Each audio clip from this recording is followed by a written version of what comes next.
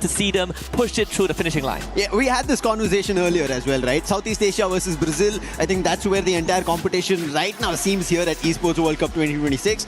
But Gun Dynasty for Latin America, they're coming out of the mix, out of the blue, and nobody's able to read them. And especially for a player to tell that we're not at all feeling pressure. This is the usual stuff for us day in, day out. That is unbelievable in such a high intense, high octane stage. Yeah, I can't believe, I think it's like the mental fortitude and the prep that they had, right? First time stepping onto such a big stage and having such confidence. And why wouldn't you be confident sitting in second place just behind Buriram United Esports, who are at the top, of course, with 3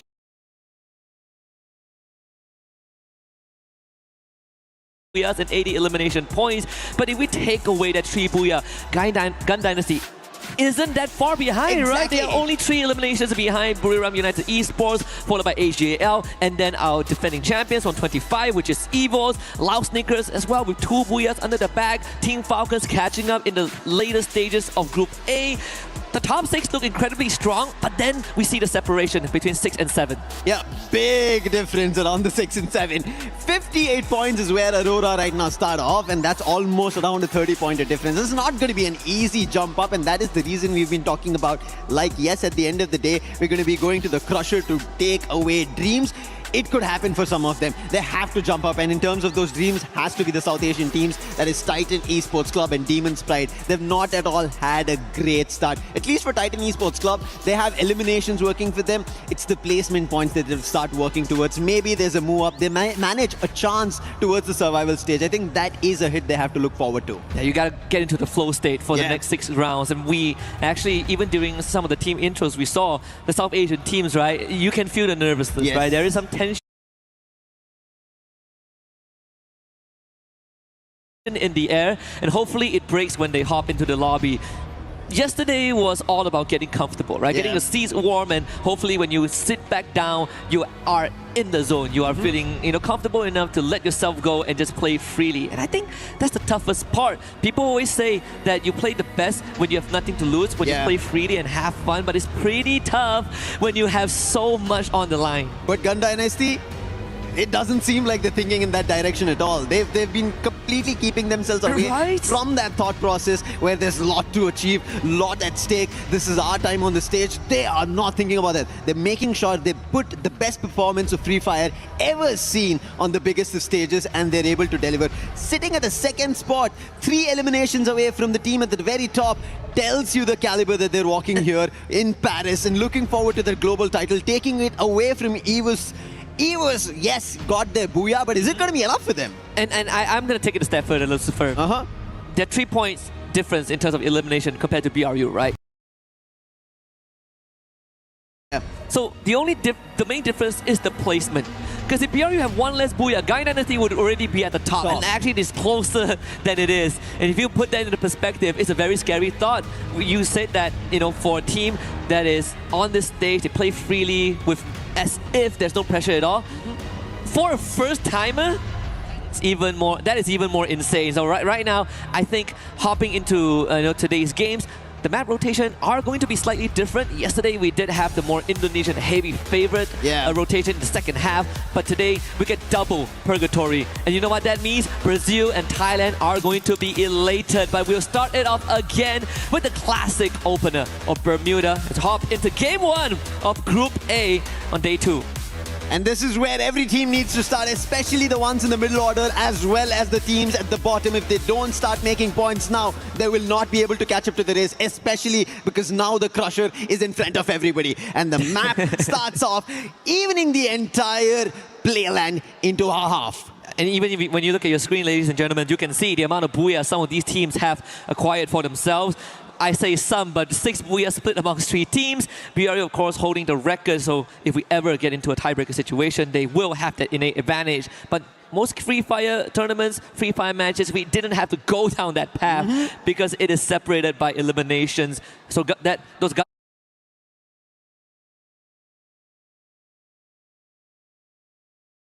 power are going to be very, very important. We see some early skirmishes already. The player is getting hyped up. DRS, a team that wants to get up from the bottom, starting off right. The real soldiers They've looked decent. I really like how they played. We were talking about them yesterday when we were sitting backstage and looking at their games. They start off well, they have their one-off games, and they did that yesterday as well. EVOS right now on a team that needs to get to the top spot. That is going to be Falcons. They're firing on them. Eliminations already, 3 totaled up. This tells you why they're the champs, why they're the defending ones right here on EWC. But now challenge coming in from Pina. He's already taken 1 down. Damage big time. And I think Abax is in big trouble. Glue walls help him out, and then running around the glue wall, he puts Pina down. Bailed out by the mini Uzi in the CQC. It's a full spray down onto Pina. 4 points for EVOS at the start of this game. But Falcon's not out just yet. In fact, the whole team has been brought back, so we're back to square one. DRS, though, continues to rack up points by picking up stragglers, this time from Paradox Gaming. And even Windy himself catching Alu out in the open, but again, the mini Uzi is the superior weapon. What an individual battle being laid down by DRS. Looking very confident today, and this is how they played their game number 1 yesterday as well. And I think this is very consistent performance coming in, especially for the team from Nepal. This is something that I expected when I was seeing these South Asian teams play out, and DRS are delivering. Can they deliver to the top 4 is a question, but right now another 1v1, and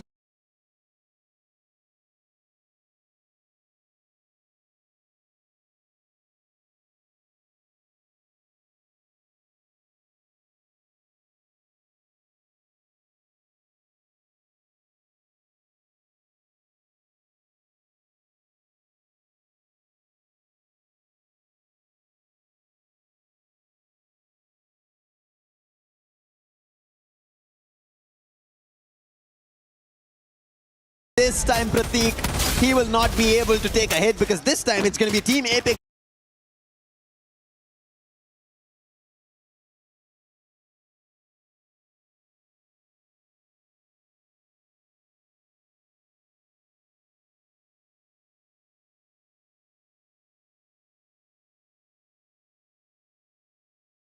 Gaming, who we spoke about, slowly make a comeback, and it's already started off finding the very first, and that's going to be Shoto, but his trouble is still not done. Around the pipes, it's going to be Strox, who is trying to trouble him, but Shoto out in the open, not the best position to be in, but there are reinforcements.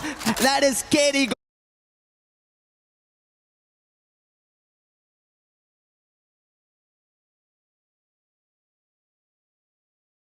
The IGL, he has to stand with the team today, and he finds the opening. And you had your opinions about these two teams that both started off good. For DRS, they are like the early round wonders. You need to see more consistency, but for TAG, they need some time to warm up. And I think it's falling into place for now as AGAL finds himself a basically isolated Axel.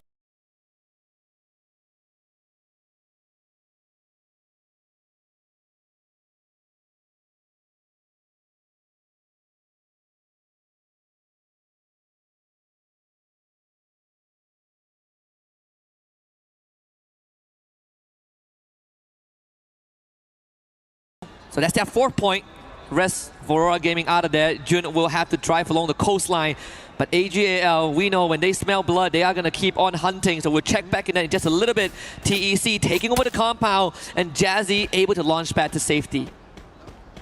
Demon Sprites still haven't found their openings. No eliminations, rather have lost 2 players. Aswab will be finally revived, but KD got on the other end, still troubling DRS. Wait. Titan Esports Club versus Demon Sprite. Both these teams are at the bottom. Both of them need points. But in the mix of this, the last player, Jun, gets found, and Aurora are out again. That was scary. For half a second there, TEC going for the chase and almost gave away a 1v2. But thankfully, not a reality. Now, Apex Gaming continues to hunt for Pratik. Actually, getting the Bison on the KD God. Instantly a recovery there. KD God going down again. Woman! Getting some magic done here. There is some recovery towards the very end, and thankfully, TAG continues to thrive. 4 eliminations in total. KD got with 2 of his own, and this is what we need being delivered by him. He is the pillar of the team, like we were talking about Mafia from Total Gaming yesterday. KD God does that for this team, and as I said, slowly but steadily they pick up pace, and it seems like they are moving in the direction. Yesterday we did see one of the game where it did find eliminations around the double digits, but it's not going to be enough. Today they have to rake up a lot of points because the difference at the top 4 already sits at triple digits. Yeah, gotta keep up to that, live up to that name, right? Yeah. If you call yourself KD God, you better rack up some numbers here.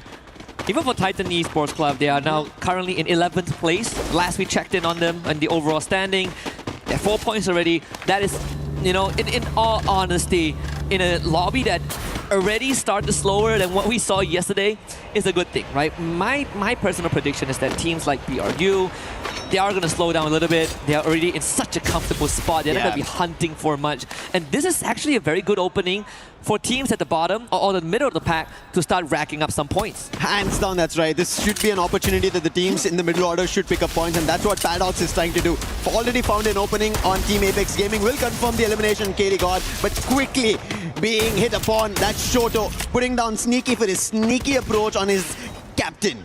And Paradox still having members around. It's going to be windy now. Enrique out in the open. Shoto wins out on that exchange. And Enrique now fully alone. Snipe not in sight at all, as Paradox Gaming pretty much separated on the map. And this is great for Apex Gaming. That's 7 points under the belt. Looks really good. They're playing together and it's working out. 7 eliminations, as you said. On the other end, Paradox, depending on their 4 eliminations that they got, they were also confident. But this is how the exchange goes. When the middle order teams finally find their fights, they're not completely sure about the top teams versus their own teams that they're fighting around the points for. When we go down the food chain, it is going to eventually come down to the placement points, right? Like the longer it takes for teams to get removed from the lobby, the harder it is to bag those placement points. And finally, we see the heavy hitter spring into action. Rasha completely ran over by Jonah there.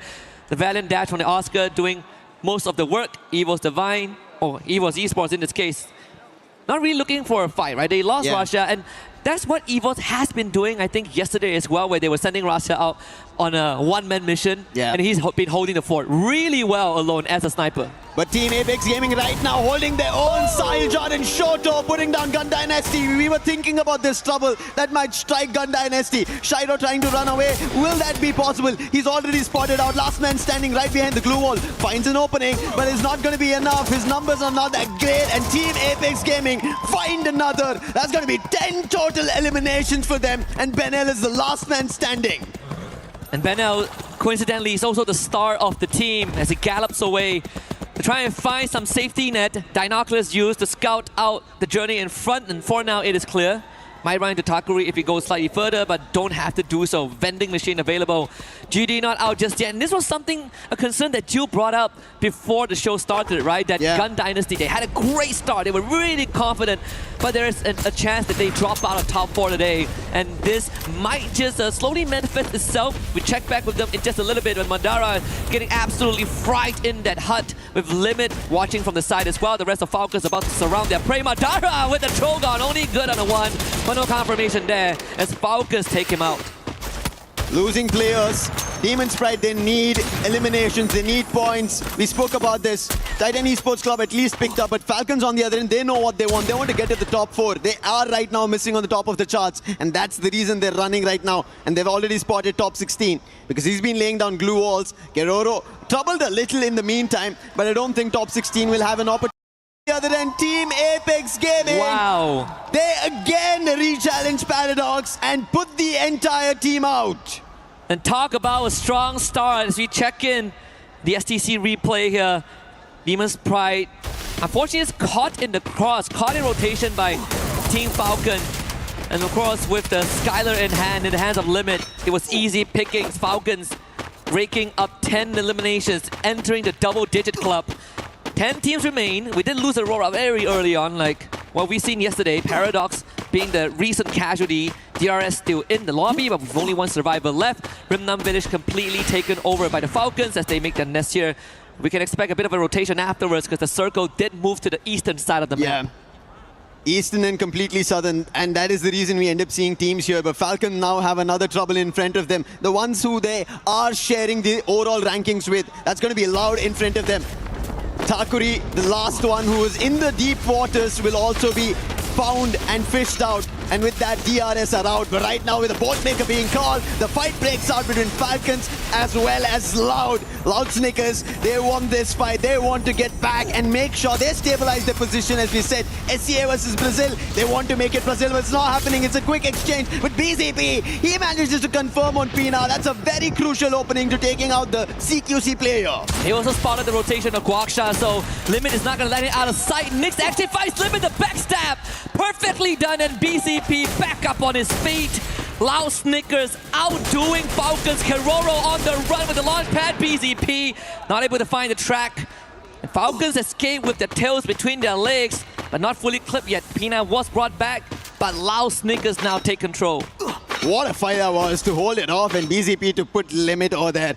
If he did not find, because Limit was already helping his teammates out with the sniper, and that is the reason taking out bits and pieces of Falcons worked out for Loud. First take down the CQC player and then go for the one in the long range made wonders.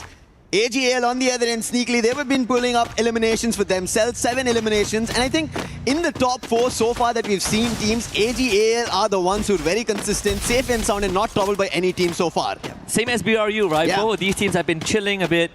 We say that they have been taking it slow, but then when you look at the eliminations, AGL actually has 7 eliminations off screens, and most of it is just picking off stragglers and catching teams in rotation. But most of these teams, they were able to get those revives in, and this is why we still have 9 full squads, almost 9 full squads less for Demon's Pride. BRU now making their rotation just past Pochinok. A good chance that they run into GD again, who has been giving them some problems yesterday. Gun Dynasty, yes, today has been a problem for their own. Hopefully they soon recover. But right now, Demon's Pride, they spot a problem in front of them. That's going to be Loud. A quick run with a boost in the vehicle they took, and they take the compound right next to Demon's Pride. 3 players, Jazzy, Aswab and Madara, they have to figure an approach because Loud have been looking louder than ever here on day 2 for the top 4 spots. Absolutely. And it seems like Demon's Pride are thinking about standing their ground, but there could be intervention from Evos who are right behind them, just silently watching this go down. We see the UAVs being sent out. And I think Loud Snickers are doing the good move. This is a very classic pincer, right? You surround the compound and suddenly whoever is in those buildings becomes the one that is trapped. DP are starting to feel that pressure. Yeah, today, I think Gun Dynasty, while they did not feel any of it yesterday, it is about qualifications. It's about keys at stake. It's about making it to the final. And right now, even Titan Esports Club on top of the silo start putting players down, doing the damage, and Evo's helping out over there. Unfortunate, one of the eliminations was stolen away, but they still have the eyes on the Falcons. The verticality has changed. Falcons are on the ground, whereas Titan Esports Club are on the roof right now. Yesterday we got very generous circles, but I think today things are going to only get worse. Look at the final circle. I mean, the circle's right out in the open, right? It's like if you are not good, if you are not comfortable with these CQCs out in the open, if you are slow in that decision making, that is going to be the difference maker. And I think it's a very good time to put our teams to the test. Who can survive a circle as brutal as this? Yeah, an open circle, and if you're able to stand your own, especially in game 1 of day 2, that gives you a lot of confidence moving further. And that's what Team Apex Gaming have done. They've started off great, but right now they have a challenge. All gamers global want to find an opening. Plethora of throwables being all tuned towards Team Apex Gaming.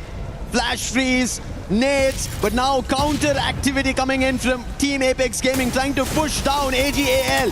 Shoto in the forefront using the dash, wants to find an opening, but AGAL are not giving space. And they took care of the UAV as well. Medic gun to heal Shoto back up. The tip of the spear for TAG lies in his hands. Barrow's getting flanked out. Sahujan almost getting the takedown. That could have made a world of difference here, but it does put AGL in a dangerous spot. Right forward is Cypher that manages to break this fight wide open. TAG down 1, second one on the ground. KD gone now. We'll have to dig deep and find something, but AGL will be the one that prevails. That was brilliant caliber and holding position played out by AGAL. They held that ground even though they were at a disadvantage at the edge of that peak. They were still holding it off against Team Apex Gaming. Would have had an opportunity, but I think that being a little spread out became a disadvantage for them. But right now, spreading themselves around, we saw already this rotation coming in from Loud, the smartest one. They're ahead of Demon's Pride, and now they have vision. And Evos are also being troubled by Loud. And now even Demon Sprite Trap already getting closer. He's already found an opening on a swap. Jazzy, he's also down. Trouble now for Demon Sprite. Last man standing. And the net from Trap. The M79 strikes death for Demon Sprite. And off-screen, Team Falcons also dispatched by BRU. And now they turn their attention over to AGAL. Nameless did get popped early on, but there should be a recovery. Titan Esports still has Blade around. And is he sharp enough to cut through the ranks of the Goliaths in front of him out in the open? This is going to be tough. No utilities, 2 glue walls, and only 5 medkits. As BRU will also have to make a break for it. Once more doorway out of this. They exit straight into the line of sight of Loud Snickers and potentially Evos. This is what should not happen on your day 2 where you're looking forward to qualification. All the top 4 teams are still surviving. Buriram, AGAL, Evos and Loud. It's only Titan Esports Club all the way at the bottom who has the last player standing, and he doesn't have any position in the zone. So a lot of points which could have been acquired for teams for qualification are being missed out. Blade will be spotted, quickly taken down by Cypher, and we come down to the last 4 teams, and all of them are in the top 4. Wasana takes the nade to the face, but getting top back up by the therapy. The support system always solid there. Get high, getting sniped by Cypher. But BRU focus on Loud Snickers, and that's a fatal mistake. As Loud Snickers and AGAL work hand in hand for the elimination, and now they turn on each other.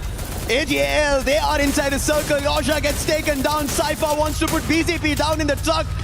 He's not been able to do, but finally that strike coming in from Dew, and Evo's Divine helping out as well. Nyx becomes the last man standing as Evos go out.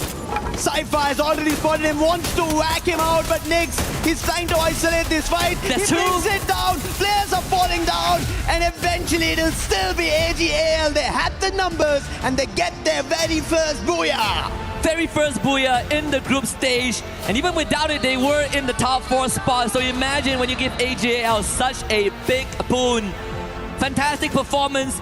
We saw the hold earlier on where they came back from a disadvantage, and it was all because of one minor detail: Barros surviving in the backline.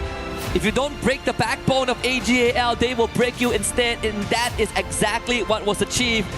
Them and Lau unintentionally working together to get rid of BRU, but then AGAL found a perfect engage onto Loud.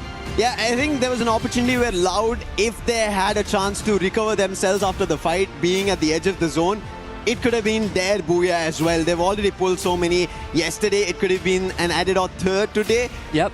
But AGAL's position, we spoke about it, even in a position where they had to climb up the hill against Team Apex Gaming.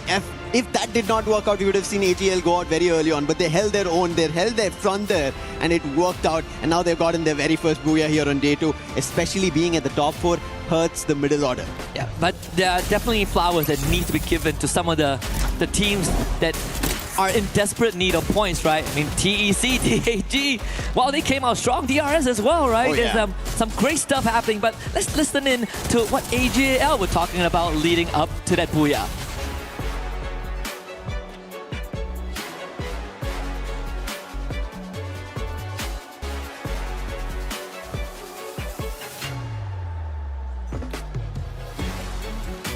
Again, another performance from AGAL that I think shook the opener of day 2, but I would say, right, this goes back to the potential of our secondary scenario. If this trend continues, then might as well let them go through. Let them go through, and we have some of the teams who are chasing for their qualification to Grand Finals play tomorrow. An extra 10 games, but I guess without these heavy hitters being a big threat, it makes the chances slightly better.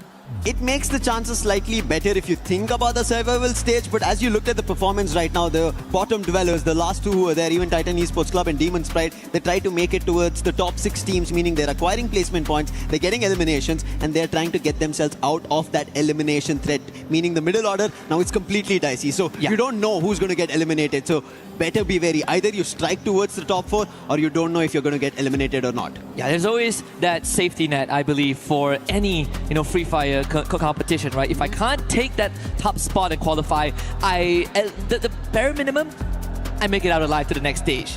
And so if you can't aim for top 4, aim for top 10.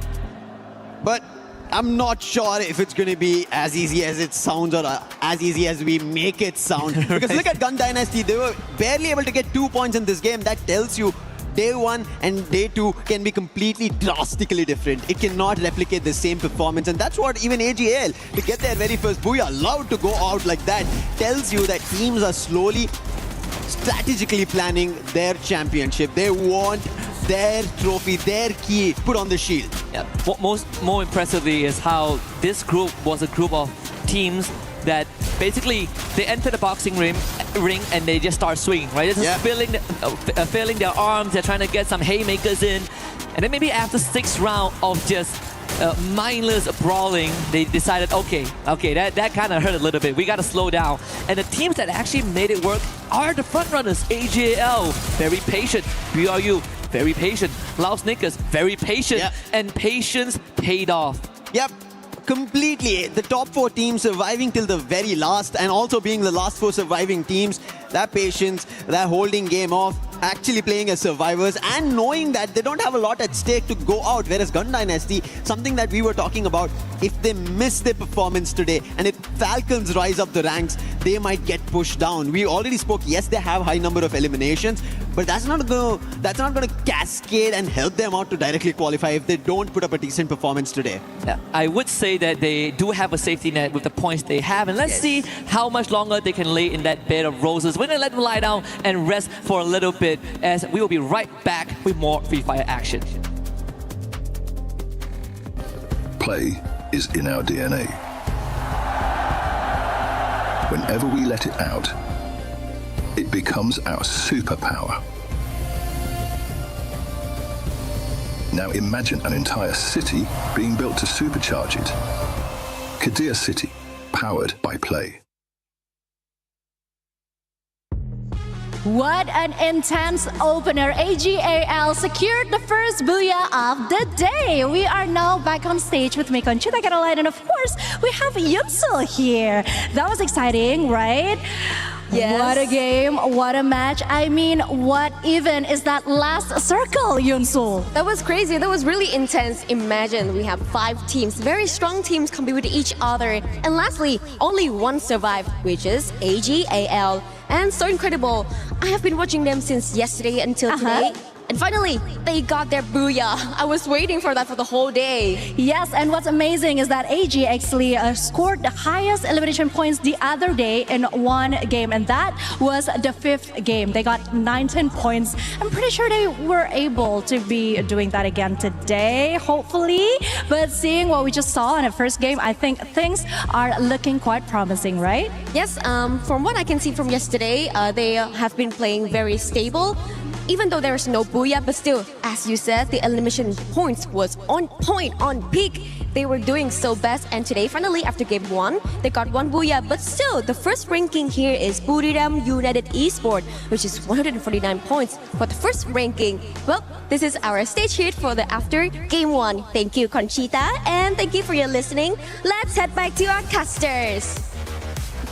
Thank you very much to our lovely angels, Yunsu and Conchita. We got a lot more in store here at the Free Fire at EWC 2026. Again, Paris can only get more and more lovely with these actions as we quickly drop into map number 2. And this time we're going to change it up a little bit. We did mention earlier on that the map rotation will be slightly different today. And AJL have started off strong with a booyah. So let's see if they can keep that train going. It is Solara that we drop down to.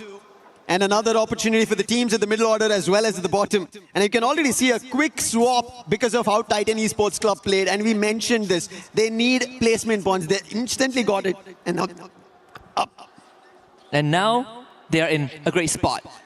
Yeah, we cool. We complete each other's sentences. But I will say that whatever we sort of like set up yesterday is slowly coming true, right? We talked about Demon Sprite needing to come up and again taking a fight with Paradox early on. It's Aswap that gets wiped out first. Enrique, we see here he has great survival instinct from game 1, but top 16 to hunt him down. Aswap instantly brought back. TEC now joins the fight. That is a team that we've been watching out for at the start of day 2. Najat in the fray of things. Rahat also coming in and Blaze slicing through the ranks of Demon Sprite. Oh no, Aswap in the mid-air has been spotted by Gun Dynasty and he will be taken down. Demon Sprite are losing players once again. Paradox get eliminated in the mix of this. And Paradox, who just got pushed to the bottom 2, will also suffer another loss right at the start of our Game 8, Match 8. Talk about kicking them while they are down, and they are out. Paradox, a very unfortunate early exit, completely swarmed by multiple teams in the earlier stage. Whether it's desperation or a change of pace for some of the bottom dwellers, it has been working out in favor of teams like Apex Gaming, Demon's Pride, Titan, DRS. I mean, even for GD, able to pick off a couple of stragglers on their own. But it does come at a cost of teams who are just half a second slower to respond. DRS want to be the quickest one to respond right now. They did spot AGAL, but they take the fight to Titan Esports Club, and Nejad is taken down. And it is the wisest calls, I feel, right now, coming in from DRS, and they're making a run for it. Rahat and Blade, they just have the stairs that they are being protected by, but DRS, they are on a charge. They want to go for a hit. Adu was backing off, uses the chrono, and is now safe and sound, but at least this gives away the position of where the players from Titan Esports Club are. But it's only these two. The other players are in the other direction, revived, and are healthy. Pratik is actually getting pressured as well, forced to take the zipline away. Takuri actually getting tagged in the meantime, was brought down. But this was sort of like the demise of Paradox Gaming. A very quick and painless one. At least they take the bottom spot. Aurora still in this game, which is a blessing in disguise if you are a Malaysian team supporter here. But Blade just absolutely popped Rasha. Great shot from afar. Rahat call in for reinforcement. Aurora this time stand their ground and will not be taken out by AGAL in the earlier stages. Jun up the stairs, Cypher barricades himself safely, and Axel with the follow-up. Cypher is out. He'll be confirmed. It's up to Barros and Dew, who's in his flight mode right now, dropping in air. If he gets spotted out, trouble will strike. And Aurora, they need a game like this. They need a recovery game, and it might happen on Solara, where everybody's forced for a fight. Barros tried to hold his own, but he'll not be able to. At least the revive happened. Therefore, there is still chance for AGL, and they don't have to be worried about. However, Aurora, they needed these crucial 4 eliminations. The good news for Aurora is that they are not close to the bottom 2. But the bad news is that they technically only have 5 games to play, because game 1 they didn't really get anything done. So the catch-up game, and there's a lot more urgency for them compared to the rest of the teams. And one of the teams that is in no rush at all is EVOS. And so far playing on Solara, it's one of the maps that they are slightly more comfortable in. Loud Snickers playing a Vivid Stroax, completely found out in the open. And Loud Snickers with the first point. Loud are playing, I think, a brilliant game so far. Ending up in the top 4, making sure they stay the top 4 way that they are in. And it continues that they make it to the final as well. We've already been seeing their counterparts from Brazil. MIB are lost in flux, so they're keeping their toes matched up, and I think that's what Loud want to do. And if that's a majority of all the Brazilian teams who made it here to EWC, all going to the finals, there is a big chance for them to walk away with being called the champions. It's a lot of pressure also, because when we look at even I want to say from the earlier days until now, you would expect teams from Thailand and Brazil, if they qualify to a tournament, they're expected to all make it to the grand finals. It is quite the weight to shoulder, and especially for Loud, who has been on the big stage, they've missed out. They're not, they don't have 100% attendance, but when they're there, a lot of eyes are on them, right? Yeah. Aside from Fluxo, like Loud is the second team that you sort of want to make it to the finals and give a good match, but it has always been so close. But Aurora also want to make that happen, and that's the reason this challenge happens. However, Jun's lost. That is Lasha coming in. No way! He puts Suez also down. Confirmations. Aurora are losing players one after another. That's Lasha for you. He once again, he was back in action. Aziel spotted. Aim God puts him down, and it's the Axel. Can he put the chopping block out of EVOS, or will he be found out? Damage done, HP lost, his position completely compromised. It's just a boulder, and the direction that he's running away, I don't see a vending machine to help, nor a team to help out. And Axel will just try and bide time for the time being, because EVOS have a distraction. Yeah, Demon's Pride bailed Aurora out of that. It was a missed opportunity. Aurora had that bit of a mechanical error, caused them to be in this spot, but again, Demon's Pride, who are also hungry for some points, they ended up being the intervention that Aurora desperately needed in times. This is what I was talking about. And you see how the bottom teams are now fighting for eliminations. They will go for the top 4 teams are already getting their best. And that is the best part right now of this lobby. Desperation is a double-edged sword. Yep. And he has been empowering some of these teams so far. The risk, definitely not as great as the reward. Good ratio there, even TAG finds himself on the feet. Just a quick reminder, at the end of this, two teams are gonna have their keys fed into the crusher. Yeah. Always a sad sight, because man, such great accessories. But that's the nature, the brutality of a competition. Let's see what this circle brings us, because game 1 was brutal. In game 2, a little bit more tame, but plenty of open areas.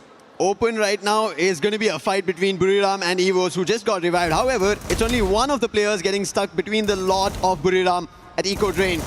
And I think he'll be found very soon, but team finding players are tagged. That's Team Apex Gaming. More eliminations coming their way. They're climbing up the ranks, making sure if they have an opportunity, but they need a lot more. They need points closer to 30 in total. Maybe a Booyah also needed if they want a run going towards the top 4. And the bailout earlier on, the unintentional one, gave Aurora time to bring the whole squad back, right? We look at the separation between Falcons and Aurora. It is 49 points. Made worse by the fact that Aurora didn't really get to play the first game, so it is a tall task to expect Aurora to catch up and find a tie, but it's good enough to remain in the top 10 and make it to survival stage tomorrow. As DRS looking for a rotation, Loud doing the exact same thing, but they might be beelining straight into Demon's Pride. Demon's Pride, they just got eliminations from EVOS. They have a compound that they're holding. Looks to be a better game. Loud have just found their one here. AGL, in the meantime, they're finding the players of EVOS, and EVOS seemed troubled after they were about to convert on Demon's Pride. Wherever they tried to head out, they've been spotted, taken down, and eliminated. Abax being chased by AGL, and he will be put to rest as well. And that is EVOS losing their players. One last survivor is Aim God. Only gets coins now, but where is the vending machine? On one end, there's Buriram. On the other end, AGL. And right in front now, Demon's Pride as well as Loud going in for a fight. And it's going to be Loud putting a swap down. And the entire squad within a whiff gets eliminated. A full blitz from Loud again. Their execution in these quick hits are so efficient. They make sure that the fight ends within 15 to 20 seconds so that there's time for them to recuperate if a second team does arrive. And it's something that has defined Loud's playstyle in competitive Free Fire. The Wonder Key gets brought back, but that's the most that Aim God could do for the team. And right after that, Axel finds a pickoff. And it's the same situation that EVOS frequently find themselves in, playing the survival game. As of now, I think that's the mantra for them. They're unable to find a footing to just go for fights, and they've been just chased by teams.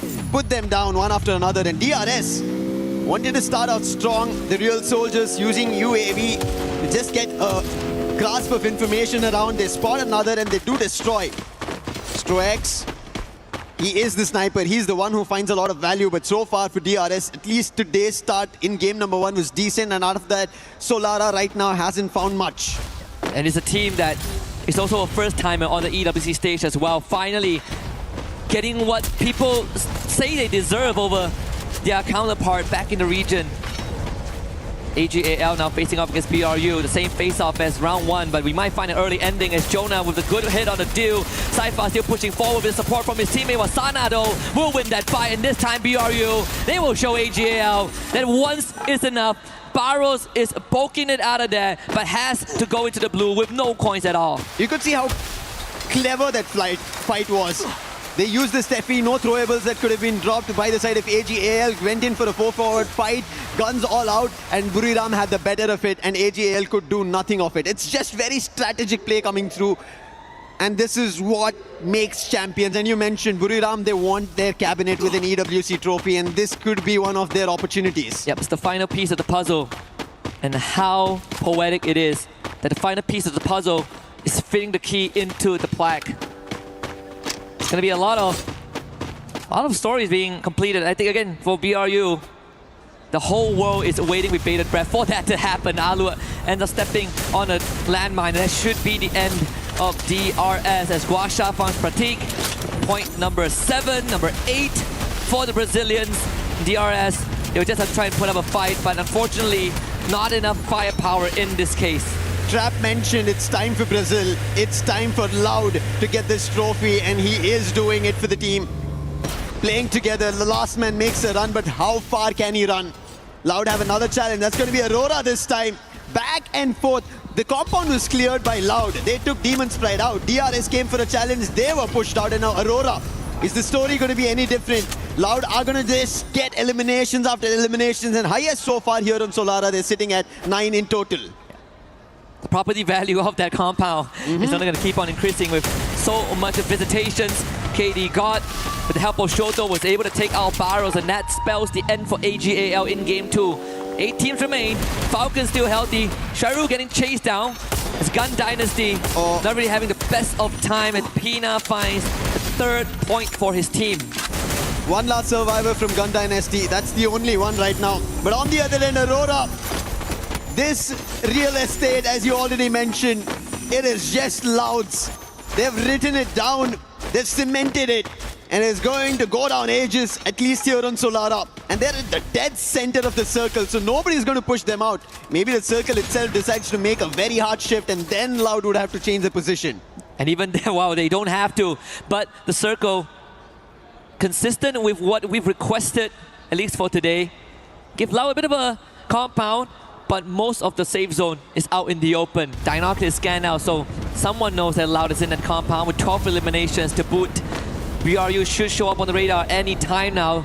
I believe the Dinoculus, it's a good chance it came from EVOS or even TAG, who are now making their appearance. Can Loud hold back the 3rd wave of challenges?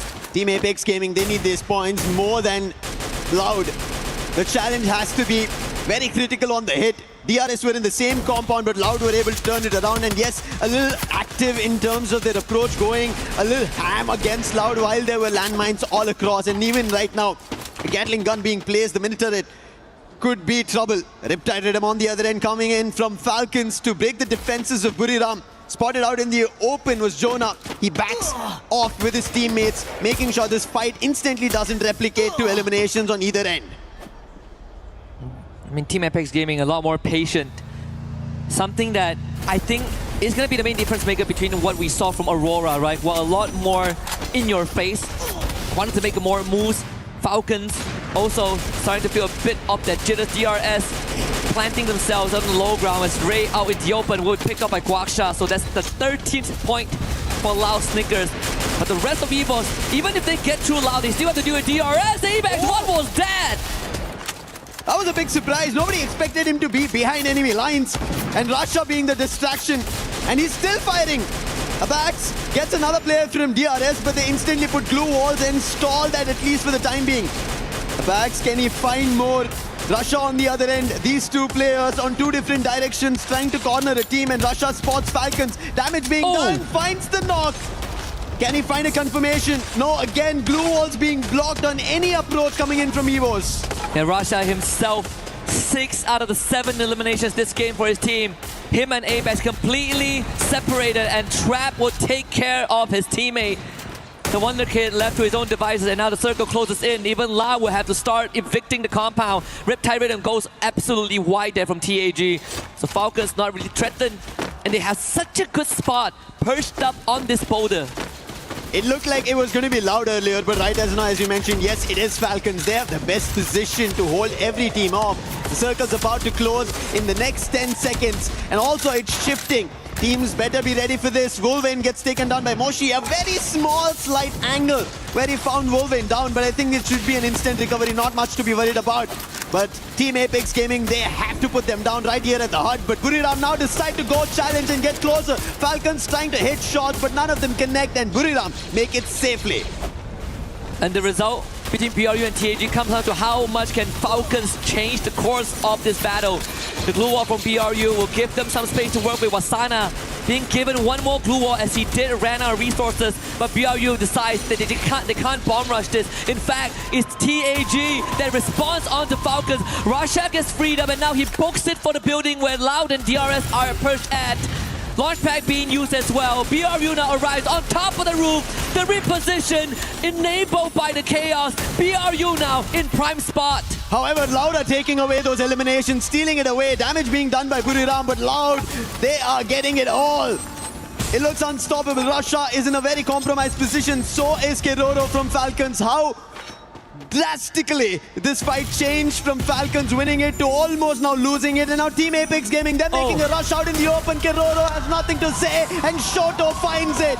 And right now we have the best 5 teams looking forward to points. Falcons are out of the race and Team Apex Gaming now move to that prime position.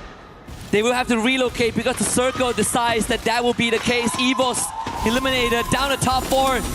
And TAG ever so close. And so far they will be unbothered just for an instant, as DRS is going to be the one that faces resistance.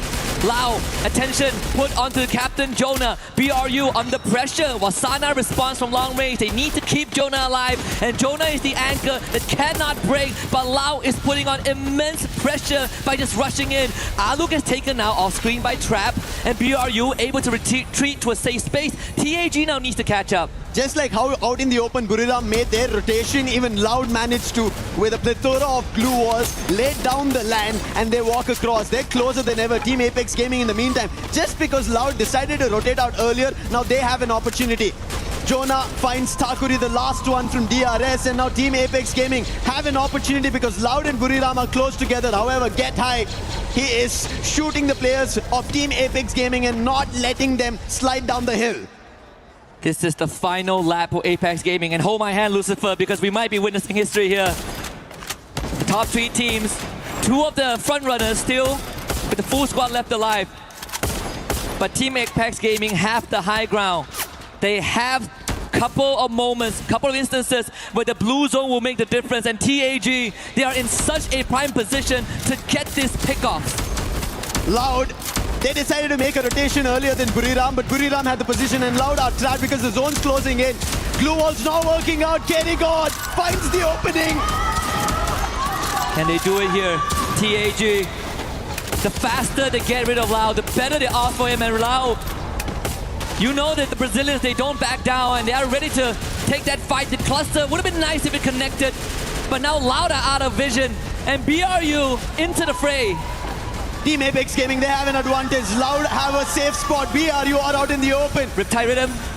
It's breaking their defenses one after another. Shoto has had a great start in this game. 5 eliminations already and a KD got hit again. Wasana is down. Make it Get High. Pullman finds one more.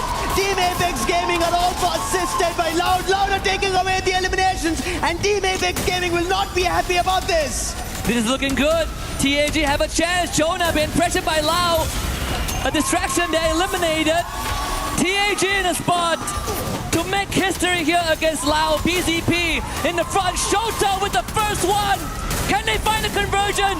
Lau down low in hell. Guaksha is down. BZP to follow. Team Apex Gaming makes history and gets their first ever booyah on the world stage.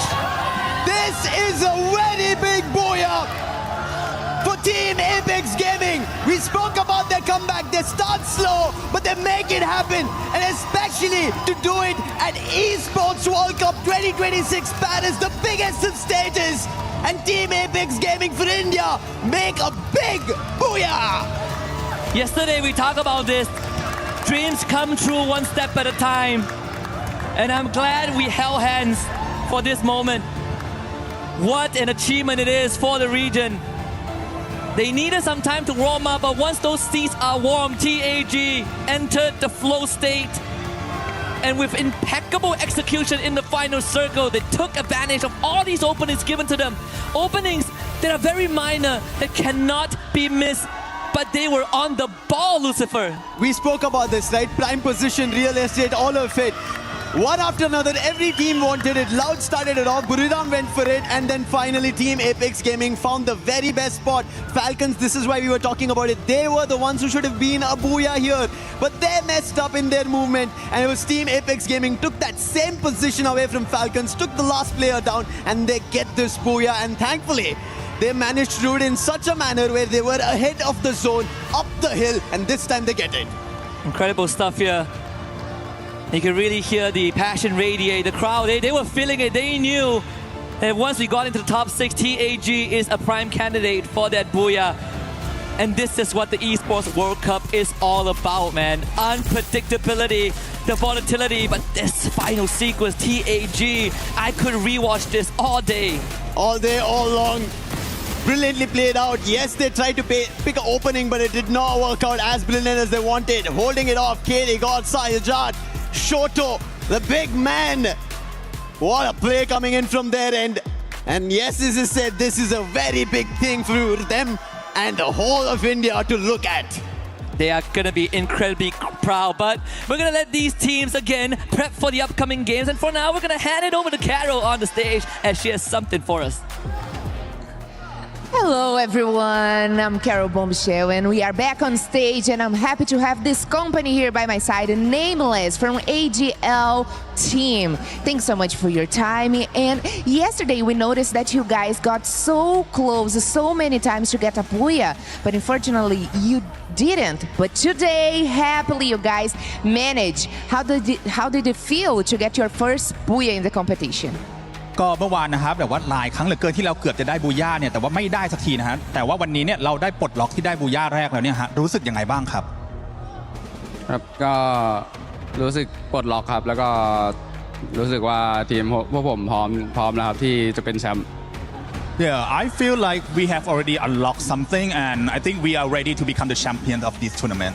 I like your confidence. That's definitely the way to talk. Okay, so after finishing last year in the 5th place and in the 30 in the global finals, you are getting closer to win an international tournament. And of course, together with your whole team, does it feel like this is the moment to get over the line? ก็ในปีที่แล้วนะฮะเราได้จบไปทั้งที่อันดับที่5นะฮะแล้วก็อันดับที่3นะครับใน global tournament นะฮะในปีนี้เนี่ยเราขยับเข้ามาอีกขั้นหนึ่งแล้วที่จะได้เป็นแชมเปี้ยนนะฮะรู้สึกยังไงบ้างครับก็รู้สึกว่าปีที่แล้วทีมนี้ไม่มีผมครับปีนี้มีแล้วน่าจะเป็นแชมป์ได้ครับ Yeah, I think like because last year he not in the team yet, but this year he's here already, so everything should be fine now. Okay, are you sure? All right, I trust you. Okay, so there is really some tough teams in the way, of course. Buriram, Fluxo, maybe Arlos, all look very strong. Who do you think is the biggest competitor right now?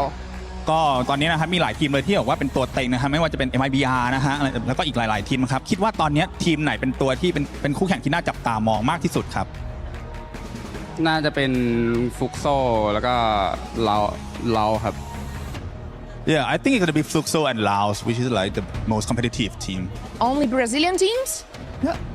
Okay, I like your answer. Thanks so much for the interview. Good luck in the next matches, the rest of the day.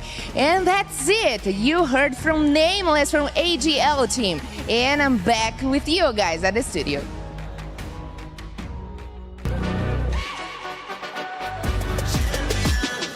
This ain't no regular thing. Came for the ring, you know what I mean. You see my name in the lights. Better get right, I'm champion.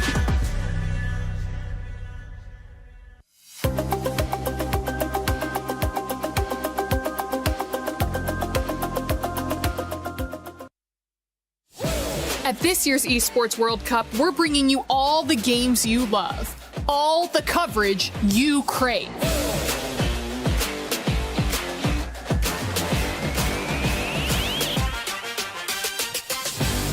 And for the first time ever, a completely unfiltered behind-the-scenes broadcast. And he absolutely destroys him. I don't think he ever saw that coming. That was incredible. This means you're getting the real coverage. I think that was with raw opinions. I'm just gonna have to say it. I think they have their heads up right now. They're just absolutely. Yes, from broadcasters who don't even know they're being recorded. They don't know they're being recorded? Oh, what do you mean? That is insane. This Nicole, I said, please, lactose free. I can't deal with this. Not here, not now. We gotta look at this game. I'm sorry, is this a good idea? This is what we have. All you have to do is read the lines. They All right. the bed. They're absolutely the bed. I don't understand how this keeps getting allowed to take control of the space and nothing is done about it. We're gonna get fined. There's no way that this is gonna work. Don't worry about it. Don't worry about it. We do the thinking, okay? I cannot believe this job on this team. Every time you thinking, oh my, they got the game, and You know what? We're actually just going to be bringing you the same great coverage once again this year. Nothing else. First KC fans try to sabotage me, now my own agent. I hope our reactions for that game were not recorded because there's a lot of stuff that we were saying that's not going to be able to be broadcasted.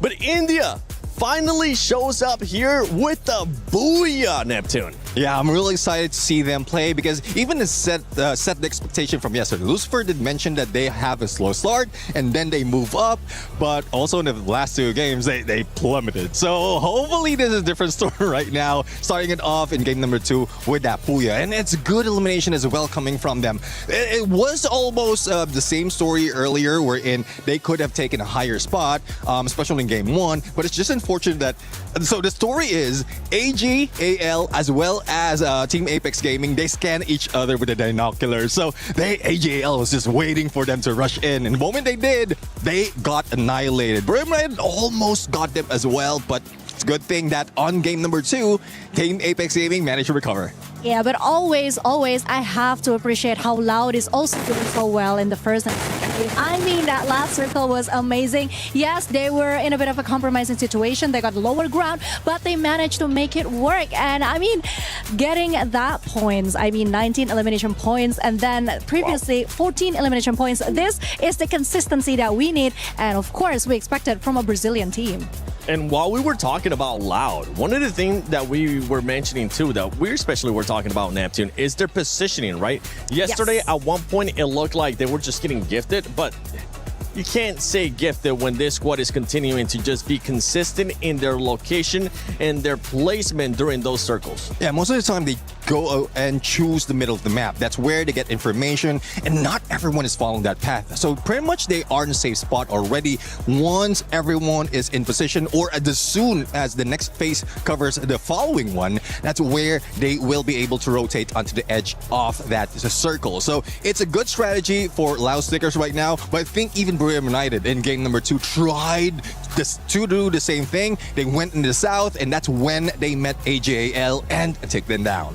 Yeah, and what's interesting for me was that battle between, Tag against Buriram. Buriram was trying to do something at the very last minute, but unfortunately, they were the one who got wiped out instead. And that was actually kind of shocking to me because Buriram United Esports, we all knew day 1, they were amazing. They were super aggressive. They set the tone, but something went wrong today. I haven't seen the same Buriram that I saw the other day. Yeah. I mean, I was expecting this. Most of the time, like, we have a 3-way battle, especially with this. We're expecting a ring around the Rosie, but I guess they didn't find Rosie at that point, and they met against each other, and Tag was just on that high ground, took down Brim United together with Loud, and great elevation, though, has been done. Though it is Tag who initiated it, we were expecting that Loud might be able to go in quick, but Team Apex Gaming was just Apex Predator on that final 4v4. They were literally all over the place, up and down. The movement was very dynamic, very amazing, very impressed. And for Buriram, I kind of want to go back to that one because this squad, maybe they set too much of an expectation yesterday, would you say, Conchita? Because they did end up getting 3 Booyahs yesterday. I don't think any of us expect them to do that again today. Yeah, well, again, it's not just yesterday, but it's Buriram United eSports, because we all know that they are capable of doing so, and they do come here with a lot of, preparation and vengeance and redemption. So it's not just that we set up a high expectation. We know they can exceed even the expectation that we give them. That is why today I'm actually not feeling it yet for Buriram United Esports. I don't know what it is, but yeah, I think they could do so much better. I'll have to find out though, because so far the signature is to show them what they have, but be a threat on the board. And Buriram United, like yesterday was just a Booyah. Now it's just the numbers, elimination. So 17 elimination in the first game, 18 elimination in the second game, despite of not getting that Booyah, total points rather. The 10 elimination at second game. Despite of not getting Booyah, they're still in that number 1. But again, some teams are creeping in slowly, and they're making way on what Brim United managed to pull off, studying their opponents and then bringing them down. Yeah, especially with what we've been talking in regards to the gaps. If you're just tuning in, if this is for some reason the first time you're watching Free Fire at EWC 26, let me just remind you what's going to happen after these matches are done for Group A. The top 4 will be moving on to the grand finals. And let's take a look at those top 4, because right now EVOS is that cutoff point. You can see 139 points. They do have a healthy gap there to Gun Dynasty, Team Falcons as well. This is one team that I think we were expecting to step it up in the second half, especially coming up soon. Maybe that will be the turnaround for that squad, because they do need to make up points. Yes, but I don't think 5 points is that healthy, actually, especially with the rest of the game that we have. I'm just not sure that this is quite safe yet for EFOS, so they still have to try somehow to be more consistent, at least in getting those points. You know what I'm saying? Yeah, I do agree. I mean, look at that century mark in terms of elimination for Proteum United as well. And a lot of teams are trying to do the same thing. They're trying to follow the path that BRU has been playing, but it is difficult right now. Most of them are just playing it with placement point, positioning wise, but BRU just understand what they need to do right now. They are countering. They're going against the flow. Yeah, but it's also getting ridiculously dangerous for Paradox Gaming. I mean, let's take a look at that. 48 points. They fell behind Titan Esports Club in just 2 games today.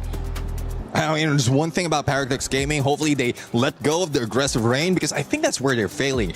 Back in their regionals, they're the most aggressive team out of Africa. Now, that's going against them. Like, your aggression, especially with teams who have all eyes on you, then you will be the target in most instances. So they just tone it down a little bit, play with placement, and then towards the end, if you get that booyah or close it, then that's where you'll have that confidence to get all those eliminations. It's so close too, and those teams towards the bottom, I mean, we just saw what TAG was able to do before this performance. Yes, they have had some good performances, but they were still there within distance of those teams towards the bottom. The last 2 will end up getting their keys crushed here at Free Fire at EWC 26.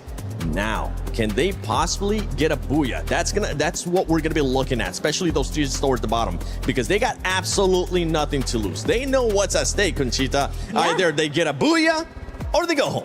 But one thing that I do realize today is something has shifted between all of the teams that are playing in the A group. Yesterday, it was all about aggressiveness. It was all about showing up, showing strength. But today, they are playing it a little bit more strategically. They are trying to be more consistent in terms of collecting elimination points instead of just, showing up with a bang. You gotta get those elimination points. Yeah. You wanna get that booyah. That's just what we're after. I mean, yesterday we even had a competition in regards to those booyahs, and we've been seeing the comments that you guys have been posting on social media. You guys actually heard us use that hashtag EWC, and if I'm not mistaken, we might be featuring some of your guys' stuff right now. I mean, trick to see which teams are gonna be biased towards. We're totally not biased whatsoever here on the desk. We're supporting everyone. It's not like we want all the top teams to continue to do great and take that performance. But you can see it right there towards the bottom. Xtune says Trap is the best bomber in the world, Neptune. Yeah, I mean, let's see though, because there's a lot of bombers being in here. And this is something that we were talking in the background as well. Though there are a lot of chances of the M79 grenade launcher to be used, not a lot of them are pulling it off. And not even every team is putting in the Steffi to prevent all those grenades. So I hope that we see those great bombers right now being capitalized, because there's not so much of going against them. It wasn't just Lucifer having the confidence in TAG. The fans are out there with the confidence as well. Whether TAG will qualify, which by the way, right now they're looking like they will be qualifying to survival unless they continue to have some more booyahs. Then maybe we have a different narrative here. They will play like beasts today. But I so agree, because then again, this is the Esports World Cup. Of course, we have to play our best. We have to give the best mentality, the best performance. That is what we expect and nothing less. So yeah, that's exactly what we want from each and every single one of the team that is competing today. I love this prediction there towards the bottom. AGAL, Loud, or EVOS. They didn't want to pick one. They're like, you know what? Let's throw 3 of the best teams out there from Group A and see which one actually ends up winning the championship. And I don't blame him, because right now there's so many teams being able to step up. We're looking at Demon Sprite on the screen. I know Pakistani fans were expecting a lot more out of this squad that is the champions from Pakistan. Can they possibly do it? That is the big question mark. What are we going to be looking for them to do different? I know we've been talking about the playing styles that we've been seeing out of their squads, maybe playing a little bit too passive, maybe being a little bit too aggressive. Neptune, what are you looking for Demon Sprite to do?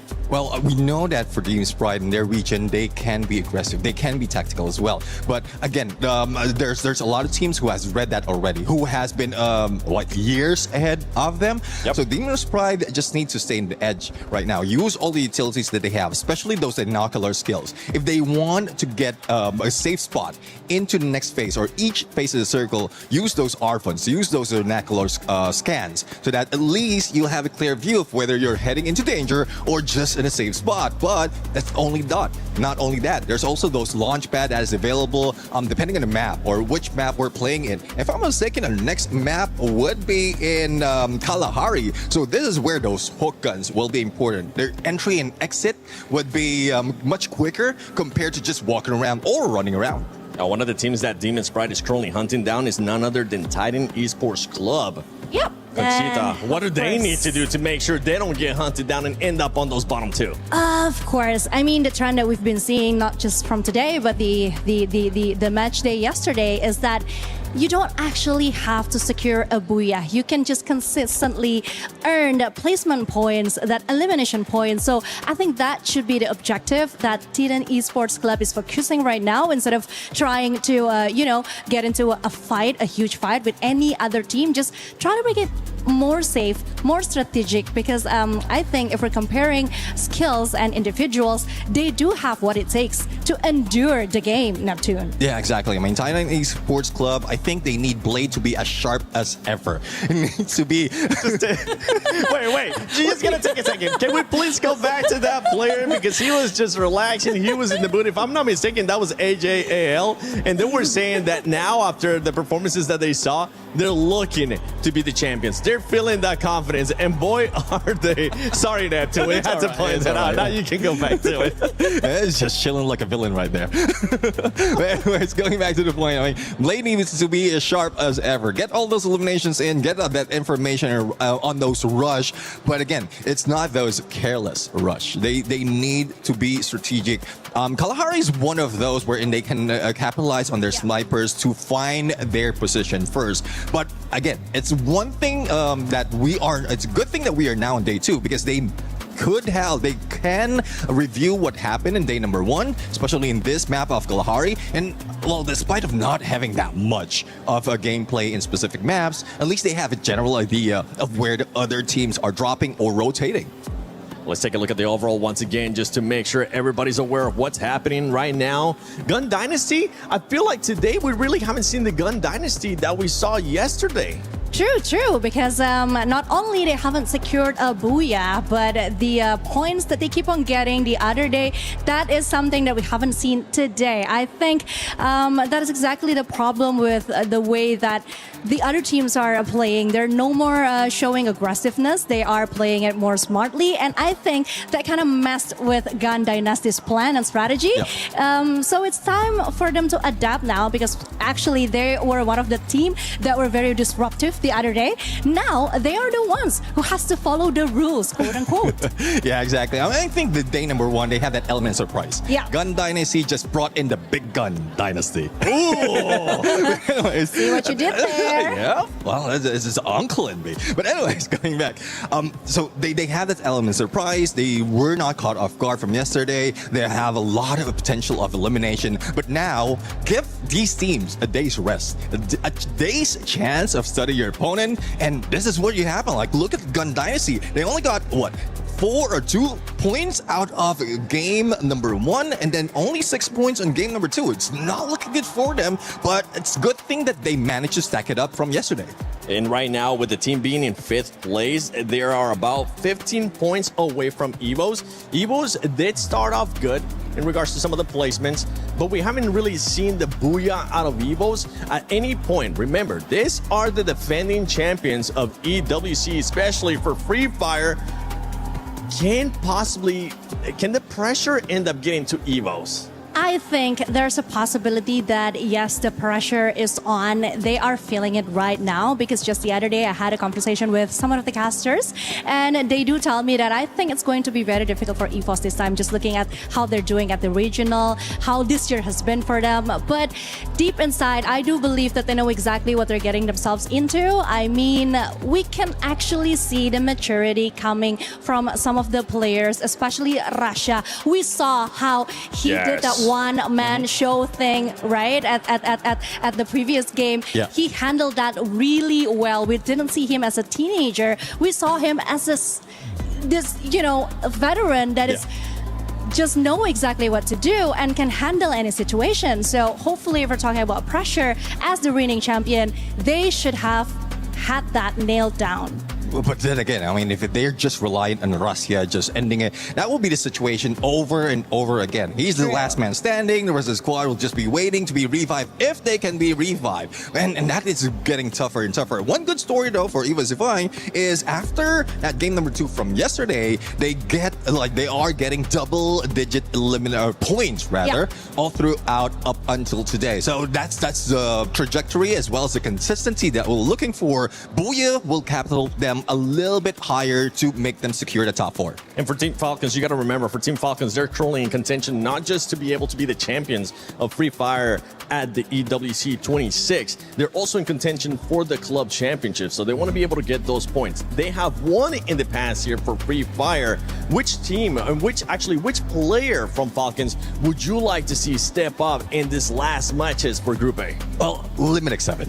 Limit X7 is one of the best snipers that we have in Southeast Asia. Team Falcons has been using him as a threshold when it comes to snipers. But it seems like he is being hampered right now. Again, this current meta is a meta of the snipers. The current update is the update for the snipers. And even Limit X7 is not stepping up. Only the other teams are the ones who's stepping up. So I don't know what strategy is in there. And we're not even seeing him in those close quarter combat. So hopefully he'll be able to step up, lead the squad, because we know the frontliners will be able to cover him. Yeah, for Falcons, I mean, we saw players yesterday being able to step up. And I'm hearing that we actually have an interview with the Falcons. So let's see what they had to say earlier in the day.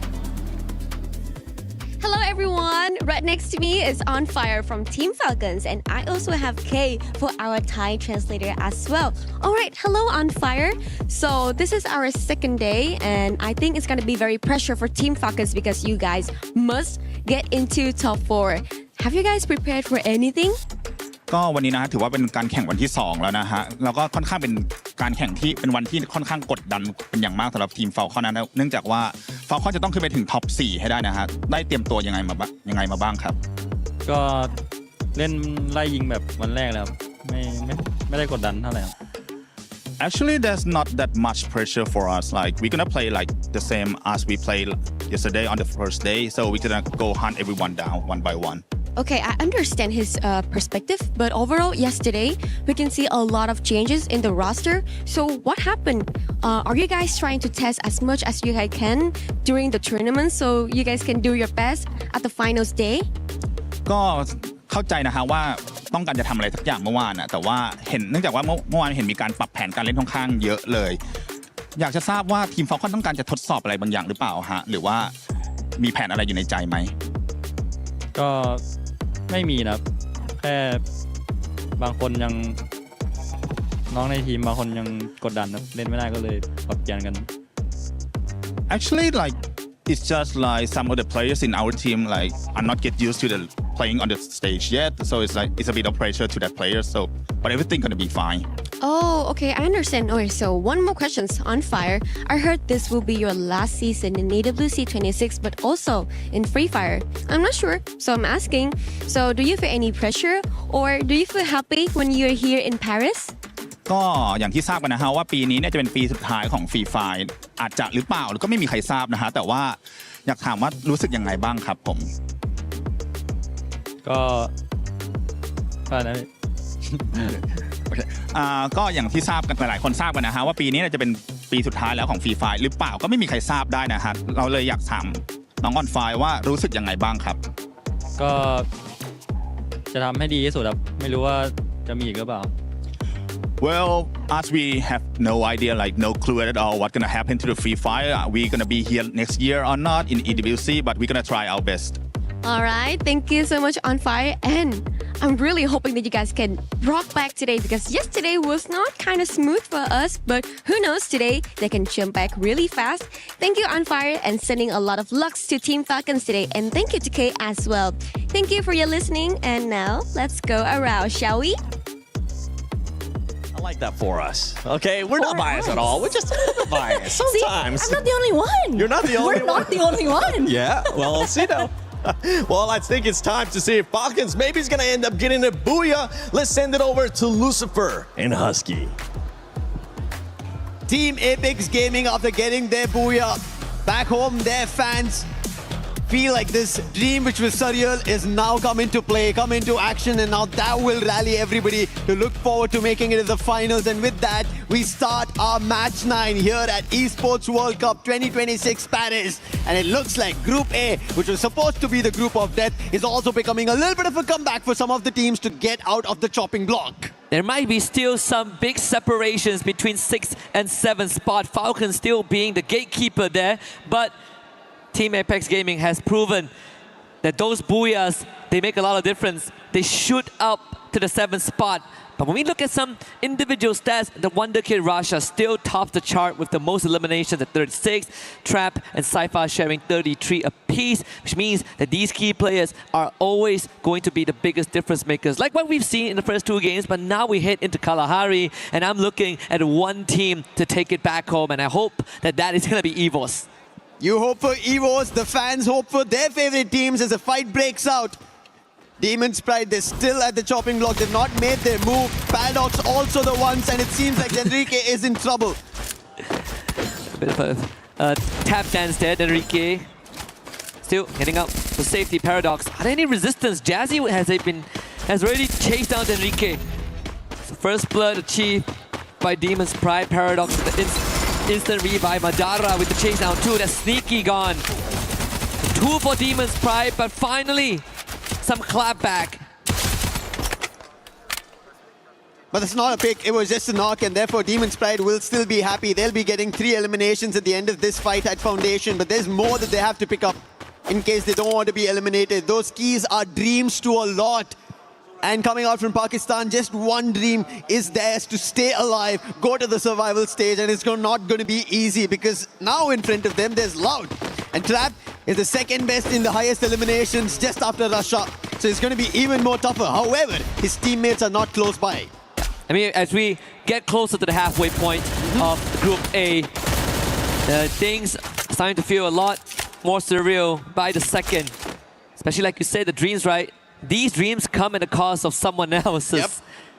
Yep. EVOS, despite having more of a tougher game too, we did hear what Conchita said. The survival instinct of the Wonder Kid kept them alive for longer than they should have. Just, you know, humanly possible. Trap with the pickup on the Madara. And even for TAG that had a booyah in the last game. Woke something up in Aurora, who wants to follow in their footsteps. As KD God that gets chased down. Suez on the case. And a full wipeout here, TAG, from riches to rags. This is not the result they would have expected. After getting a booyah, instant wipeout, but Aurora also needs something to say for their fans. Out of Malaysia, it's not an easy run that they've had. They've not made it to many of these stages, and finally coming out, they want to make a wave, and they do it. Maybe Kalahari, even Neptune mentioned, the hook comes coming in, the game is going to be faster, the sniper's going to try and battle it out, and the CQC, it'll be undefendable. When we last checked in on the overall ranking, Gun Dynasty pushed out a top 4. Yeah. Currently sitting in 5th spot. First 2 games hasn't been kind, and it seems like it will only get worse as Benel hasn't really found anything. Same for Vegas. And in front of them is BRU, the worst possible entity to go up against in this case. AGAL dispatches of Paradox Gaming's members. Sneaky, he's also been spotted. It's going to be trouble. He's the last one. Is he close to the vending machine? He's making a run for it. I'm not sure how many coins he has. There you go. He has 1,100. So he should be able to bring back some of his teammates. But you can see AGAL, they're already a run. They do not want to let Sneaky survive. And Sneaky is just running across the compounds to figure out if he can dabble around, confuse the opponents. But it doesn't seem like it's happening. and very soon he will be found and Paradox will be put to an end. And that's already 3 teams removed from the lobby.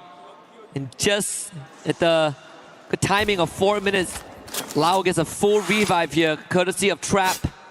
Falcons actually running into Aurora as well, who earlier on got the wipeout. The previous Booyah team, which was Team Apex Gaming. And I mean, for Aurora, on a good day, the only thing that holds them back is that recklessness, right? That bloodlust sometimes causes them to kind of tunnel vision. EXO getting brought back, should be fine. In fact, it is a fair fight if Aurora gets into a 3v3 against Falcons. Karolo does get tagged by Zuez. And On Fire called in as reinforcement with the Trogon in hand. And Zuez will now have to take that fight on. Coming in close, but On Fire is the one that gets the chip damage in. Falcons with Gun Dynasty not having their day, they should be there opening an opportunity. Zuez could have been taken down, but On Fire quick on that glue wall. But finally his teammate is there, Kiroro answers. And that's going to be another added on elimination, the second coming in for them. But on the other end, damage leader Trap has been besting rushers, youngsters, and he's still been leading the front. But finally Ray puts him down, not giving him enough chance right now, at least here on Kalahari. But we know the squad, they rally up quickly, they will get him back up. But on the other end, EVOS, after the first 2 unfortunate games that they've had, they would want to pick up points themselves as well, because they're the defending champions. They are now close to being pushed down if Falcons make it to the top 4. Absolutely, and even for Aurora, this is going to be a tough game because they are getting picked up by multiple teams and having to invest resources in their revive. Demon's Pride still in the last spot as of yet, found their 4-point. I think in this case, right, we've seen Demon's Pride in the first 2 games itself. It's not like they kind of went out on a whimper, right? They came in, they get a couple of eliminations. But I think it's about time we talk about the placements for them, because some of the first 2 lobbies, wipeouts didn't happen early on. It's not like Kalahari where we've already lost 3 teams, about to be potentially 4 as Lao are on their last legs. So that means that for Demon's Pride, sure, you're getting eliminations, but if we don't get the injection of placement, you are going to be in that bottom 2 because they have been racking up some digits. I really like that you brought the point of placement points, because it's going to now get crucial, especially if you're in the top 4. There is no in-between day before your grand finals, if you already make it to the finals. And especially at that time, your placement points count. You need to get closer to the champion rush condition, and if you don't, other teams will make it closer, and the Booyah seals the deal of that key and the shield finding a new home. Yeah, and it has happened across multiple regions. I mean, we look back at 2025 spring for SCA. It was Onyx that got that win when no one thought they would, right? We call it the Onyx incident. The same happened for the regional USA, where Mia Corp, not the favorite to win. Yeah. They got here because they got that Booyah. And that's where consistency matters the most. It really hits home the cliche saying, it's not how you start, it's how you finish. Exactly. You could have 200 points in the grand finals, but if a team that hits champion rush at 90 points gets the Booyah, they are going to be the champion, and you will only come in second for your efforts. I'm pretty sure nobody would want to take #2 because we know how devastating it is, especially that the champion can walk away with 3 keys that they would want to add on to their trophy while being crushed. And that is something that esports brings the rawness out of every player, every team. And that's the best part of it. It creates a system of rivalry that they want to again go for an achievement and take them down the next time. But for now, as they're here in the moment, they have to get it going. Quick pause that we have before we resume. Kalahari has already seen 3 teams out of the play, but Buriram, they are on top of it this time. They've been quick to get 7 eliminations. They would want to do a lot more, because every other team, they've been taking it away in the first 2 games that we witnessed, and especially at today's halfway mark for Group A here at Match 9, and after this, just 3 more games. And if anybody wants to get back on the race, make sure they're safe and sound. They need to deny the points to the top 4 teams. Yeah, and I think in the worst case scenario, if a team really has no more chance, and this is probably when we get into match 5 and 6 for day 2, you can play spoilers. Yeah. You can ruin the chances. Kick someone out of top 4. Force them to play 10 more games tomorrow. There's already Gun Dynasty who have missed their mark today. They've not been able to perform in the first 2. They're already the 5th spot. Falcons, they should have been the best ones to take that 4th spot away, but that's not happened yet. And I think the worst case right now, I mean, the situation gets worse for Gun Dynasty, right? Yeah. The first 2 rounds, middle of the pack, just gently pushed out of top 4 by Evo. I say gently, but there was more. There's a double-digit difference.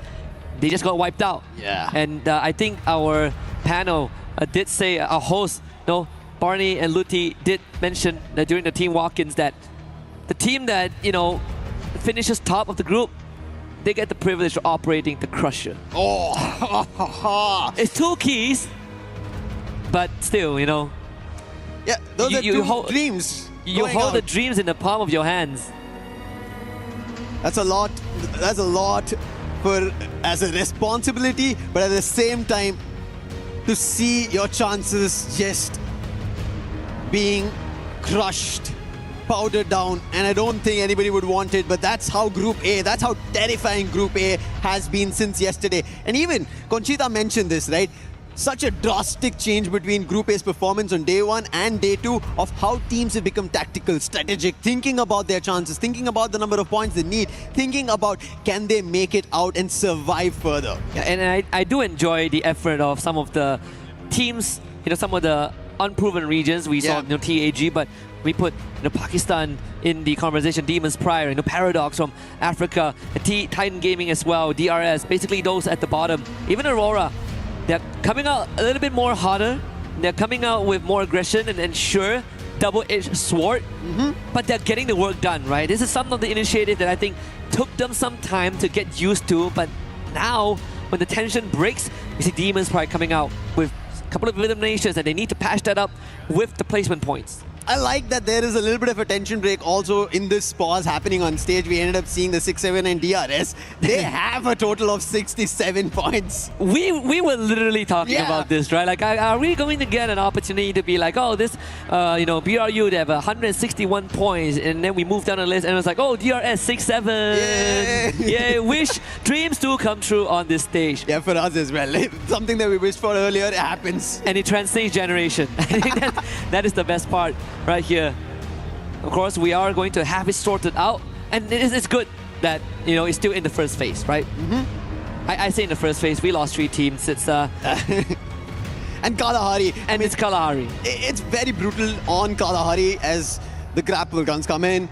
It's an open terrain. Everybody just has an eye on you, even if you run away. Because we could see, right, the run coming in from Paradox's Sneaky. He was trying to move away from AGL as much as possible. Unfortunate, no vending machine. He was trying to confuse them, and it still did not work out because AGL, there was nothing that Sneaky could hide on. Yeah. Buildings clearly seen, windows all open, and whenever Sneaky jumped around, they could even spot him and eventually close the distance and put him down. So that's going to happen throughout the game of Kalahari for every team. Yeah, I was making an observation, and I wonder if we call for Moshi, will he wake up? Sir, you still have a couple more games to go. So no nap time for you guys. I was going to see, I mean, I think the wait is going to be the more nerve-wracking part for these teams, right? It's also a matter of like you get into the groove, things are going well, and then someone slams on the brake. I really like how the storyline itself for Group A has kind of shifted. When we started, we were kind of talking, I think this is going to be an easier decision made for us. Right. We're going to be casting. The top 4 teams are already sitting there. They should be easily qualifying. Gun Dynasty in that top 4. But all of a sudden, things have changed. Falcons might have a chance. Evos have not found the best of points. Yes, they're sitting at a total of 141, but that's not completely pretty. If Gun Dynasty end up finding a big game, Evos don't. Evos get put out. After having only 1 Booyah, and they still are not their defending champions, will be pushed to the survival stage. So much changing in Group A, completely unexpected. I think it's a good time to also kind of expand on our earlier conversation about Gun Dynasty, right? Because we saw the interview. They don't feel the pressure. It feels like home. They are very confident and very warranted in the confidence off of day 1. But you also told me back in the green room that there's a good chance that GD falls out of top 4. And I want to expand on that. Now, the main reason, right? This is something that I've seen in circuit of Free Fire, that some of the teams have a lot of energy coming in, a lot of aggression, and it transcends into points.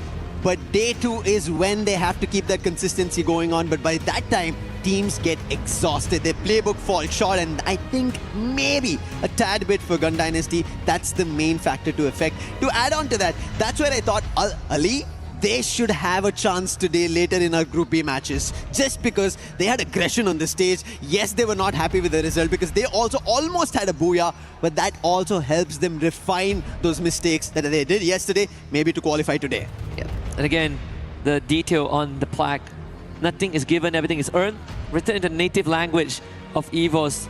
In this case, it's Bahasa Indo, and it applies to across the entirety of EWC, across the game titles, and it's in the native language of the team that wins it. It'd be great to see it maybe in Portuguese if a Brazilian team brings it back.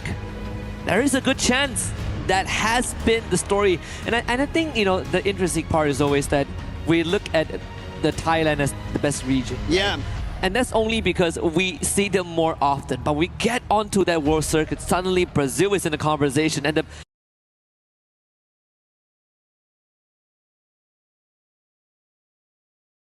if we take BRU down, we own the world. But now it's the entirety of Thailand. Yep. Indonesia starts to step up. And I dare say South Asia, India, Nepal, Pakistan have a dang good chance of making something happen.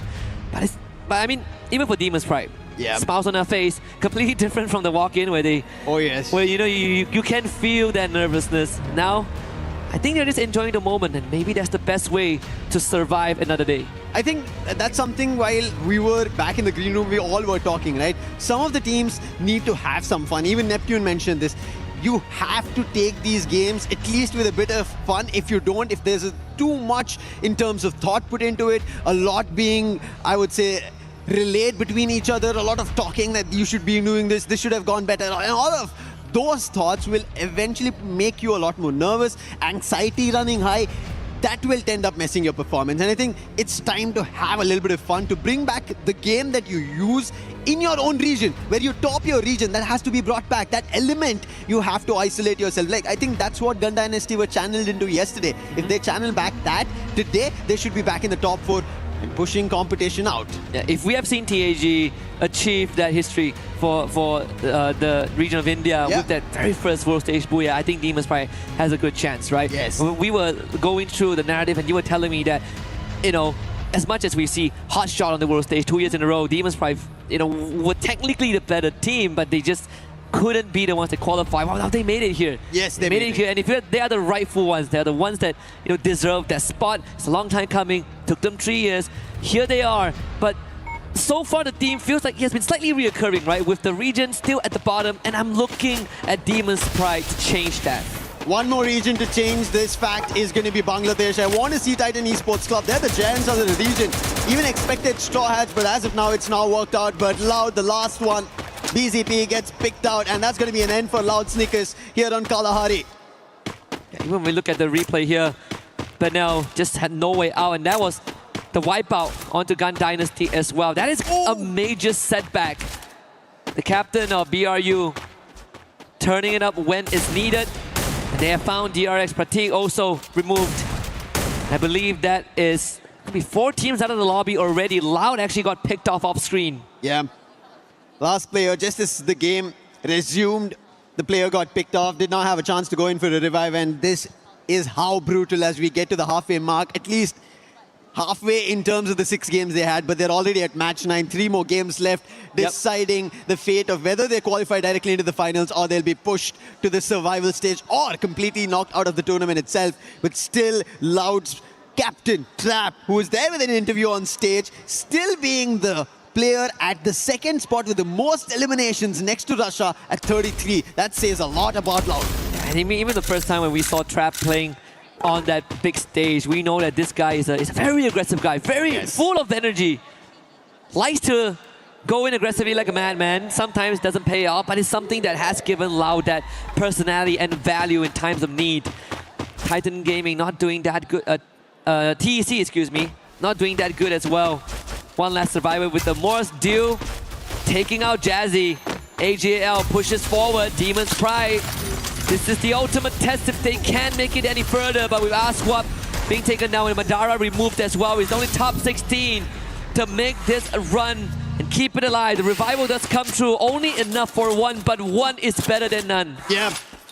It's better than completely getting eliminated. Top 16 position, yes, known. They are surrounding him, making sure he has nowhere to run. And that was a quick movement coming through.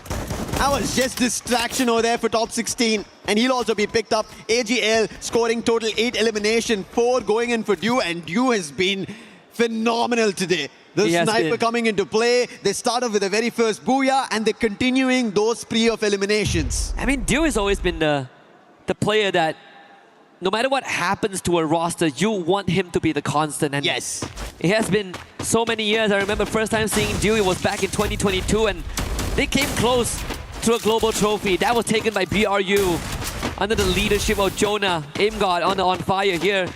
Falcons. You just say there is the race between Falcons and EVOS, and so far EVOS are winning. AimGod forward with the hook gun to hunt for more of those Falcons members. Limit X7 out of it, but Kororo unfortunately still exposed. It's going to be tough for him to run away. Ray's gotten closer. This tower is not going to protect him. He's trying to use the edges. The Kalahari. It's not going to work out. Kororo's completely surrounded now. Can he isolate the duels throw?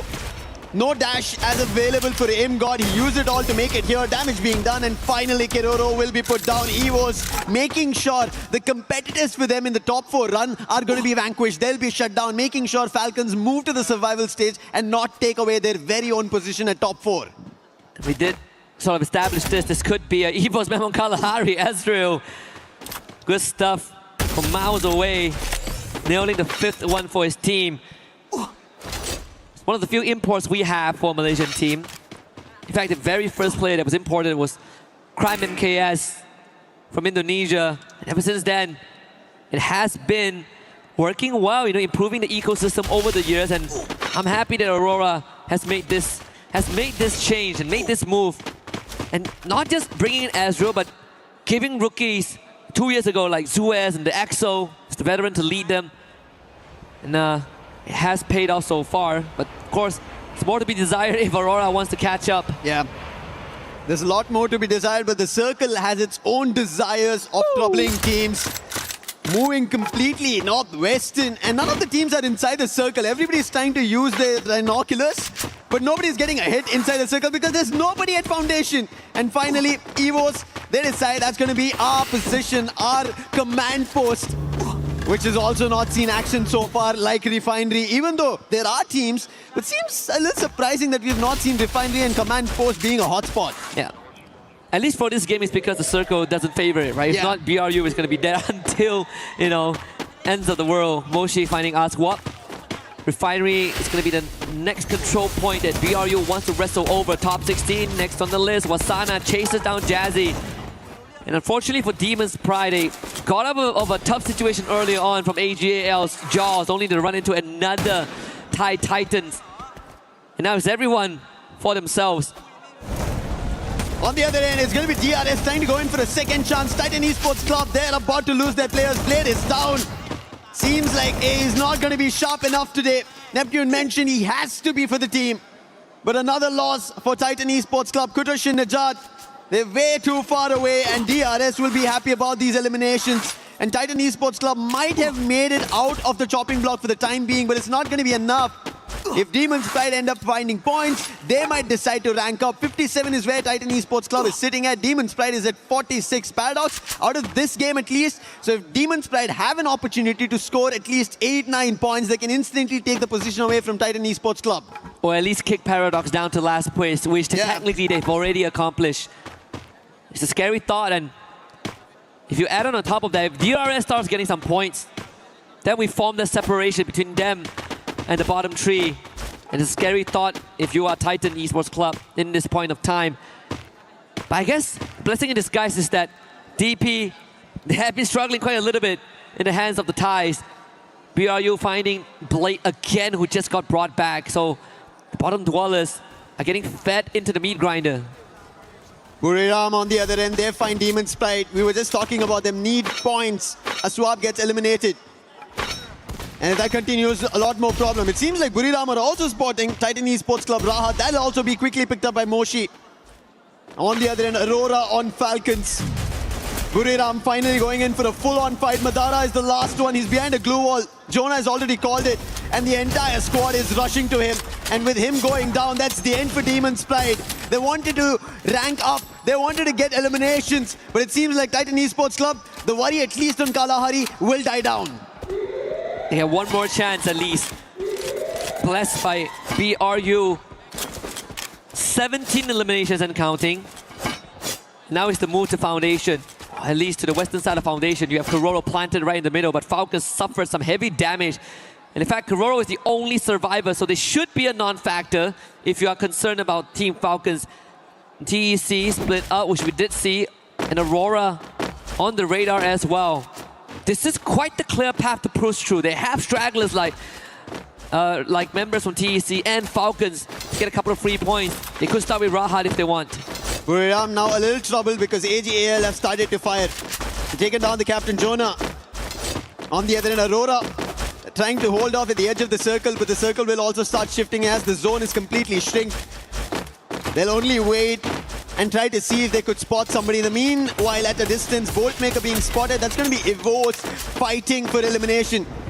And Evos, we spoke about them. They had the advantage inside the circle. They laid their foundation, but unfortunately, the circle did not allow it. It forced them. Abax will still be able to find. Takure is out. And now on Buriram as well, Evos still firing, finding elimination and also helping out AGAL in the mix. And again, for the third game in a row, the circle forces everyone to go into the open as the ultimate test. AGAL on your screens, 11 eliminations, and the second one could be confirmed if they remove Ray, but Ray gets picked back up. Cypher instantly with a double up and putting immense pressure on the Evos Divine, forcing those blue walls out. Rasha has already ran out of that. Defenses dwindling for Evos. AGAL continuously just spraying lead at them. ABAX needs some help. AGAL finds another one. Everybody needs help right now, even DRS. Falcons, the last man, Kororo gets taken down. That's the end for them. Aurora now trying to climb up, but it's going to be difficult. They don't have any vision above, no information, so running up is going to be difficult. And finally, Evos do not allow that. With Axel going down, a lot more trouble strikes Aurora. And now Evos also deciding to send off in the other direction because the zone is not in their favor. But before that, they will have to clear the position. They spotted two different teams, but they're only spotting the players. They don't know it's two different teams. And Titan Esports Club, that's going to be Blade getting taken down. Cypher from AGAL helping out in the mix. Azriel trying to back off, join his teammates. AGL in the mix, making sure that Evos don't survive. A rush up. He puts Azriel down, confirms, but it's going to be DRS stealing it away. Knocks from somebody, eliminations from somebody. But who is winning it? It is AGL with Evos together that smash DRS out. And Jun just didn't know where to look. And that ends out in his death. Dew another snap with an aim gun. And finally, the Wonder Kid has had enough. He comes back, shoots Dew down, and Evos have a good chance. 4v3, they have the weaponry. Raiders get dropped by Nameless, and they make it even. Aimgod down in health, Apex is down. Nameless putting everything into his hands, and he might be the one that drags them across the finishing line. Nameless with the support, Aimgod now all alone. Barros is there by his side, and Cypher with the final nail in the coffin. 20 eliminations, AGAL books the second booyah. Second booyah of the day, and AGAL are making sure they seal the deal in the top 4. Do not give the chance, especially with these top teams already taking away the points. It's getting very dicey down there for teams at the bottom. They don't know what they have to figure out. Match number 9 is done. 10, 11, 12, 3 more games to go. And at the end of it, keys are going to get crushed, meaning your opportunities here in EWC 2026 in Paris, at least with this season, is done. Almost done. Well, about to close the chapter on 2 of these boats. The halfway point being crossed means that pressure starts to set in for the teams at the bottom, potentially in the red zone. But I gotta say, Evos, sure, no booyah, but they held on for so long. In the battle of attrition, they were on the losing side, and this was the spirit that got them that trophy lift last year, and we're seeing it on display again. Despite no booyah, they still, I think, walk away with a win. Yeah, and somehow they've always been balancing themselves against Falcons, because Falcons, as long as they survive, they have a chance in the top 4, and Evos could be pushed down and they would have to move to the survival stage. And I think somehow they haven't read about it. The White Tigers are able to find their way through, and they are still keeping themselves afloat in the top 4. However, AGAL, I think we spoke about this, looking forward to placement points, looking forward to booyah is what you have to ideate, especially as you make it to the champion rush. Let's listen to what AGL has to say. มาดิ งานสลิงงานปีนตายหมดตัวเพื่อนโอ้ยเฮียกูยิงอย่างเวอร์ไอ้สัตว์ฉะนั้นผมไปบ้า Cool, calm, collected. It's a bit of a stretch of the arms. Just another day in the office for AJL. Yeah, it didn't seem like they were very hasty or there was a lot of rapid comms, if I could say it. Yeah, it's Cool, just calm, like connected. Oh, we get the booyah. Yeah, you do this. There's a man here. That's about it. That's I think the basic understanding we got. I think so too. I mean, these boys have been together for quite a long time. That's true. Time. Took a while to kind of assemble. Well, it didn't take that long to assemble the squad, but it took a while to really build that chemistry. It's paying off. I mean, 32 points is a dream to even hit 30 points in a single round. Yeah. Usually these are the sort of the deal breakers. This is what decides who wins the championship or who gets ahead of the curve. AGAL, they come in with 32, but we did talk about EVO's 27 points. Not too shabby. BRU, 26. The front runners are still there. Opportunities for everybody. On the other end, if you look at the bottom page, Demon Sprite, they did have a little bit of a lift-off, 7 total points, 4 elimination. Loud Sneakers, their opportunities are getting pushed out by some of the teams. The fights, especially between Falcons as well as EVOs, is troubling them and they're getting eliminated a little too early. However, one thing that we've been talking about, right? Thailand taking away the trophy, even on the world stages, even here on EWC, even Indonesian teams now rising up the ranks. But AGL, they've been winning in the region. They want to get a big trophy, a global one. Can they do it? Looking at how now they've built up on day 2, there is a storyline that could be written. Yeah, absolutely. I mean, I'm looking at the players, and I think even Gun Dynasty are starting to feel the heat, right? Again, 3 rounds in a row. This was a team that came in hot. They were tailing behind BRU. We talk about if we put placement points aside, technically Gun Dynasty is the better team compared to BRU because they have no booyahs compared to the 3 that BRU has. But I think right now we have a bigger problem, a bigger question for them, right? Yeah. Is day 1 it? Is that it? We got 3 more games coming up. Yeah. I hope Gun Dynasty change their approach because they still have a chance. With 3 more games left here for Group A, there's an opportunity, but looking at how these teams are fighting, right, especially the Southeast Asian teams, they are going all guns blazing. They're looking unstoppable and they're not giving points to anybody to even approach for. And that is unfortunately not giving them an opportunity to look forward to a lot more. However, opportunities right across this breather for everybody.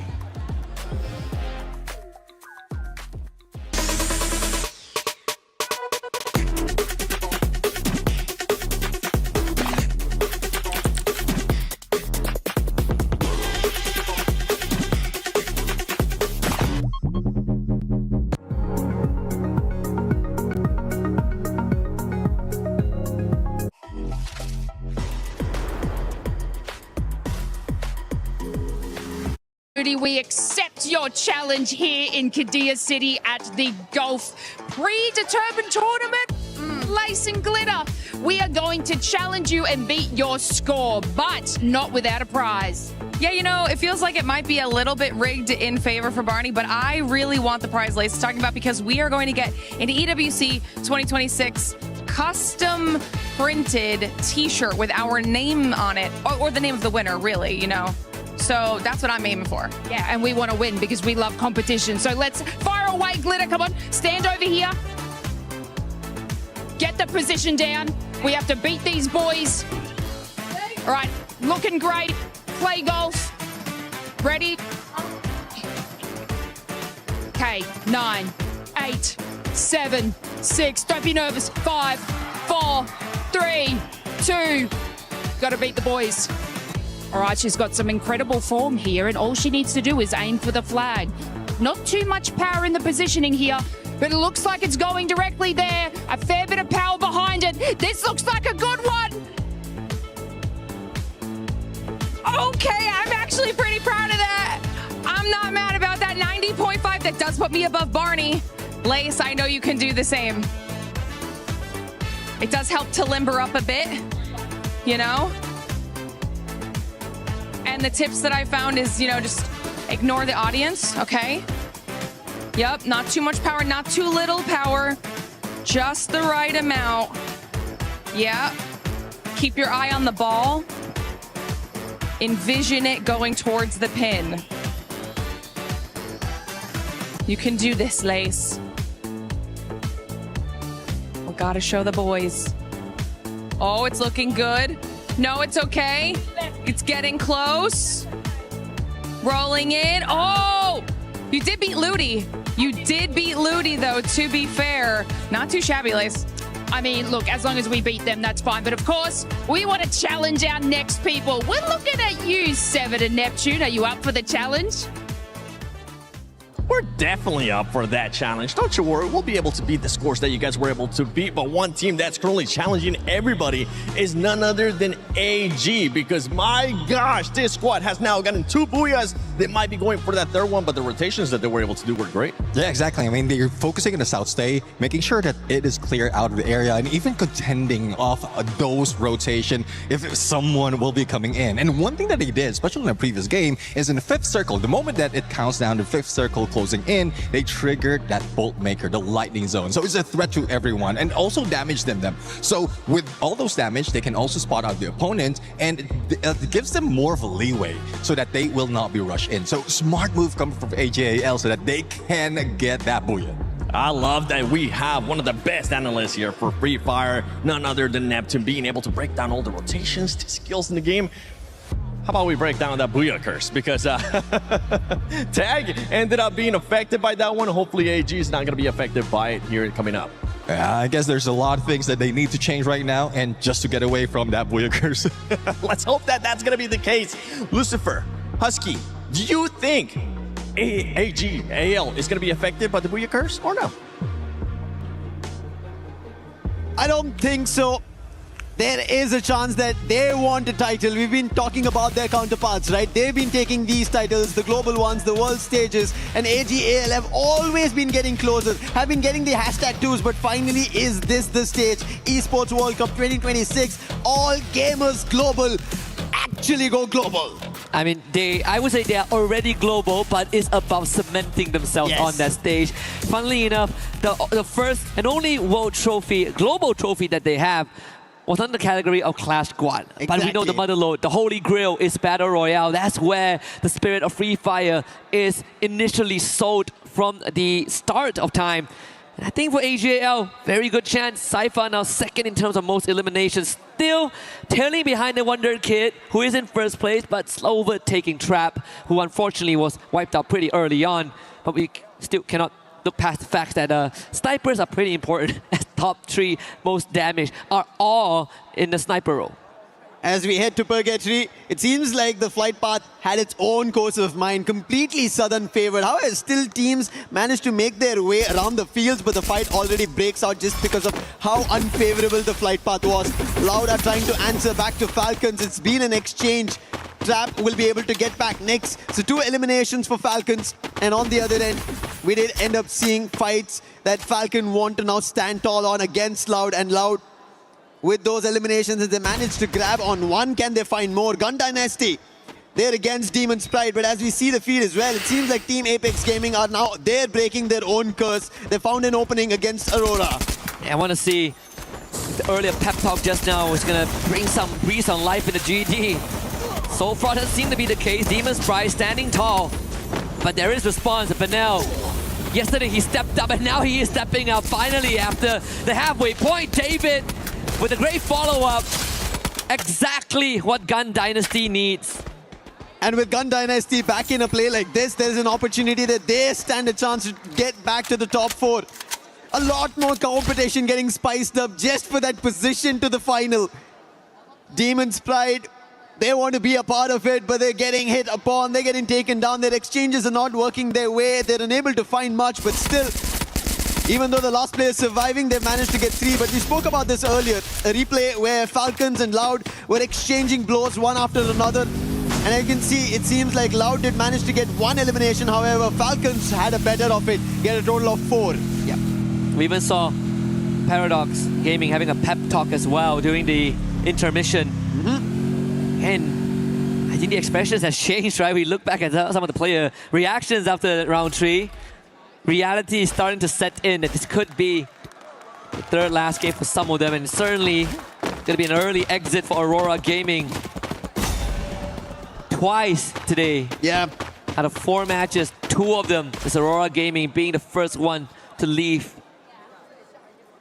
Aurora, yes, they don't look super dicey on points, that they will be pushed out and their key being crushed. They should make it to the survival stage, but they not better their chances and let it to the fate of other teams' performance. AGL on the other end, I think, as you already mentioned, we were speaking about it. It is Battle Royale that they have to get their hands on a trophy, a title. But Gun Dynasty's Benel, this player was a beast yesterday, and today finally now in this game gets to elimination. He did get the information across to Shairu, who's now stuck at Ski Lodge. And AGAL seemed to be just chasing that one player who got stuck here, and Shairu will just try and buy time. There's nothing else that he can do. That's just one elimination that AGAL will be able to get. But on the other end, it seems like instantly the feed gets lit up loud. Gosha finds one elimination. Evo's getting troubled in this action, and now they're also rushing closer. Nyx moving in the right direction, but there's also Falcons in the mix. Aimgod actually taking a lot of heat as well. Aimgod does bring the Wonder Kid back, but Limit will take out Ray. Once more, brought back by the captain of EVOS. This is what we've seen, at least at the Esports World Cup. EVOS willing to send the Wonder Kid out on an expedition, and he holds himself pretty well. Trap actually getting removed, so the attention onto EVOS now, diverted onto Falcons. Aimgod tried to take advantage of that, but Pina was ready. Receives the hit, gets another elimination for his own. Apex now committed, comes in, but on fire, lying in wait with Limit. That flash freeze almost looked like he would be able to find two. Abax, nice try over there, but quick recovery coming in from Limit. And even Neptune mentioned we have to see Limit X7 performing. Snipers have been the recent meta, and he has to step up for the team. We've not seen the best coming in from his end yet. And maybe Falcons rise up to that occasion. Even Yunsul, we saw her talking to the Falcons, and it seems like it's not yet working. Kerora, who was about to just land at the roof, will be instantly shut down. Oh, Russia trying to play some mind games there with the vehicle, but not going to work on Nyx. One of the top stars as well from Brazil. Him and Traps, in fact. That being said, we did see a bit of a stat there, but now 4 revives so far this game. Being the field medic and making sure that his team continuously stays alive in this match. It's a good chance that they run into Loud Snickers. We'll have to see if GD have found something within them. So far, I mean, haven't really gotten much done this game. And we saw them get off to a good start, 3 eliminations, that's pretty much it. Now we need to see that conversion. We gotta go further. Disappointment and stress on Aurora Gaming's players' face too. That's the toughest part, honestly, sitting through the entire lobby if you exit early. Well, right now, when you talk about exits, it's been Paradox who've been suffering eliminations. They've been getting pushed out of every game. And Denrique, he's now getting chased by Barros. Spotted, launcher boot out, and instantly Denrique, he thought it's going to be the launcher, but it's going to be Dew on the other end. And we said the sharpshooter Dew today, he's been phenomenal. 2 eliminations of his own, and Paradox, everybody who are around the moat house will be forced off. Thankfully, it's not a wipe. They had a teammate across who will bring the whole squad back. Second win in this game. Judy very split up. So far the circle has been ruthless, very merciless today. It seems like it's going to continue to be the case. Brings us to north of Brasilia, and with Fields as center point. AGAL now takes on TEC. Blade snapped in half. Rajat down to 10%, bleeding out as well. Knockdown is still with the delivery system, and this time up close and personal. Kurush trying to make a run from this, but he's walking right towards Team Apex Gaming. It's going to be difficult. Last man standing. If he doesn't survive this, it's going to be an end for Titan Esports Club. They chase towards making it towards the finals. If there is an opportunity, it has to be the survival stage. And somehow Kutush, in terms of his maneuvering, he's been able to cross between both Team Apex Gaming as well as All Gamers Global and survive for the time being. Gotta play for placements now. Kutush calming with the rest of his team. He does have coins. Now he needs that vending machine. Purgatory is one of the bigger maps we have. And that makes it very, very hard to navigate with no vehicles. And we're out alone in the cold. And to make things worse, AGAL still prowling nearby. Look at the rotations. EVO's eSports, the very bottom. BRU still holding on to Quarry and Marbleworks, which is their favorite spot on the western side of the map. The favorite drop spot, in fact. We should expect a rotation through Marbleworks in just a little bit as Limit picks up Nyx again. During rotations, even Gun Dynasty right now, they picked up a total of 7 eliminations. Benel, while we saw him being the medic, he's also managed to get 5 eliminations of his own. That's how brilliant he is. And what a play coming in from Rahat here. A quick replay for Titan Esports Club, a quick drive-by, putting the player out, getting an extra elimination. Gun Dynasty, they have to find a lot more as such, as we just witnessed. But on the other end, it seems like Team Apex Gaming were about to go for a fight, but they're stuck in between two teams. On one NVC, DRS, on the other, that's Demon's Pride. So it's a sandwich situation. They have to get out of it very soon. I think Paradox also switching it up. This is one of the few games that they are able to really not get into any altercations early on, which is something that they've been trying to avoid. DRS in the crosshairs of David. Yeah, the shot's gotta be good. Gotta hit harder, gotta be a bit more sharper. Missed opportunity there for Gun Dynasty. But now having 6 out of the 8 eliminations for the team. TEC gets full revive. I think Gun Dynasty's next target is going to be on DRS. Look at this quick switch that they did. Went to the drop and then they told what was available and sent Benel out there to quickly grab and make their way back. Gun Dynasty seems like communication in this game is coming into play. The precision as well with Benel performing in such a manner. However, everybody is clustering right now. It's only one team who are out here in Purgatory. Levin still surviving. 10 minutes about to be on the clock. And even Falcons are entering into the close compounds. It's a lot of teams clustering one after another. And we'll also soon see a circle shift. Does it favor any of the teams? It does. To those 3 teams we earlier pointed. The sandwich situation. DRS, Team Apex Gaming, and Demon's Pride. Even Gun Dynasty has a very good chance. In fact, I think TAG are in the toughest spot in the center. We just see a knockdown early on. Recovery shouldn't be an issue. BRU now see moving to TEC off screen. But I think even for DRS, they have a very good chance of holding back not just Gun Dynasty, causing some damage to Falcons and EVOs if the rotation is right. So crucial rotations as we are getting closer to the last few games of Group A. Everybody's trying to bite time. Everybody's trying to bite their own play.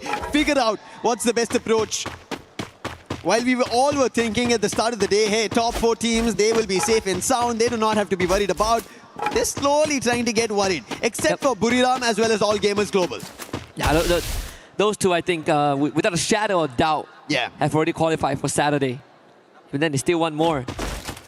Can never get enough points. AGAL, double digits. 11 and counting. Dinoculus used with scan towards the southeastern side. Or at least the north side of fields. Should be able to rotate there. There's a small compound to work with, but better yet, high ground advantage that puts them within range of proximity of Paradox Gaming. And I think the second Dinoculus have confirmed that. There is Falcons there though. And Falcons are already busy in a fight. That's going to be against Paradox. Windy already down. Sneaky trying to fend off. It doesn't work. He'll also be taken down. One last player. He is closer to the vending machine and he'll quickly strike the revive button.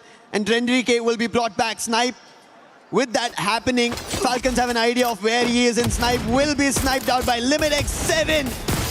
Nice shot. And that's going to be the 5th elimination for Limit. And this is what Falcons needed. Every sniper out there performing, Limit had to do it. One of the rising stars a couple years ago. And since then, we know that Limit is special. Look at that. 2 more. No confirmation just yet. No utility dump.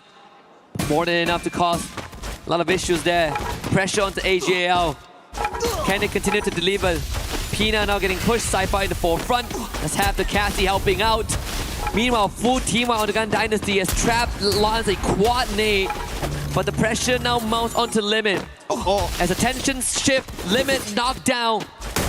And AGAL breaks the spine and the anchor of Falcons, and that should be it. AGAL once more coming out on top of this exchange. They always do it. You give them a small inch, they take the whole ground. And Falcons, who are ahead of it, playing outside the zone, get hit upon it. Their sniper gets taken down with the damage on the zone itself, and All Gamers Global quickly act on it. Kiroro, can he do something different? The last one, and it's going to be Cypher showing his own precision skills.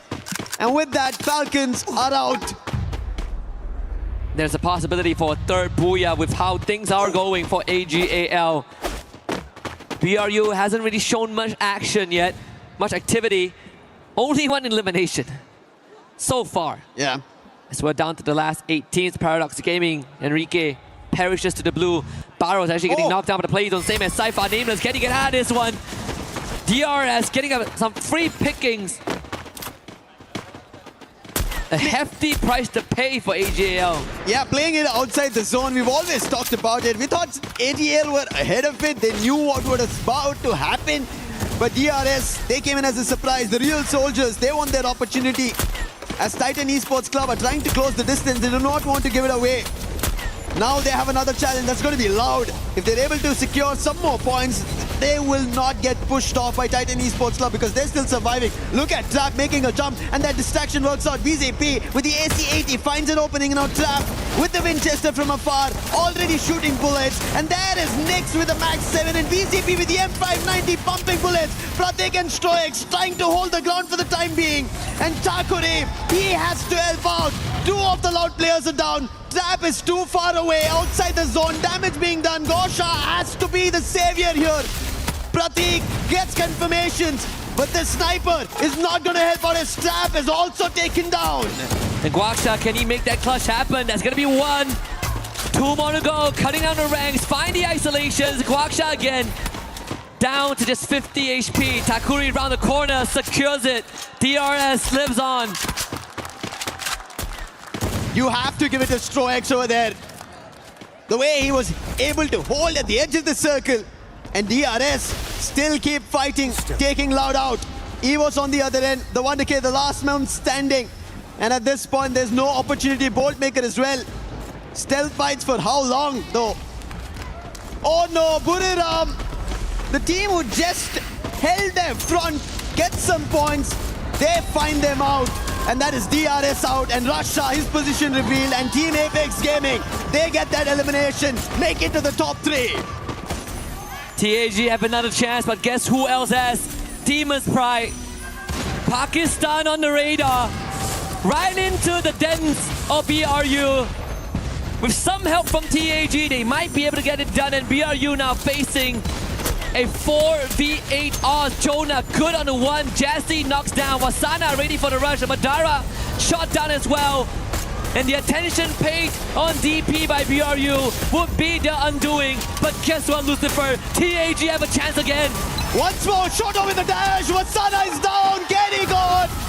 He finds it, and that's a second for Team Apex Gaming. They get the second for India. A booyah! And it pays forward. Once was not enough. They joined AGAL on that leaderboard for the second booyah. And I think at this point in time, Lucifer, guaranteed survival round. Guaranteed a second life. They needed this. This is what was in the making for TAG. Team Apex Gaming, the champs from India. They did lift the trophy in India, and now it's time they get closer towards an international stage trophy, and getting 2 booyahs in a single day is not an easy job at all. Years of wishing to have a slot, and in the first year, the debut on the biggest stage ever, they lock into. And it means just much more just for TAG, for the region itself. I think after today, but after we depart from Paris, they are going to be an inspiration for the rest of India. But final sequences again, TAG, opportunistic in their pursuit of glory, with a little bit of a help from DP, but overall TAG, impressive finisher. ये तो easy बुया था, easy बुया यार.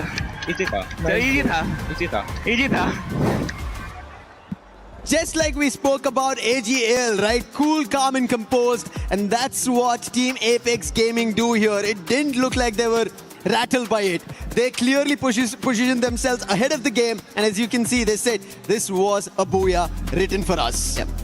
Easy booyah, in the words of the players. Yeah. I don't blame them. I mean, again, they were, it's either BRU get their 4th in the group stage, either that or Pakistan gets their 1st in the hands of Demon's Pride, or TAG getting a 2nd, and we know which one is written in stone. I mean, if you are BRU, what are you worried about, right? I mean, you're doing great regardless. But with that being said, I'm sure that some of the players have something to say, and we have one prepared with Nyx.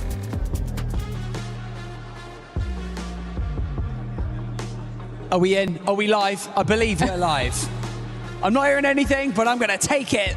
How's it going, everyone? We're back on the main stage. We do, of course, have Nyx here joining us from Loud Snickers. My name's Barney Banks. I've got Carol Bombshell joining us here. We're going to ask some questions. Nyx, let's kick things off. Let's talk about strategy, okay? Because yesterday, it seemed like the gameplay was very slightly different. Today, you seem like you're getting a bit more aggressive. Eliminations are coming in. Was that the plan, or is that just the way that the games have gone today? Falando um pouco sobre estratégias, a gente viu que ontem vocês começaram muito agressivos, muitas eliminações. E esse era o plano desde o início? Vocês queriam começar nesse estilo mais agressivo? Não, a gente foi mais um improviso, mais oportunidades que a gente via na hora. O nosso estilo de jogo é mais centralizado e acaba que os times que estão ao nosso redor, no trap de lança, pá, assim, pô, fica mais fácil também, né? Well, that was not the plan at the beginning. Yeah, we had to improvise. We took opportunities, so we see the teams during rotation, so we just took opportunities. Yes, we used the right guns, and our coach and our team captain just gave us the call, and then we did it, the aggressive games type. Okay, Nyx, so would you consider your group, the group of death that's we like to call, consider that including the reign champions, Evils, even Team Falcons, Buriram, does having all these strongest teams in the same group make it the toughest team in the tournament so far? Tendo times, você considera o seu grupo, o grupo da morte, levando em consideração que tem os atuais campeões, o time da Evils, tem também Team Falcons que venceu no primeiro ano, tem uma Buriram também. Você acha que tendo esses times que são fortes, faz o grupo de vocês serem um grupo da morte? Eu acredito que sim, porque se não fosse por isso, não seria campeões mundiais, né? São times que são muito bons em endgame e acaba que no endgame esses times que são muito bons dá uma dificuldade assim. Eu acho que o nosso grupo é o da morte, mas a gente também somos bons, né? À toa que estamos aí distante do top 5, se eu não me engano. Yeah, definitely we consider these teams the group of that. Of course, we are among the strongest teams here so far. And having like the reigning champions and also Team Falcons who won AWC 2024 definitely make this group the strongest so far, especially because we have all this kind of teams here from Thailand, Indonesia, but also we are not behind them because we reached the top 5. You're definitely not. You're performing incredibly well so far, and obviously a few more games to go to close out the group stage for you guys. Now, I want you to cast your mind back because playing regionally before you got here onto the global stage, you guys are playing incredibly well in Brazil. So I just want to know, did that boost your confidence coming into EWC, knowing that in the later stages of this tournament, you're likely to face off against some of your Brazilian rivals? Bom, chegar aqui como os campeões, né, do Campeonato Brasileiro faz com que vocês consigam chegar aqui nesse momento mais fortes, vocês consigam jogar um pouco mais parelho. Você acha que essa confiança de fato veio junto com vocês? Sim, com certeza. Não tem nada melhor que sermos campeões, principalmente dos campeonatos oficiais que teve no Brasil, que é o FFWS e o Clash Masters. Acaba que sim, a gente chega muito confiante porque, querendo ou não, a gente acredita, o nosso time em si, que Free Fire é bastante confiança.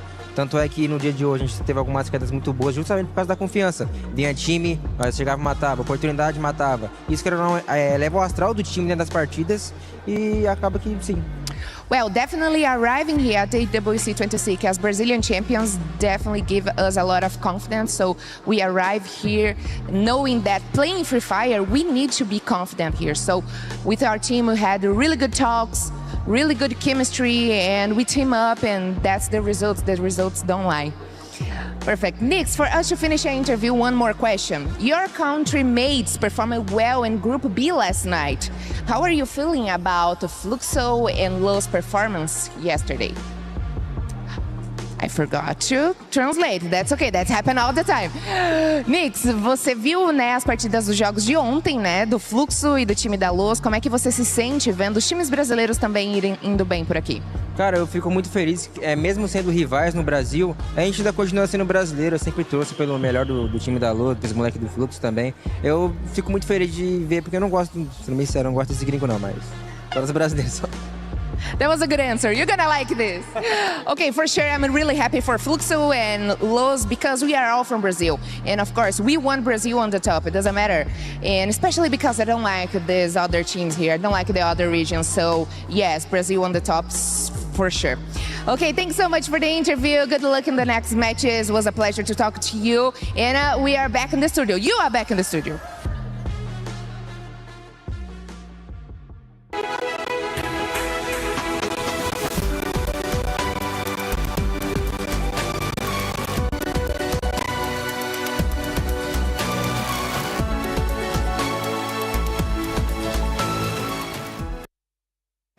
Bonjour, it's Yunso, and right here I'm at our co-streamer place. Once again, we're meeting our famous character, Backgao, and of course, our super fan from Team Secret, Cyrus. Xin chào tất cả mọi người. Thì hôm nay cũng là ngày thi đấu thứ hai của Free Fire EWC 26 rồi. Thì không biết là mình nói về ngày hôm qua một chút đi.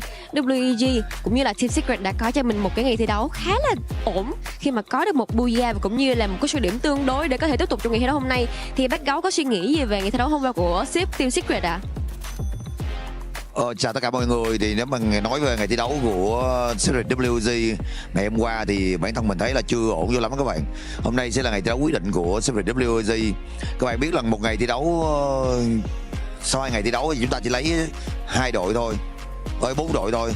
Và hôm nay buộc Secret WG phải thi đấu hết sức có thể để ghi tên mình vào trận chung kết. Không biết là Cyrus thì cảm thấy như thế nào ta? Thì em nghĩ hôm nay WG phải bắn hết mình để lọt top 4 vào chung kết. Tại vì thà vào top 4 ngày hôm nay chứ ngày mai thì em thấy là khá là căng đấy. Căng hơn hôm nay rất là nhiều. So as we can see from yesterday, WEG from Backgao said he doesn't feel that good, that well about Team Secret since they are doing just only a decent ranking in our group stage A, of course, but overall, he said that in today, we have to try our best, especially get into the top 4 as soon as possible. If not, getting into the group tomorrow would be a criminal to them. You know, it's going to be very difficult, very hard for them to compete. And of course, for our old teammates, here's Cyrus, our old teammates of Team Secret, also having the same discuss with Backgao that they have to try their best in order to get into top 4. Today is a very important day for everyone, both in Group A and Group B. We all must get into the top 4 if they don't want to be left behind. Of course, if you're not getting into top 4, you're still having chances. But if you're at ranking 11 and 12, boom, you are out, not being available into the game anymore. So, as we can see in the chats, ở đây thì em thấy là mọi người có vẻ như là tương tác rất là nhiều. Thì không biết là phần lớn, bác con nghĩ như thế nào là mọi người sẽ thường nhắc đến chủ đề gì ở trong cái phần chat của comment mình ạ? Ở trong cái phần chat comment của mình khi mình coi stream thì tất cả mọi người đều tập trung về Secret WG cả, và ủng hộ cho một đại diện duy nhất của ReFi Việt Nam. Tất cả mọi người đều muốn rằng một kết quả thật là tốt trong cái buổi thi đấu quyết định ngày hôm nay của Secret WG. Vâng ạ, và nghe kết quả có vẻ rất là khả quan và cũng như là tinh thần của người dân Việt Nam mình rất là đoàn kết với nhau. Thì em cũng không biết là em muốn hỏi là thường những cái buổi livestream mà nó mang tính chất quan trọng như thế này thì Backgao sẽ ngồi xem cùng với bao nhiêu người ở trên livestream của mình vậy ạ? Thật ra là vào những cái buổi livestream quan trọng như thế này thì xưa giờ mình chỉ xem một mình thôi. Nhưng hôm nay thì có cậu em Cyrus của mình đi theo thì tất nhiên là có cậu ấy. So normally in the chat, especially in those important occasions like this, everyone in Vietnam, because we are having only one representative from Vietnam, especially for the Free Fire World Series Vietnam. Here is Team Secret, or as known as WAG. They are trying their best to support for the favorite team. Overall, as you can see, normally Becca will only sit and watch the live stream alone, but today, of course, he has a very special company, whom is Cyrus. And overall, I can see normal his number is very impressive, because for your information, Becca is one of the most famous Free Fire streamer in Vietnam. Normally, as I can see, he will have around like 10k or 20k viewers at the same time watching the live stream with him and support the best for Team Secret or any Vietnam representative in the game and everyone in the game as well. So it's a very pleasure for everyone to be here with me so we can enjoy this very amazing atmosphere right here at EWC 26. Cảm ơn Becca rất là nhiều. Vậy thì không biết là anh có lời nào cuối cùng muốn gửi đến cho tất cả các bạn khán giả tại Việt Nam cũng như là Team Secret của mình tại sân khấu không ạ? Mình mong rằng tất cả các bạn đang coi livestream ở trên toàn các kênh sóng của Revive Việt Nam sẽ cổ vũ hết mình cho series WEG và đồng hành cùng họ hành trình này nha. So here's one last thing I want to send to the viewers. Please continue to support for Team Secret and of course to all of the rest team at EWC 26 Free Fire at this time. Thank you so much for your cooperation in this interview and we will catch you guys later. Seven, the camera's on. Seven. Wake up, Seven. Sorry about that. I was having deja vu. I was dreaming that AG and Tag won again. They did. They actually ended up doing it again. It actually happened. It's not your dream. Especially Tag getting off that booyah curse that we saw earlier from them. I mean, this squad has finally been able to step up considering that some of those top teams have been slowing down. And I'm looking at Falcons and Gun Dynasty. Well, it's really getting tough right now for Gun Dynasty because it seems like the 3 games, it's something, there's a lot more that they can do right now, but I think they might be able to catch up on the second half, but we'll have to find out though if they'll be able to pull it off. Yeah, I mean, Gun Dynasty in Groups Day 1, they actually have a 12.8 elimination average and 4.75 for placements. And guess what they've dropped down to for these matches? 1 for elimination and 3 for placement. Ooh. That is quite a significant sort of jump from yesterday's performance for Gun Dynasty. And then who is trailing on their tails? Team Falcons. And I mean, I did sort of touch on this at the earlier stages. They needed to have a little bit more of eliminations under their belt to be able to push themselves up into that top 4. And with their track record right now, I mean, they're doing it. Although they sort of fell out in 8th place in that last match, they did have about 14 eliminations as well. So this is like the consistency and the massive advance that Falcons needed to be able to keep themselves out of that survival stage. Yeah, I do agree. I mean, hopefully they keep up that consistency because there was one time when Team Falcons was hunted by Aurora Gaming. And it's tough. All right. Hopefully that doesn't affect Aurora Gaming. You just have to talk about Aurora Gaming somehow. I said I won't be saying the name once again. Anyways, Aurora Gaming was just like eliminated as he's trying to go for a revive. It's just unfortunate. They have to stay outside of the zone. Aurora Gaming can soak up full squad, and then the moment that one by one Team Falcons going for those revives, Aurora Gaming is capitalizing and shooting them down. But this is exactly what we expect to see from the EWC, right? Yep. Apex, they weren't so great yesterday, but today, 17 elimination points in just 1 game. That is so amazing. AGAL, 16 elimination points. It shows that the team that weren't performing so well yesterday are finally feeling the pressure, and being under that pressure lit the fire under their bottoms. So yeah, that's exactly what we're seeing today. Neptune gave him a nickname, Taggle. Because it's Tag and AGL just winning. We came up with Tag. And that's all we got. These are the improvements that we need to see, and we wanted to see from them.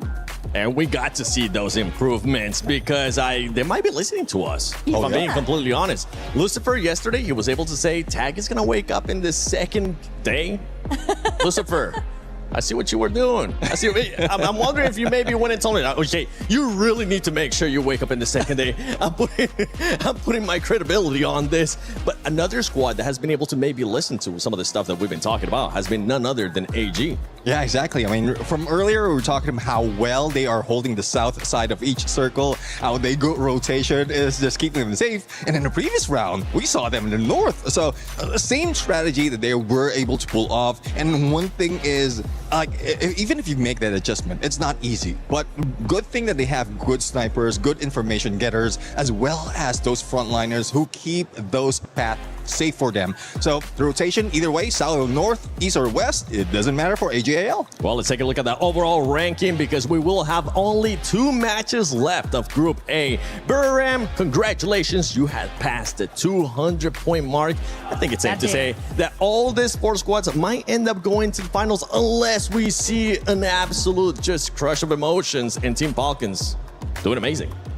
Yeah, of course. I mean, seeing how AGAL right now has collected 199 points, we all know that AGAL is one of the strongest when it comes to Southeast Asia, but when it comes to the EWC, this is actually quite a surprise. I mean, Loud, EFOS, you guys better get focused, okay? Because what the hell is happening right now? I mean, even Team Falcons is trying to pick themselves up, even though it's not, maybe it's not working as much as they wanted it to be.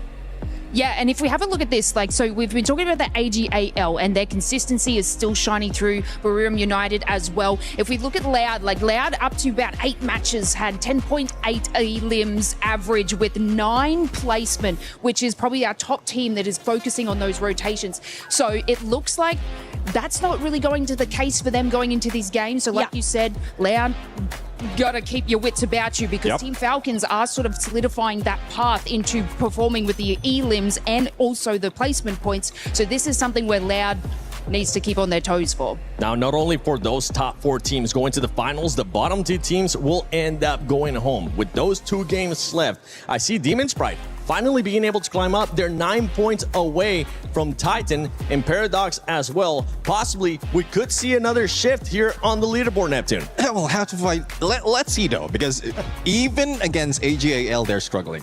Earlier, I thought that Titan Esports Club will be able to bring a fight against AGAL, but with Katush, the only one remaining in this point, on 1 point in that game, it was hard. It was difficult. Even with the Moors, he couldn't use that stealth bite to get away. He couldn't be stealthy enough to pull away from that engagement. Yeah, I was just concerned about DP or demons because all I'm seeing is that terrible calls after terrible calls. And it's like, it's not even about the bad strategy, it's positioning as well. So I'm really racking my brain to like, how can we help them? How can we make them feel more comfortable and at least try to do something more? Because it's just sad to see at this point, honestly. Some of those teams that were supposed to be listening to us aren't listening to us. And the ones that are currently secure in the finals, for some reason, they're listening to us. I talked about this team earlier, actually, and it's none other than Loud. We were talking about positionings with what AG has been able to do. Loud, I feel like this top teams might be using this last couple of games to try something different because we didn't see Loud in the middle of the circle this summer. Yeah, I mean, they took the position of AGAL on the south side, outside of the circle, so it's a good strategy as well, like halfway through. If you will be read out by the other teams, you will be anticipated by the other teams as well. So you will have to switch it up. You have to change your approach. Otherwise, you'll be targeted so much. And you did mention how critical it is for the top 4, or for them to get in the top 4 and secure it. Yeah, you can't sit in that top 4 and be like, oh, my job is done here, because there are people tailing on you that also want that position as well. I mean, no one wants to go to the survival stage. They don't want to have to fight again. So this is where these next couple of games are going to be incredibly crucial for these teams. And, we have been touching on, I think Barium United, you're kind of safe. Like, that is an exceptional lead for them. But, I mean, mid-range of this leaderboard need to be able to be a little bit more cohesive and get those placement points on top of getting eliminations. Because, yeah, cool, you can make it into that final circle, but everybody else wants that same kind of action too. So we need to see obviously exceptional eliminations right at the start and a little bit more strategy to push themselves into that final zone and be able to secure a spot there. Yeah, I mean, there's still 3 places up for grabs, right? So it's everyone's game. I think it is time for us to see what's going to happen next. Oh, I'm going to save us the curse, and I'm going to send it to the casters instead. Okay. Yesterday, we were able to bless some teams, wondering if they were going to be able to get 3 booyahs. We have 2 squads now with 2 booyahs apiece. So Husky, Lucifer, are they going to maybe get that 3rd booyah or no? I am pretty sure at this point of time that anything is possible, and I'm looking forward to see if AGL can get that 3rd, or maybe TAG. But I gotta say, spicy words from Nix, from Lau, and Conchita's takes have been getting hotter and hotter. Yeah, I'm throwing my book out the window. Yeah, I'm here for the vibes, man. Exactly. At this point, none of the things that happened yesterday in terms of points, in terms of how storylines were built, are all broken down as we see the flight path. This time at least a tad bit better compared to the previous game that we ended at Purgatory. But yes, a great end for Team Apex Gaming in India. And now another opportunity for AGL to get their 3rd here. And again, like how Buriram did, maybe even AGL do a 3 for themselves. I mean, BRU hit the 200-point threshold as expected. First team to reach there. Wow, plenty of eliminations on that feed as well as teams started off hot. Well, this say Shoto really coming alive. Paradox, unfortunately, almost snuffed up of theirs. Madara, get a confirmation. That's the 2nd one for Demon's Pride. Should be able to get the pick up there. Jazzy though, under fire. As pressure mounts. There is Apex nearby with Evos by their side. Yeah, this is not the best of the battle, but look at Shoto. He has looked like a beast, completely going all in, the rusher. And now again, another opportunity that he wants to strike at. And there it is. Before going striking, he goes in for a revive. Abax quickly challenged by Demon's Pride. And Shoto going in for another revive. A couple of losses that they had, and Shoto gets all their players one after another back on their feet, going and getting in. One last player left from Team Apex Gaming, and Shoto right now doing the magic to get the Apex back. And after an extended breather, suddenly this match 11 of Group A turned into the Wild West. They are still going. Top 16 needs assistance. Apex getting gunned down, but Russia that covers the flank. Madara ends up losing out. Demon's Pride needs to find a way out of this. They are slowly running out of gas, but Evos with a choco right around the corner. It's Jazzy confirmed. Demon's Pride vanquished. Match number 11 this is, and Demon's Pride going out at this point makes their chances and their keys all going out of their hands. Evos on the other end, they'll be happy. However, tag not yet because Wolvin just got taken down by Loud. BZP and the team's very first elimination. And Sahil Jad in a complete different direction. Tag spread around the map itself because this start was not great for them. They're unable to replicate what they just did in the previous game. And I don't know how, right? One game they got a booyah, did not make the best in the second, and then coming back to the next, again another booyah. A little back and forth happening here from Team Apex Gaming. Yeah, we actually have a terminology for that. It's called the RRQ experience. In a way, sorry RRQ fans. You know it's true. You know it's true, Conchita. I love you a lot. But I gotta say, after match number 10, we already see the clear hierarchy, right? Top 4 confirmed. Even if Falcons go on a miracle run, to do it in 2 matches, highly unlikely. So now it's the fight to not be in the bottom 2. But even then, with Demon's Pride out, they only have one more chance in match 12 to do so. Paradox hanging on by the skin of their teeth. They gotta find a revival to get back into the game. But getting the game going is going to be due. Elimination, damage all being done. Aim God now taken down by Titan Esports Club. That was one of the players, but there's still a challenge coming in. Ray, he gets taken down. Titan Esports Club, they get challenged by Aurora. And look at the Axel's position. Completely unthought of, and Aurora taking this as an advantage. And Titan Esports Club, all they want is making sure they secure their survival stage chances. And a challenge coming in from Azriel is good to deliver one, but then the entire trail of Aurora follows through. And Titan Esports Club, they lose their players one after another. And it's only up to Kutush, and Kutush has always been the savior for this team. Forced to slow the pace down. Not really close to his team, but the Dynal clear from top player confirms the absence of anyone there, so he can't get the revive going. Nameless and Cypher linked up.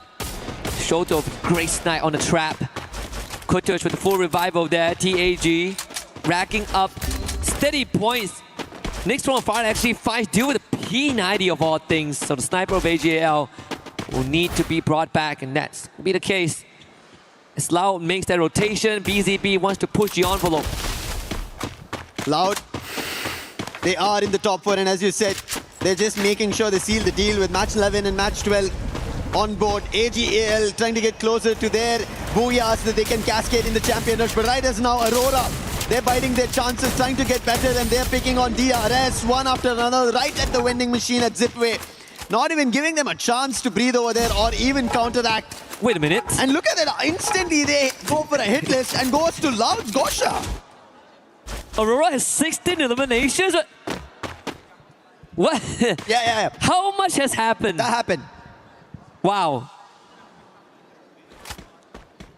Where did that happen? We'll see in the replays. Yeah, that's it. We looked away. We looked away for just a little bit. Yeah. You see that, Neptune? Thanks for not mentioning Aurora.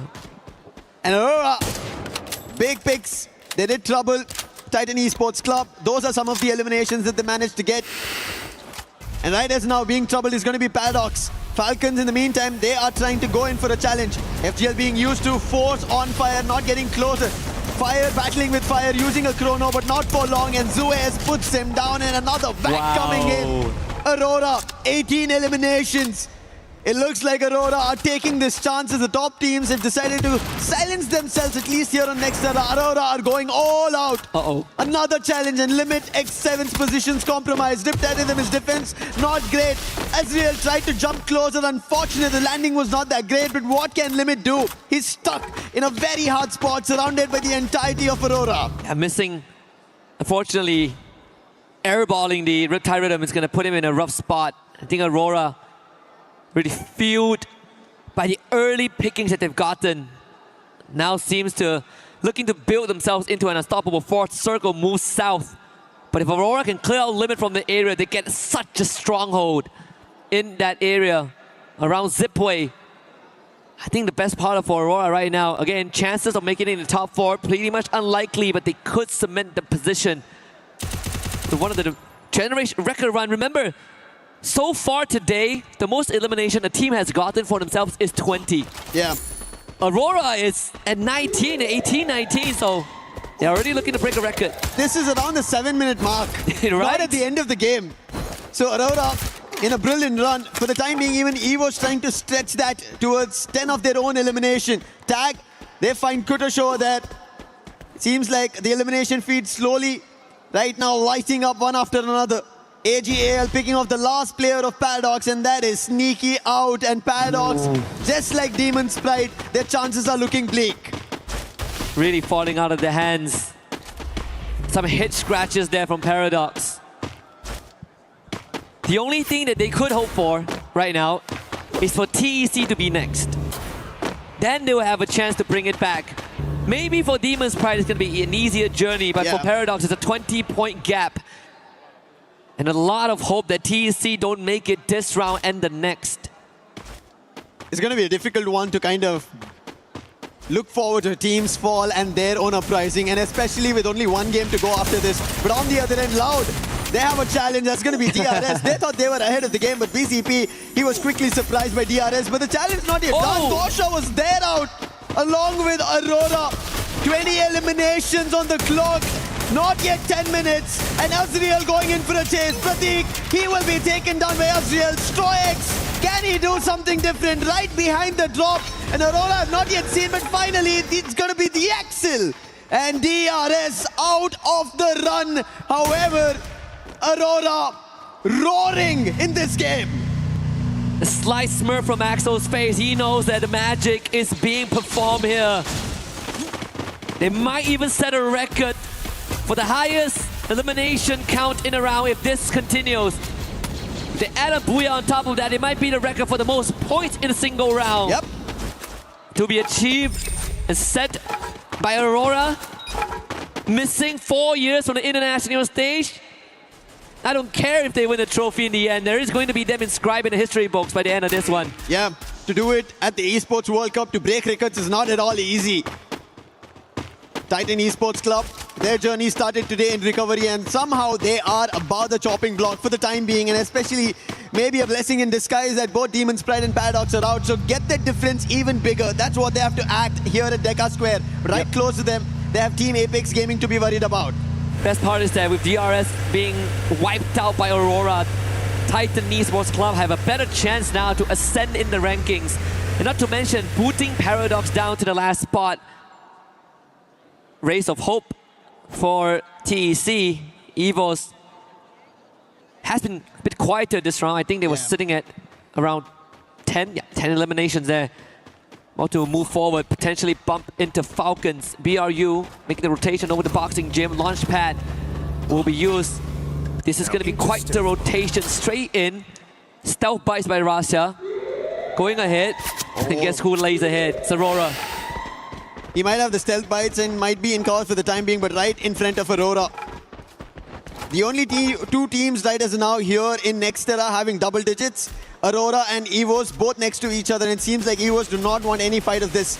They're back off the compound. Move the different angle from Rasha. He finds an opening on Jun. Do they continue this action? It seems like they're not yet, but that was a warning shot coming in from EVOS. Yep, indeed. Rasha, always the consistent figure in the team. Even in the darkest day of EVOS, Rasha is the beacon of hope that you can lean your shoulder upon. Even yesterday we look back at EVOS' track record, right? Yeah. Rasha is the one that enables everything. He's the one that lights the fuse and gives EVOS the second wind. Survivor and Dominator all packaged into one. It's going to be quite the standstill between them and Aurora. Maybe BRU will break the ice as they now make the presence into the circle. Every team getting closer, inching against everybody. 4 points for eliminations to be above and surviving, afloat. And I think right as in at least in Nextera, every team is safe and sound, whether it be the top 4, the middle order, because the chopping block teams are already out. They are under threat of elimination. It almost seems like they've already been placed at the guillotine here. Yeah. At the EWC's terms, the Crusher. This is silence just before an complete cascade of an action breaks out. Yep. Zones closing in. Falcons, a very big spread right at Deca Square. But with the binoculars being used, it gives an idea of a totality of the number of teams there. Either it came from Tag or it could be Titan. So it showed that there are 2 different teams holding in the major compound at the center of Deca Square. Yeah. Lau now makes their move. Hits the timing just right. With the circle centered around Aurora. Najat takes out BZP rotation. Lau has no way to retrieve him. Rasha from the back one. Backside takes out Trap as well. Glue walls have to be used, but even for Guaksha, didn't really have much window to keep his team up. EVOS now being the difference maker. And that gives Aurora even more time to set up. TEC will have to move. But then this Falcons lying in wait on fire. Shows it head! And there's a bait and switch with Limit following up. Blade just popped up and instantly, as you said, the setup coming in from Limit and now Titan eSports Club. They wanted to create a difference in the number of points they have, and Falcons have them surrounded. But on the other end, it is Team Apex Gaming. They decide to jump in, put Limit itself down, but Kiroro acts quickly. Volvin and Katie got her down. Sahilja trying to recover this. Shoto has to do something brilliant right as now. Falcons have him surrounded, cornered, zones closing, and Shoto is in deep troubles. However, there's a close vending machine, and Sahilja with Shoto will be able to get one of their players back up. And this could be an opportunity for TEC to take advantage of. Get a couple of knocks down, whittle down the members of Falcons, and give themselves a chance to move on forward. Have to contend with Pina though with Kutas down. And they will have to get that revive going again.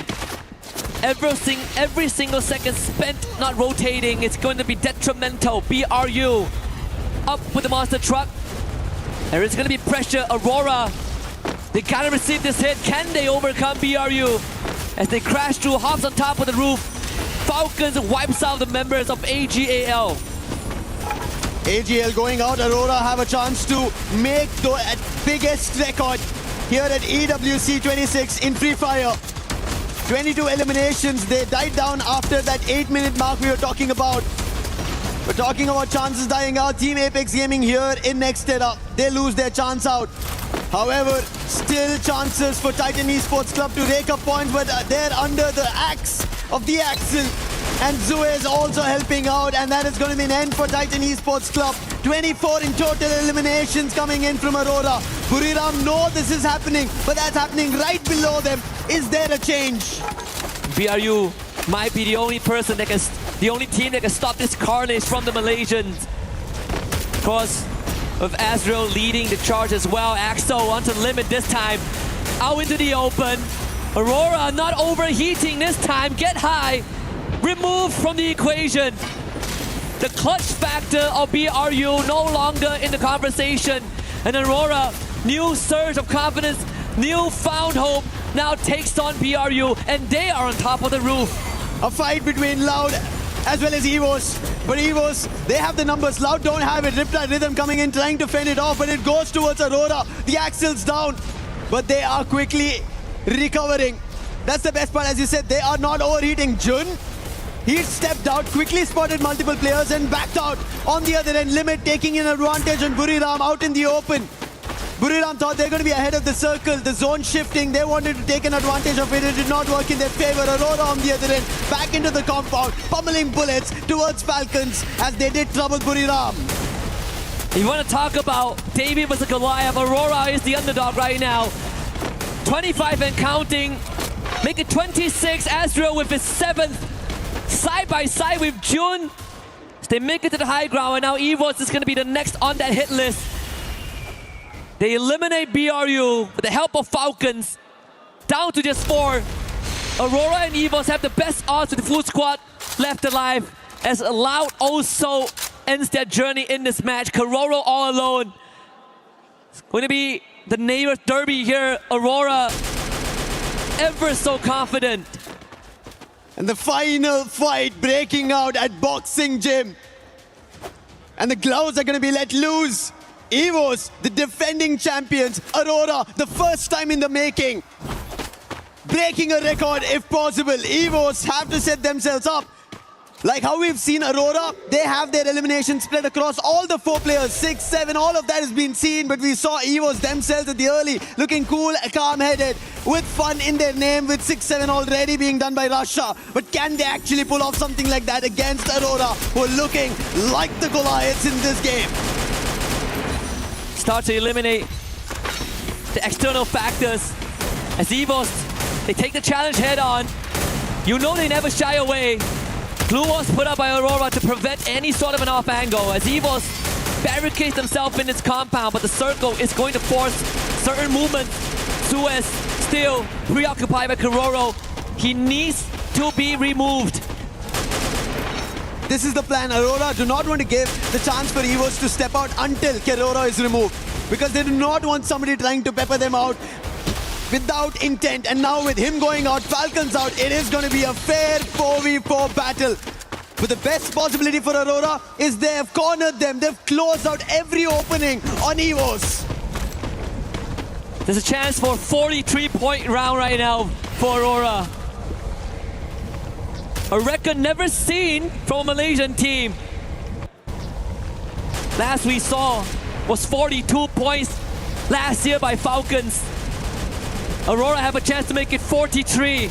And how cool is that on EWC a year apart? The circle, it's going to be the game maker. Axo on the roof, but we eventually have to descend. Neither of these teams have the best of the circle. They're at the edge of it. They're at the center of it. It will come down to a battle, but look at Aurora using all their glue walls, making sure EVOS does not head out. They're hoping that this zone shrinks in their favor. Oh my They're goodness. waiting for an opportunity. EVOS also not trying to rush out. This might come down to just their HP. Is it really going to be a heating battle? Azrael not able to sneak in. It's going to be so close. Axo is going to be their lifeline. Rasha finding a knock. Here it comes. EVOS on the hunt. Azrael with the knockdown here. But the lifeline is on top of the roof. Is Aurora. All hopes on the Axo. Can he outlast the odds? Aim God knocked down by the blue zone. Axo continuing to patch himself up. It's him and Apex. Who is going to outlast the system? Axo falls at the very end.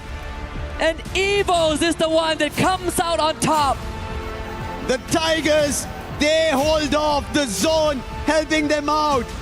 Aurora, they should have kept their aggression going on and they could have got a record.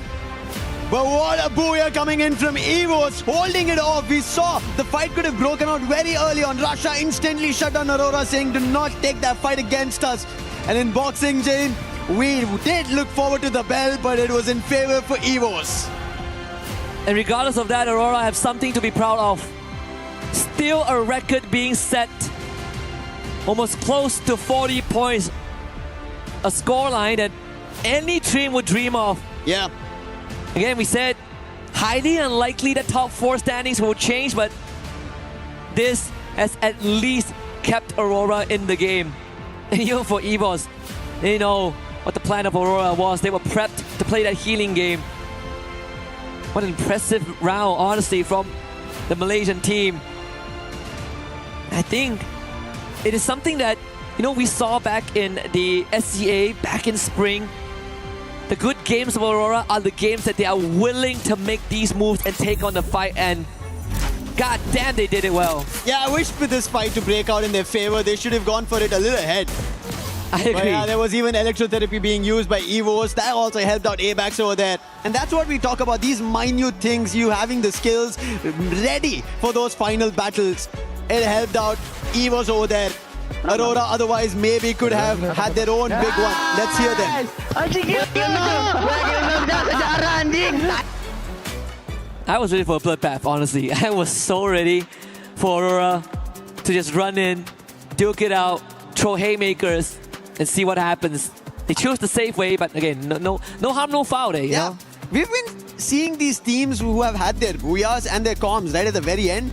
It has not been hectic at all. And in this bed we saw comms, they're like, hey, we understand what Aurora are trying to do. Let's do the same thing. It worked out for EVOS. Yeah, I mean, you didn't even see EVOS trying to force their way out from the boxing gym. Right? They're like, I guess we chill. And then we try to... We 6-7. We 6-7, right? And it's because 6-7, Game 6 is coming up. But of course, before we get to that, we're going to see what's going on in the rest of BWC.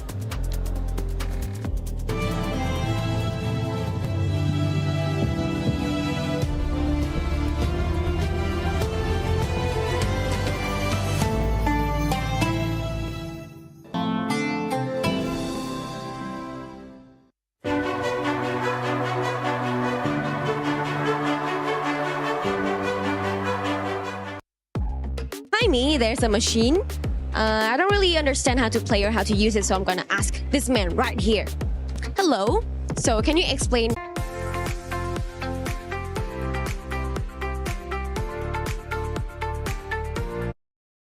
And you will have 5 seconds to prepare, and it will start falling down.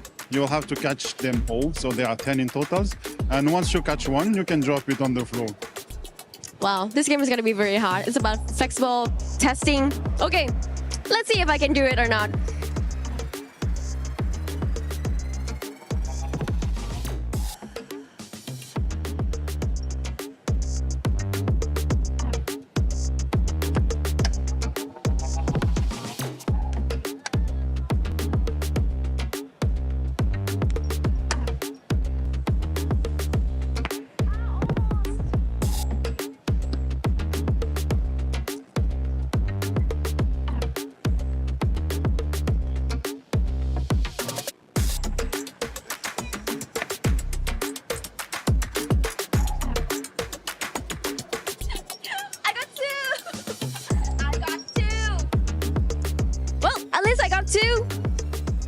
I think it's a good game to testing your flexible, and of course my hat is falling off, but this one is pretty fun for exercise.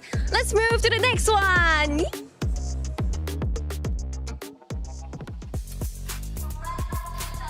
From that last map, I mean ending it with a healing game and a record almost broken. Can you believe this, AJ? I can definitely believe it. What I cannot believe is the fact that it was a Malaysian squad that almost broke the record of Falcons themselves, right? Massive game for Aurora, but that's exactly what you want to show the Malaysian fans out there, that you're not just here to fill a slot, that you're here to go all the way to the grand finals. And because of Champion Rush, maybe even run away with it. Yeah, it's anyone's game because today has been crazy. Yeah. We started off the day with Booyahs from TAG, and they had 2 of them despite struggling yesterday. And AGAL still rampaging and finally clinching in that Booyahs as well. Absolutely. It's just Chuck Day India all day long. This is the moment for Team Apex Gaming to rise up to the occasion. They clearly knew it. Yesterday was a warm-up day for them, right? I wasn't too concerned about them at all because we've seen the way India plays, and it is all about the patience. It's all about reading and understanding the rotations of the other teams and then going in for the strike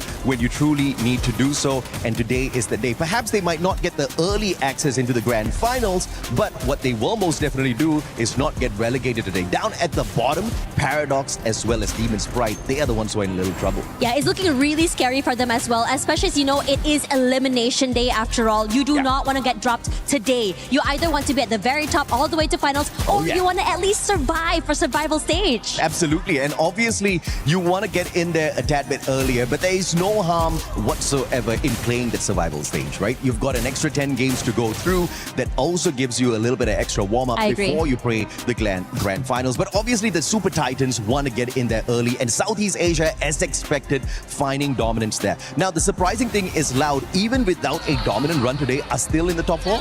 Yeah, they still are. They're still farming. They're still going crazy right now.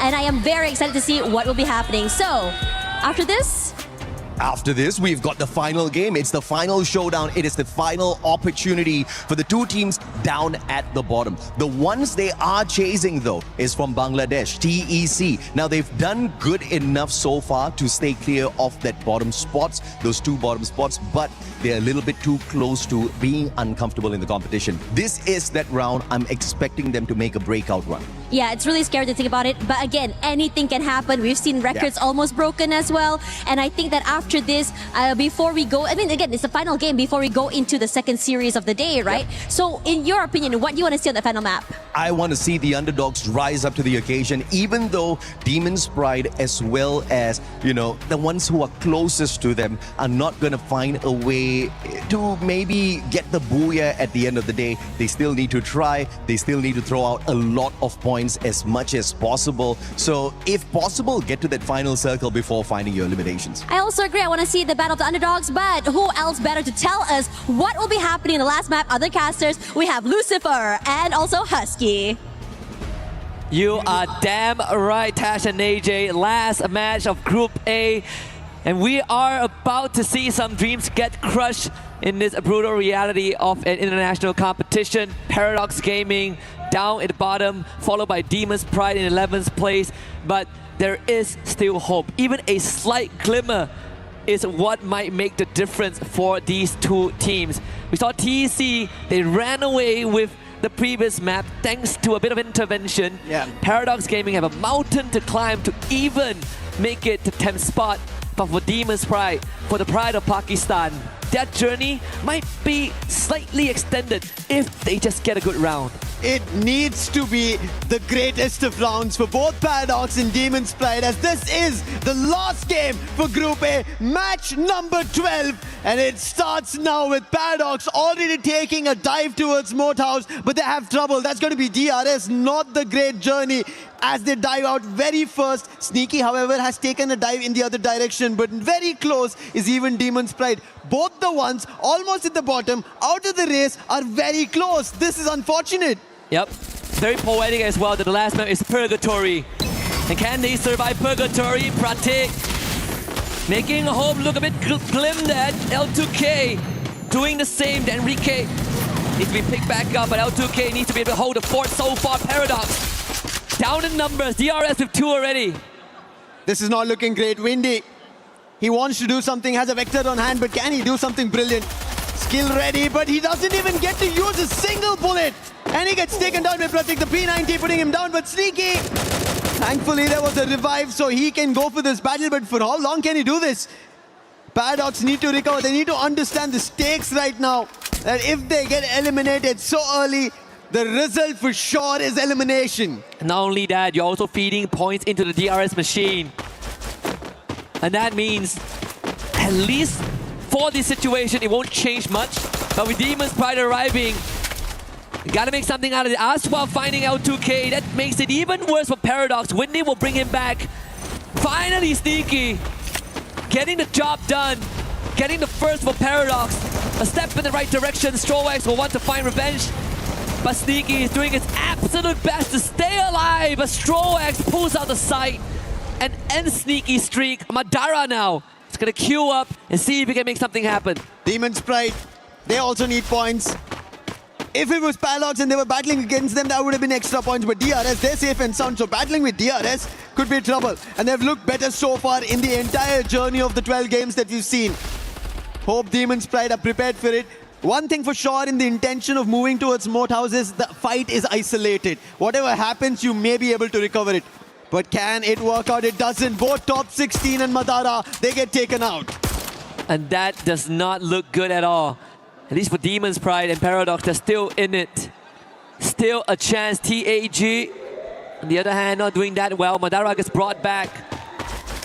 Gun Dynasty, watching that top 4 slip away. Now, we'll have to see if they can at least end on a high note.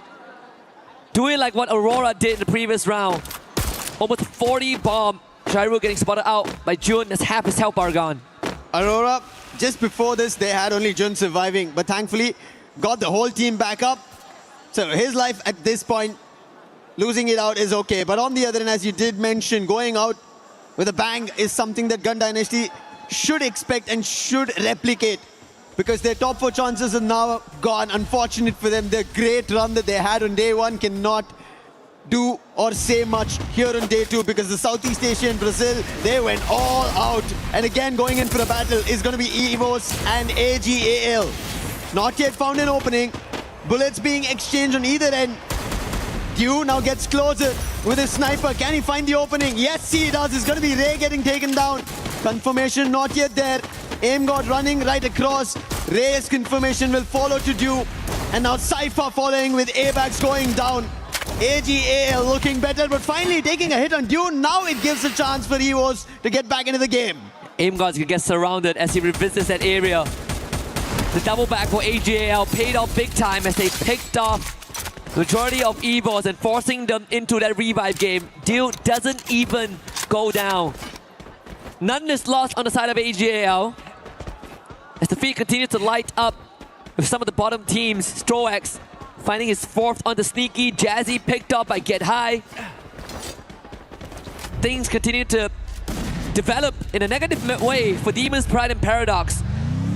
TAG needs to find a way to get woven back into action, as Azrael also destroyed by Pina.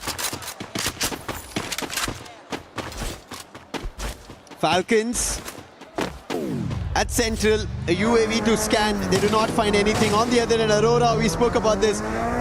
After almost a record-breaking performance, this last game of Purgatory is now working in their favor. Last time it was Jun, this time it's the Axel. On the other end, DRS is still hitting on Paradox, getting extra eliminations from them. Quick on the revive, thankfully had enough coins to get the whole squad back up. What is this again? Demon's Pride and Paradox one against each other. And Windy quick on the revive. Madara had the same intention as well. But at the end of it, it's going to be Madara who gets that elimination. And that's going to be a second. But DRS is still close by.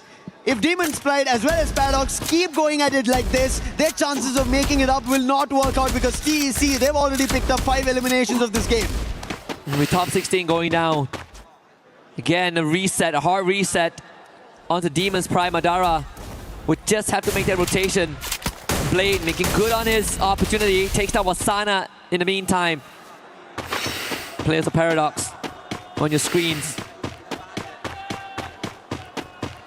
Again, it's going to be tough. Sneaky losing out again.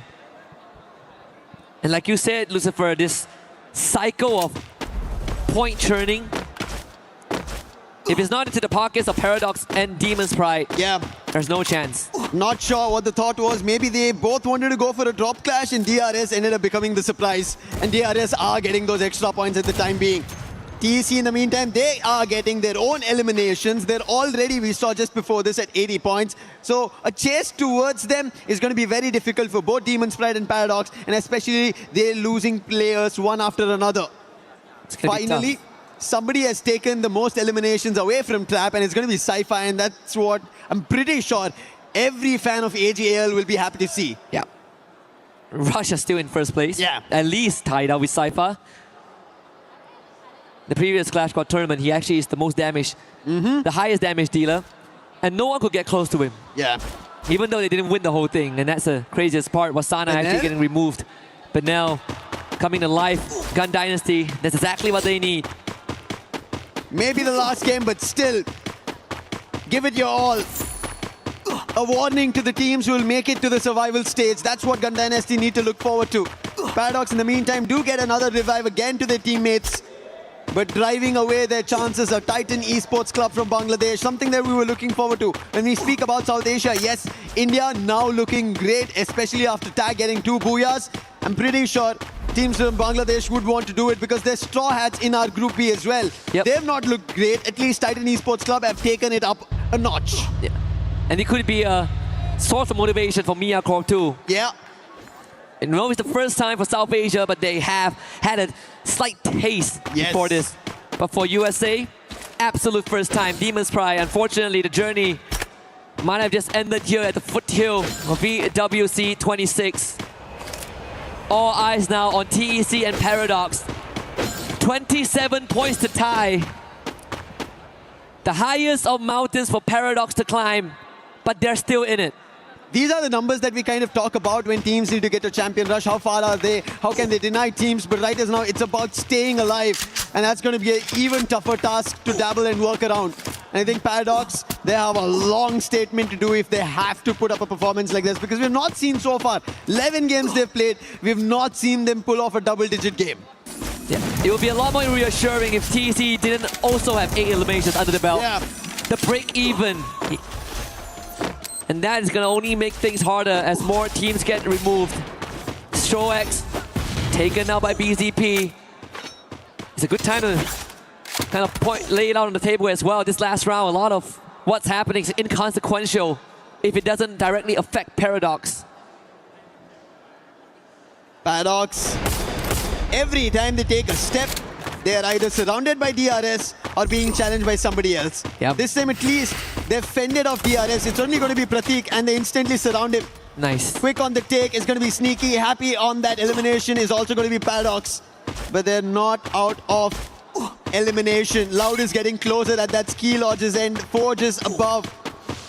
Can they forge their very own key that stays alive? At this point, it looks tougher than ever.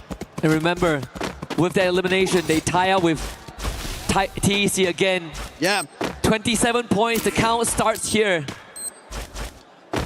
Enough bodies to go through, but with the right placement points. Not the best challenge right they have. DRS, they somehow were able to fend off. You can see Takuri did get the whole squad back, but look at Loud. This is how they challenge, going directly in. And Trap puts the player from Paradox down. Now Windy, he spots them from afar, thankfully. None of the players from Paradox were close by, and Loud did just get one and try to back off, but now Nyx has spotted them. That will instantly tell Loud to go for the next fight. Yeah, forget about a hit and run. How about hit you straight? Again, Paradox sent on the run again. You look at the radar, Paradox actually have a good spot to not only get the revive, but reset again. But for Loud, they've already cemented their 4th spot. Really doesn't matter how this round turns out. Falcons, impossible to make it to grand finals. We'll have to play for survival. Gun Dynasty continues to make a statement on the feed as well, taking out Pratik. Spinel is the one that breathes life into the team. BRU as well, finding a recovery. It's Gun Dynasty under the lightning zone, challenged by AJL and deal best Spinel. 2 shots, looking for the second on David, but Cypher was close by. As David goes down, even Vega gets taken. This is AGL looking forward to their run at that champion rush. And now Loud has a challenge right in front of them. Can they take them down? Damage already being done. Their Scour Fiber is not going to work out. Trap gets taken down. That's due for you. Due looking forward to another challenge with Nick.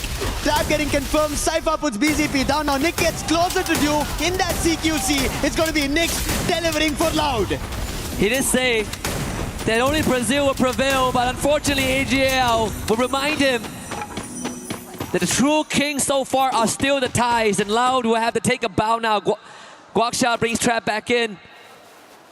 Another reset for Aurora, blowing all of that steam in the previous game, and now sitting at no eliminations and a rough round ahead of them. Only one remaining survivor. Paradox back in action. BRU right in front of them. If Paradox can get through this hurdle, gotta start with TAG. Which is the best fight for Paradox to pick? At this point, none. But they have to. If they want their chances at Esports World Cup 26, go to the survival stage right here in Paris. And Tag right now closed off. Instant dash coming through. Windy has to find the opening. It's going to be Shoto to turn it around, denying Paradox an opportunity. However, KD got been exchanged. That confirmation will not work through. Oh, they do actually. And Shoto trades it off with one of his own. Could have gone a lot worse for Paradox. But bailed out by Windy with his life, with his dying breath. Enrique now with the challenge, absolutely decimated. Paradox down to 2, on their last legs, in front of TAG. L2K now removed. Shoto making sure that Paradox will breathe their last here. BRU now show up, and Sneaky out in the open. And that is all she wrote. Paradox Gaming breathes their last in Paris. They held that fight for far too long, holding it out here. And Buriram also got closer. Now even Loud. So Buriram, they are also at a disadvantage. They also need to decide to pick it up. And looking at the best spot is going to be Team Apex Gaming. In the meantime, as Paradox has gone out, the troubles for Titan Esports Club have vanished. They did lose a player, but I'm pretty sure the threat of somebody else raking up a lot of points is not something that they will be worried about. Najat is the last one. A nice hit coming in from Ray, denying Aurora and eliminating them. Evos, they use their binoculars. They spot 7 players. And that's going to be Loud. That's going to be Buriram along with close by Team Apex Gaming. Najat trying to time this perfectly. He's behind all the enemies who have already made it inside the circle. And I think Titan Esports Club are making sure no second chances left to anybody, that they still have points and they qualify, make it to the survival stage at least. Yep, they've done just enough for another 10 rounds tomorrow. So from this point onwards, there's no more consequences to whatever happens. But it'd be nice to get the booyah to add on to that record. And GD, they're doing the Aurora run, man, Lucifer. Yeah. 18 eliminations. They've gone big. Gun Dynasty now in a cluster though. Loud has spotted Najat. So for his survival, it looks not that great. He should be picked off very soon. Team Apex Gaming, they've been holding in that tent for far too long. Their position was already compromised when Buriram made the entry. But Buriram, now they have an attention to pay to somebody else. That's going to be Gun Dynasty. But Gun Dynasty, before giving them any heat, they want to take a fight against Team Apex Gaming. But Team Apex Gaming, they've closed all the fronts. Just like how an entry was done by Paradox, no other team is getting an allowance like that. And now Gun Dynasty, they have more challenges in front of them as Evos walks up. And BRU is listening in closely in a separate tent as well. Russia will have to spend some time, heal back up. The medic gun speeds up the process. Loud taking care of Najat. The Titan Esports Club are writing their last. But again, just enough to make it to tomorrow. But Loud now have distance, great angles to intervene in this 4-way fight happening right in front of them. Last 5 teams, out of which only one team has all their 4 players surviving. That's going to be Evos. Sahil Jad, Shairu did blow open in a place to enter the doorway, but it did not work out. Sahil Jad was holding it off. BZP on the other end is spotting the entirety of Gun Dynasty. The chrono for the time being, will it save him? He gets into this own monster truck that was brought by Gun Dynasty and trying to hold it off.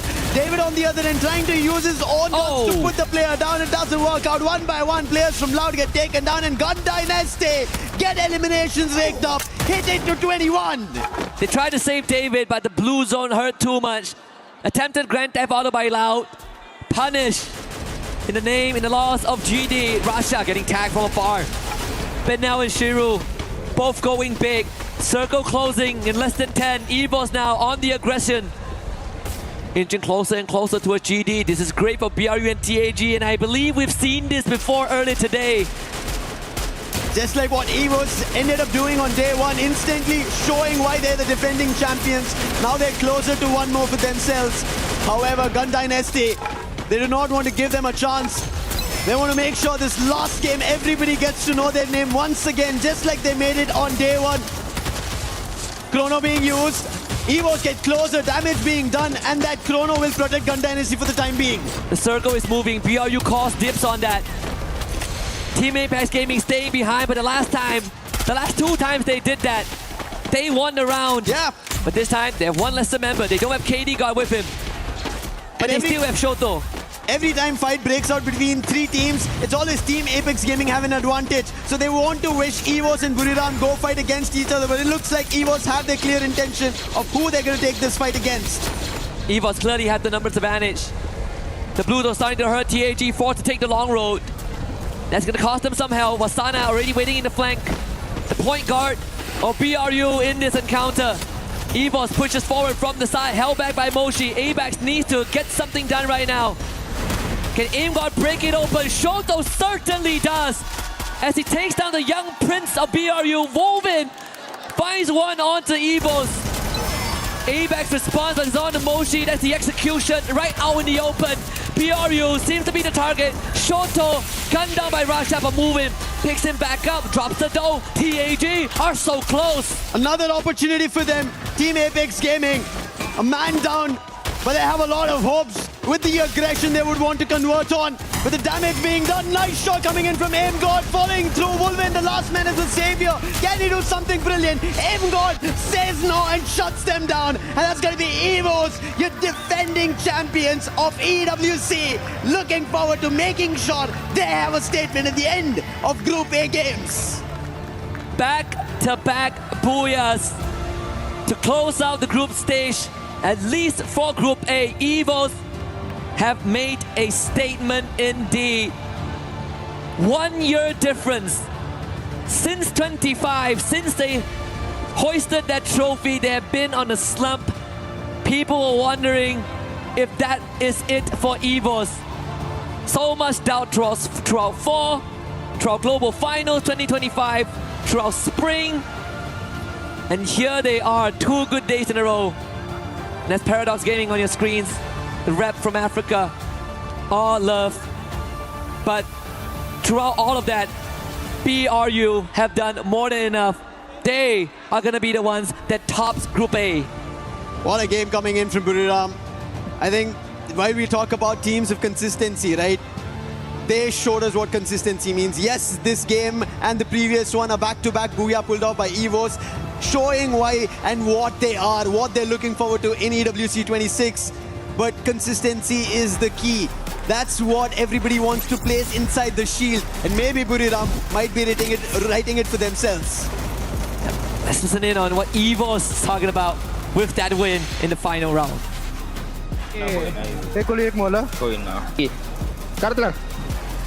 Wow, boya lagi itu dia. Boya anjing. Itu dia. Akhirnya nge-kill itu akhirnya. AimGod standing up before the fight even ends, but hey, it's set in stone. Even though EVOS, they got that back-to-back booyah, but again, Buriram United eSports done more than enough to be at the top of the group, and you know what that means, Lucifer. Yeah, they're gonna pull the trigger. They will. 2 keys will be crushed. And for AimGod to stand up like that, he knew what was happening. He had taken 2 of the players of TAG down, so he knew his teammates in a 3v1 will pull it off. And it eventually did work out. EVOS, but you can see at the biggest of stages, this is how the part and parcel of competition is.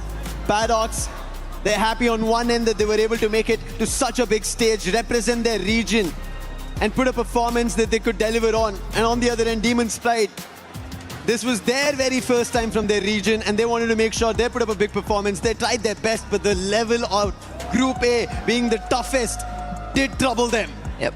Of course, the Latam fans here in full force, and that's just a fraction of it.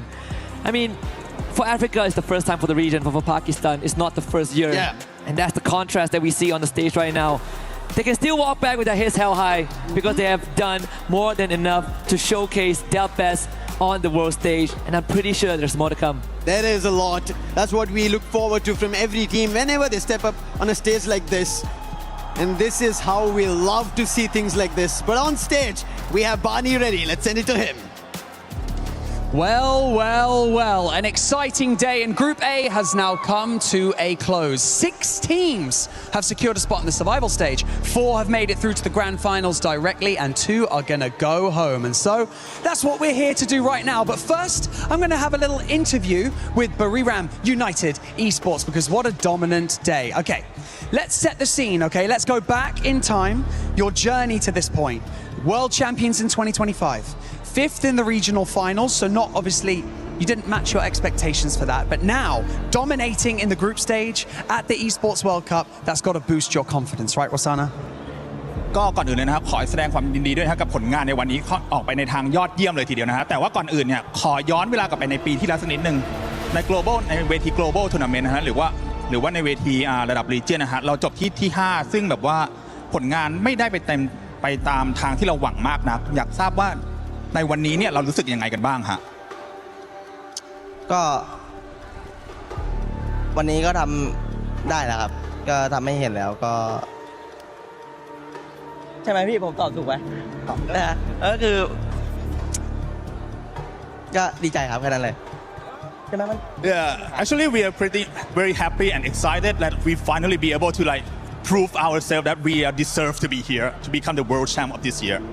I like that. Now, one thing that all these teams are chasing, obviously, whilst we're here, is consistency. And it seems like you guys have that in absolutely mountainous amounts, because you guys managed to secure 3 booyahs yesterday. Today, not so many. However, you're still putting up points every single game. What does it mean to have these teammates with you and performing so well here on the main stage?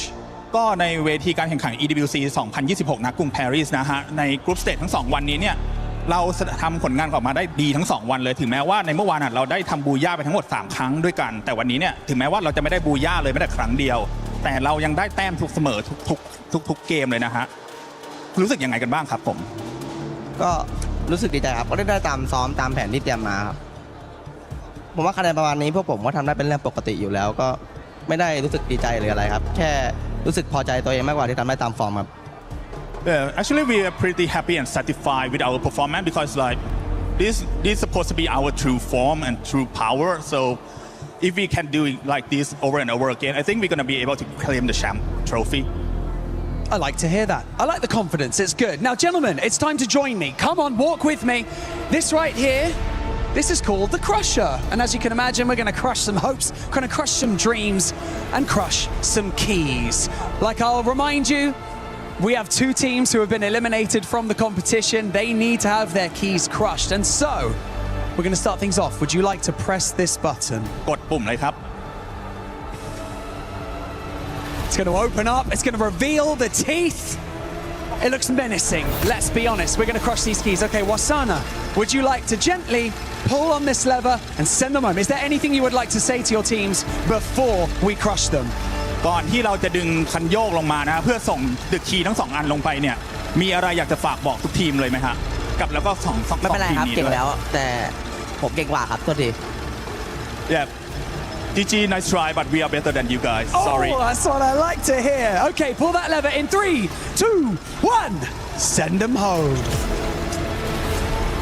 And just like that, 2 teams have been eliminated from Free Fire at the Esports World Cup 2026. But don't go anywhere, because 2 more teams will be eliminated later today. And as we get those groups prepped, we're going to head back to the studio before we continue with day number 2.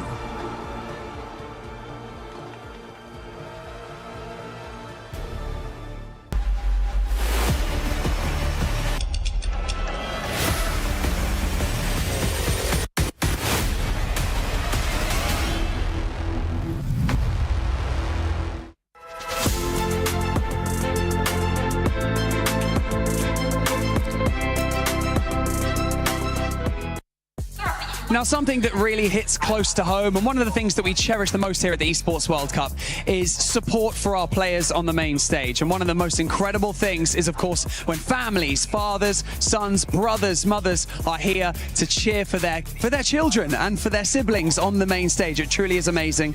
I've got Shailesh here joining me, Shoto's father from Team Apex Gaming. Shailesh, tell me what it's like being a dad. I'm a dad. I have a 4-year-old son. What is it like to cheer for your son on the main stage at an event like this? It's great to cheer for your son, especially if he's an 18-year-old son and who is doing something which I don't understand. So you can imagine it's very difficult to cheer for him. But once he won the Indian Championships, before that I was a tough opponent of his. I used to refuse and deny him whatever he asked for. But after he won that, I knew he was passionate about this game. So you can imagine I've got 4 other family members with me. I have spent so much money to come here to support him. So that says it all. Now I am one of his biggest fans. I love that. We managed to convert you to being a fan of esports. That's brilliant. Madhvi, what is it like being here as a mum? I think that one of the most important things is to teach your children to chase their dreams, right? And now Shoto is chasing his. How does that feel? It's a proud moment for me as a mother. He's playing very well, enjoying. He's playing incredibly well, especially today. After yesterday, okay? Yesterday was a struggle, an uphill battle. Today they're playing so well. Yeah, tell me how it feels. Yeah, I think 2 games is quite the progress, I would say, because I think yesterday it was kind of a struggle for almost every single player in their team. But finally they have proved themselves and made a great comeback, which I'm sure a lot of people, even in our home country, India, are proud of. I love it. Shoto's family is going to be happy because Tag is going to survival stage, as we saw the first keys being crushed here for Free Fire at EWC 26, none other than Demon Pride and PDX, but we'll talk about that later because we're going to be talking about the teams that are in the top 4 and will be going to the finals. One of them, Buriram, are very consistent 2 days. Yeah, consistent as heck, but it seemed like they did run out a little bit of speed from day number 1. I felt day number 1 was explosive for them, and it felt like today they're maybe in power saving mode, but after all, they're still up there in the lead. Do they really need to rush a little bit more? Yeah, absolutely. I think Loud was on power saving mode as well. They didn't really need to do much. They were just being very consistent, very average games, and they still remained up in the top. But what's interesting is Gun Dynasty kind of slowing things down today, intentionally or unintentionally. Unfortunately for them, Loud has taken away their spot in the top 4 already. They get to move on into the grand finals. But more importantly, it was the storyline of who's at the bottom. And Titan Esports Club, TEC, many doubters out there. Of course, tons of supporters as well. They have managed to save themselves from relegation. Just barely.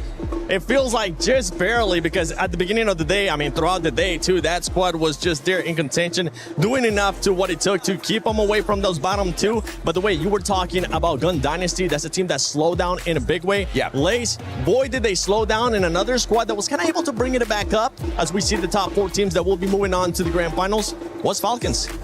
Yeah, I mean, Team Falcons, you know, I sort of said that this is something that they need to showcase a little bit more grunt into it, and boy, did they do that. So from up to about 10 matches, they were about 9.4 average kills and to 4.4 placement, which is actually beating, you know, teams like Gun Dynasty, who, you know, just brought it back in these last couple of matches. So seeing that sort of, like, I guess, competition between these 2 teams, Falcons, Gun Dynasty, is obviously what makes these storylines so fantastic. Clearly not enough to make it into that top 4 we saw in that final circle. It was like looking good for these teams, and then somewhere along the lines, you know, they came in from the eastern side. I know, like, I think it was Loud holding the eastern corner there for quite some time in the position. So it was very difficult for Team Falcons and obviously Gun Dynasty to sort of get that fruition and get those extra placement points that they needed to push them up to that top 4. But look, if we're looking into like survival kind of matches here, this is an excellent feat from them. So I'm pretty keen to see like what happens with like the next group and how these guys will go in contention with that. But like a great, obviously, you know, I guess, team effort from Team Falcons for them today. Indeed. They need to Team find Falcons. a way to get those booyahs because as you saw there in the top 4, it was just squads that were able to get booyahs. Apex Gaming, I mean, we saw what one of the players' families was saying there, happy with their performance. A little bit too late from what we saw in the first day, but a great bounce back for this squad going into survival and taking some momentum with them. Yeah, it's crazy seeing this team, if you think about it. Yesterday, fairly quiet. Now coming in today, I think coming in really hot. And I think it's really good as well because day one is more of like icebreaker day. Everyone's just trying to get a feel of each other as well, right? Yeah. But another team that I really want to talk about as well is Aurora. Yeah. Because coming into this... Don't say that around Neptune. True. They were a team.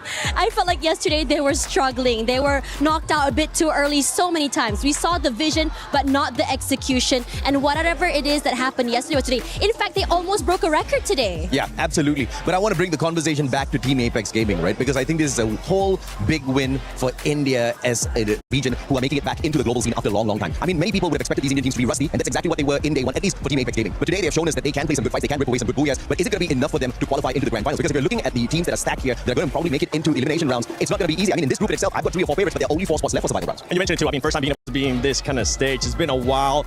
We even heard Lucifer. Gives you a momentum. You learn what exactly needs to be fixed and how you can fix it throughout the day. As you go into the grand finals, and granted that you do go into the grand finals, it does give you a little bit more of an edge for me personally compared to the teams that already just go straight on to that final day. Yeah, absolutely, man. I mean, I think teams like Titan eSports Club, they are a little bit more grateful that we've added in more squads, right? They're a little bit more grateful that more regions are in here. So now they are kind of like the veterans in the competition. So they've survived this stage already, but to survive survival stage as a whole is going to be very tough because of the kind of teams that we have got going in there. We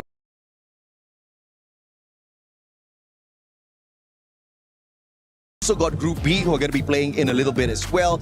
Yeah, I mean, down at the bottom, the teams who are already struggling are not going to be obviously a very big, fight for them. But the teams that do make it in there, I think the survival stage is going to be a hell a lot more exciting than whatever we've seen in the past 2 days. Yeah, on the broadcast, I think it was the other day, we watched this group and I've been saying that it's kind of like 2 lobbies in one group. Yes. We have ahead of the pack, the top of the lead, the AGLs, all sitting up there, and then everybody sort of fighting in your mid-range to the end, which is pretty tough for this lobby. Like, this lobby is exceptionally stacked. And, if we do sort of like swivel over and move over to our second lobby that will be coming up, you're talking about India, SAUL, they're sort of in that middle pack range as well. So it's going to be an absolute grand fight, I feel like, in the survival match. But one thing I want to pick your guys' brains on, if this is okay. Yesterday, Paradox's performance was actually exceptional. Yeah. They have now found their way right down to the bottom of the leaderboard. Yeah. I guess, AJ, I'll hit this with you. Was there any sort of inconsistencies that you saw being like watching this team throughout their play style today? No, not at all, right? It's the first time Africa is stepping onto a stage like this. They don't really have a lot of experience in the esports scene within their own country. They don't have a lot of powerful teams to go up against, to scrimmage against. So coming in here, it's all about learning. It's about the experience. It's about, traveling around Paris, just watching, exactly how the culture is like here, having some baguettes. It's exceptional just to get here in the first place. Absolutely correct. Isn't it? Yeah, I think it's inspirational. That's what you were for the saying rest of the about teams. tag too. I mean, you feel like this is definitely a win for that squad. The experience that they're going to be getting is going to transition into later on with some of the other squads. And I think this is something that Neptune was touching about. And we even heard Conchita touching upon it too from Evos. They did have one of the players that was just starting off. They started off slow, but they ended up bringing it back as well. Same with the other squads. Aurora, I know that's one squad you were just talking about earlier on. They were able to bring it up. It's been quite a bit of an inconsistent 2 days for Aurora. Yeah, they were struggling on day number 1. Even today, I think one thing's for sure about them, though, kind of like tag, right? You can see that they were making it up with these big hero plays, these big hero moments. You want to play catch up. It's good. But for me personally, consistency is key. You want to be able to go to that next map with at least 5 to 10 points just to keep yourselves ahead of the rest of the teams. That's for me personally. Yeah, you are being too Asian mom with this right now. We have seen Aurora play for many years, and I think, two out of the 4 players on the main roster already have got the global stage experience, but they've been missing the past 2 years, right? Multiple roster shuffles, but now they are kind of getting it together. So this is one of their best performances that we've seen from them in the past 2 years. So based on that, they're doing hella well, right? I didn't expect them to walk away with an almost record-breaking game. That's crazy, number though. 5. Yeah, that in itself shows how good they have come.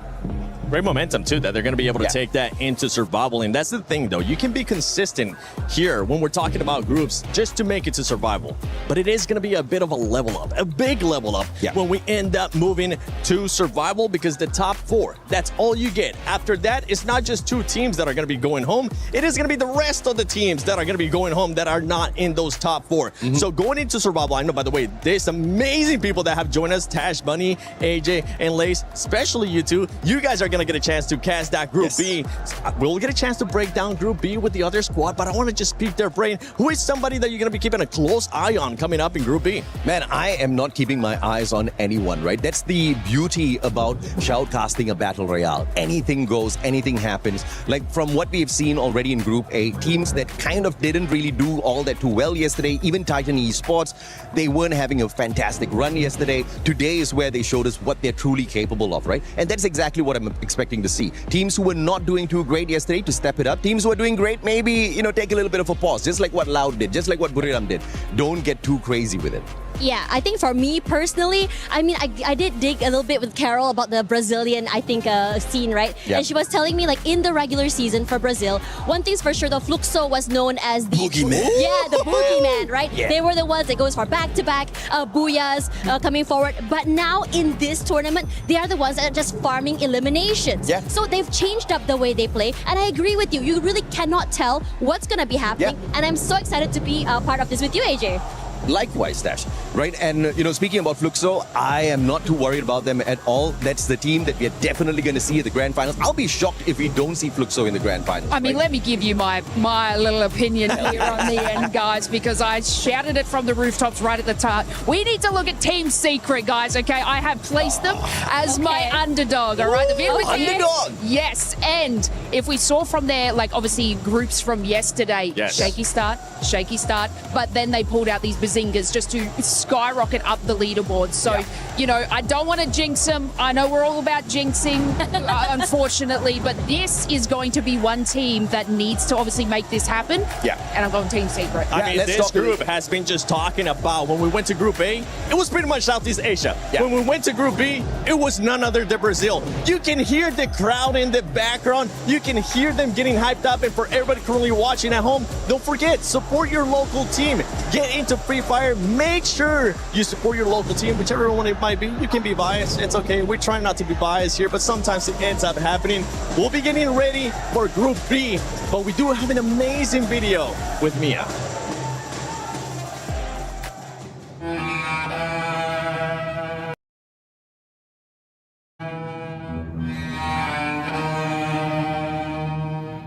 Yo estaba en el trabajo y ya cuando estaba bajando camino hacia la casa ocurrió los temblores. Ya cuando nos frenamos y esperamos que pasara los movimientos para poder pasar, porque yo iba a pasar por un túnel. Entonces cuando pasó logré bajar a casa y estaba buscando a mi mamá. Ya cuando la encontré se encontraba llorando, y cuando pasamos al apartamento le encontramos los bloques, estaban partidos. Tenían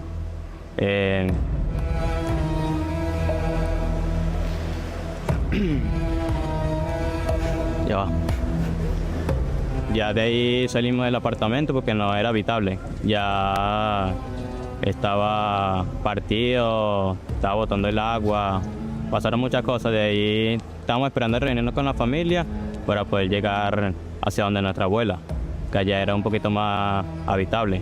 Ya nosotros nos fuimos a una plaza donde era más abierto y estuvimos ahí en el carro de nuestro tío esperando que fuera la cólica. En un momento nosotros estábamos en la plaza y yo estaba logrando contactarme con el equipo, pero no podía porque no había señal, no había luz, como durante 2 días. Entonces nosotros esperamos los 2 días, nos acostamos en la camioneta, en el carro, Y ya cuando llegó la luz pude contactarme con el equipo.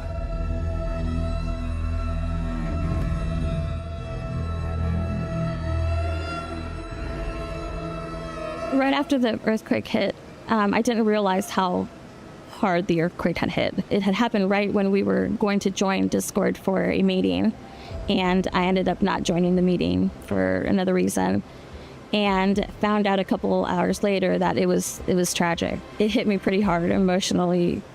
You know, these are my boys, people I spent time with, and then not knowing from them for hours until it became days for some of them. El medio de la nada accidentado fue. ¿Qué opinas, Capa Flow?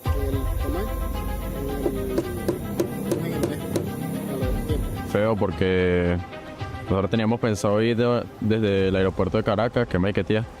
Ya teníamos todo planeado, todo bien, pero hubieron rumores que las carreteras se habían dañado por el terremoto y así.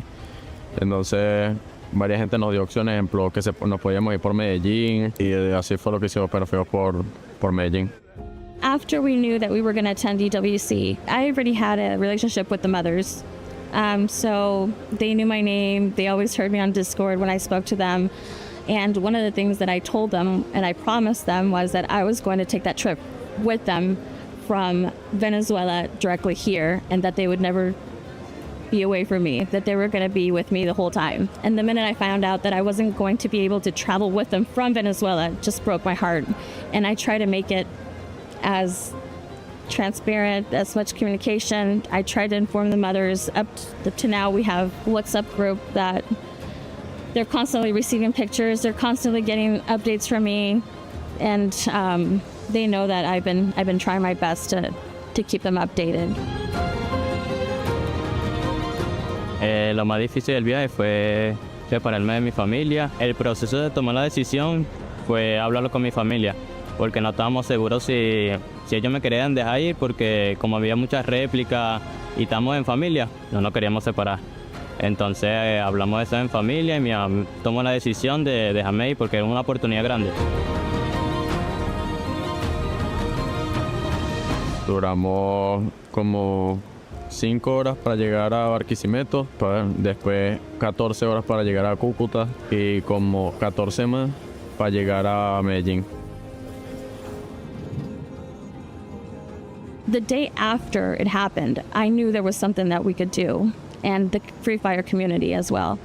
And I started doing some flash tournaments on Thursday, which was that next day. I started putting statuses on my WhatsApp of who in the community wanted to contribute, whether it's a mod, whether it's a narrator, so we can do live, whether it's a producer to do live on TikToks, and also to teams to see who wanted to join and make a donation to be able to play our tournaments. We did 5 on Friday, 5 on Saturday, 5 on Sunday, every day for a whole week. The tournament, I named it as Manos Unidas, which means United Hands, which also contributes back to, our logo, which is a logo of a picture of my hands.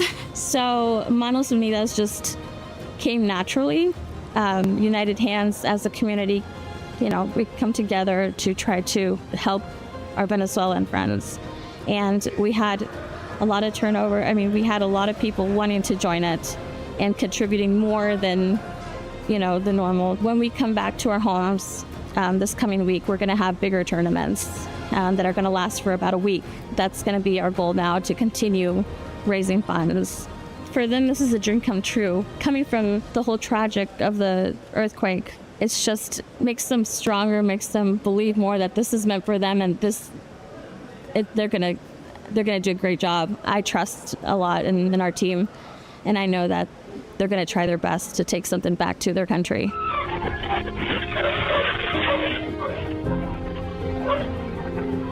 Pues que todo es un sacrificio, que sigan su sueño y así, que nosotros pues aquí vamos a demostrar y así.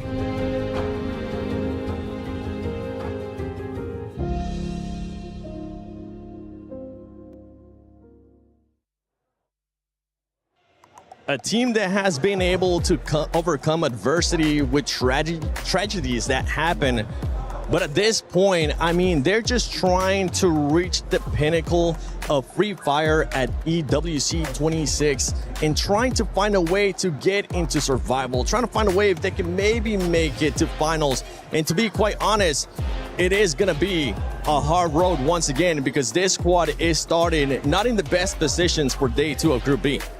Yeah, it is definitely a hard climb for Mia Corp, but hearing what they have to go through, it is such a miracle for them to be here with us today. And of course, it's for them, it is also a milestone and something that they can forever be proud of. So yeah, this is just one of those stories that gets you thinking of how grateful and how easy you have it in life compared to others. Yeah, I mean, one thing is I personally saw their qualifiers into EWC. I was shoutcasting their games, and this is a team that really surprised everyone. We really didn't expect them to get in that champion rush condition, and I'm like, the story that they have, they fight through it, they manage to just go with what is needed for them, and they didn't have that much of booyah even from the group stage. It's only grand final, so it's just the effort that they put in to get here that is what we are looking forward to. Yeah, you can just see how much it means to these people. You know, they're going through all this sort of, you know, we talk about the mentality of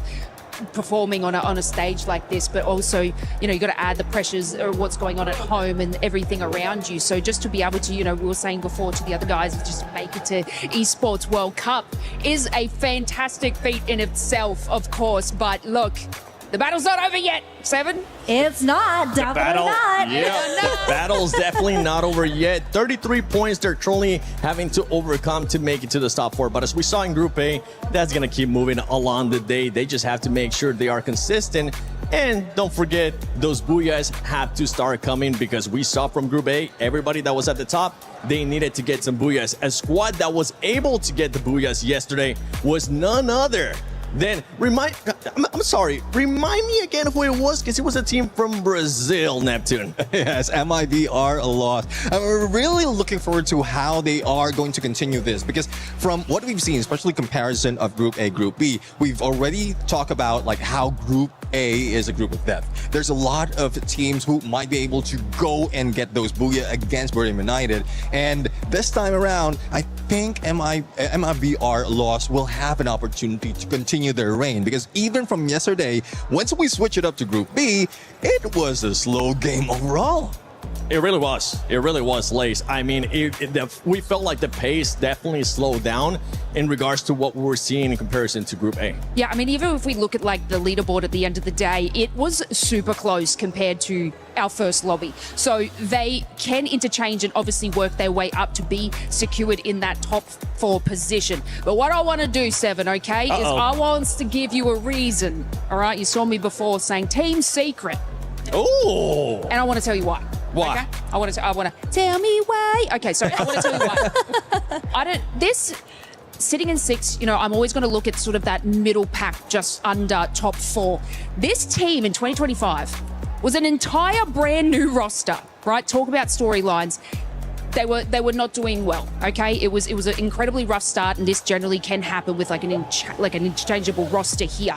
But on Free Fire Worlds in Southeast Asia, they won 4 games back to back. Damn. Okay, so this team, once the consistency hits, can actually put in the work for this. And now, in relation to our first lobby, they're actually sort of like rivals of AGAL. And if we saw how incredible they did, Team Secret were actually beating them in their series. So I'm expecting massive things from Team Secret. Okay. I've got the stats to back it up, baby, okay? All right, hit me with And there's about to be a power shift, baby. Team Secret underdog. Watch this space. So you have them finishing in top 4 directly to finals. I think they will just hit that top 4 mark, yes. Okay, I love that. That's exactly what I talked about yesterday, because Team Secret won the FFWS Spring 2026 with a consecutive booyah, and that was amazing. But of course, speaking of rivalry, my eyes are drawn drawn straight to Fluxo and Twisted Minds because they have the same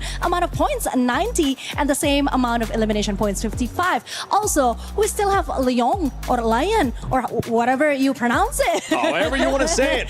However you want to say it. Because this is actually one of the strongest team that did not perform well on the first day. I mean, just look at it, 7th with 72 total points. And this is not the Leon or the Lion that we knew, especially with all the great players they have.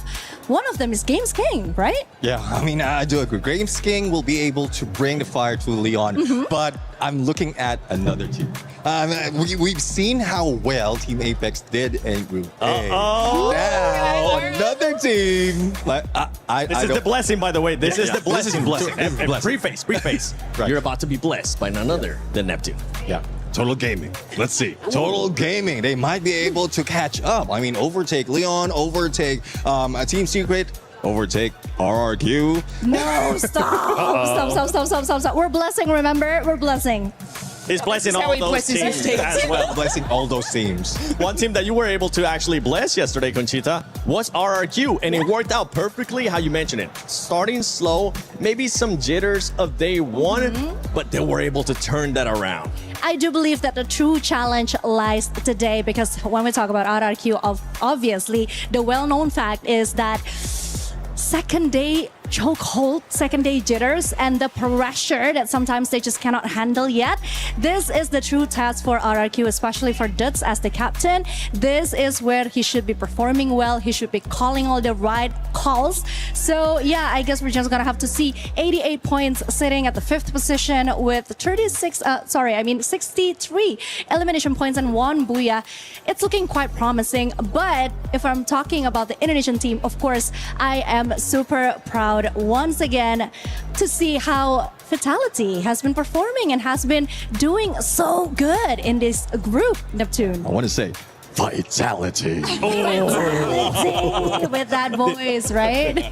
Yeah. The new strategy ended up working out for that squad, and hopefully will continue today, right? Because remind everybody that might have not been here yesterday, it's okay, we'll let it slide now that you're here with us. What was the new strat?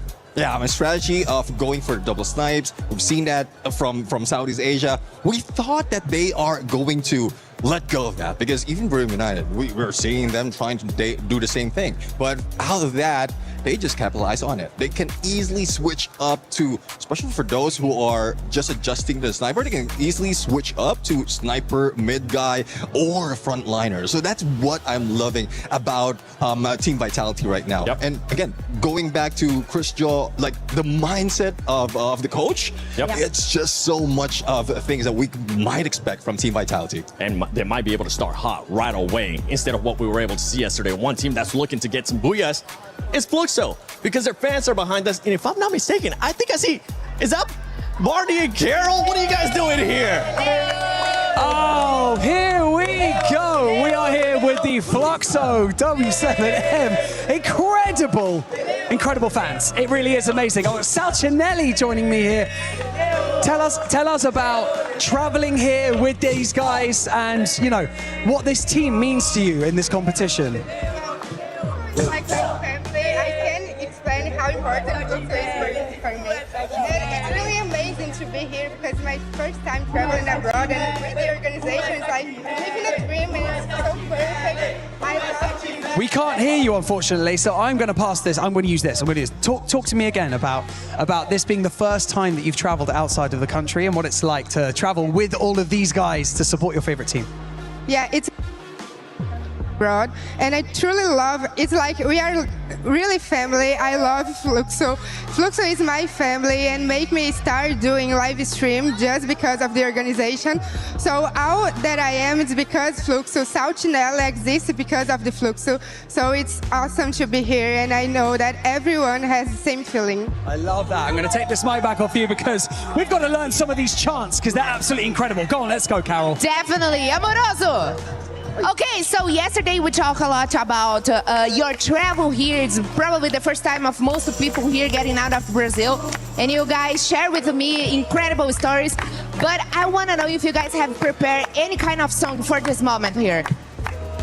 Cara, preparamos algo muito da hora PWC para aproveitar bastante esse evento. Trouxemos várias bandeiras, inclusive uma música nova.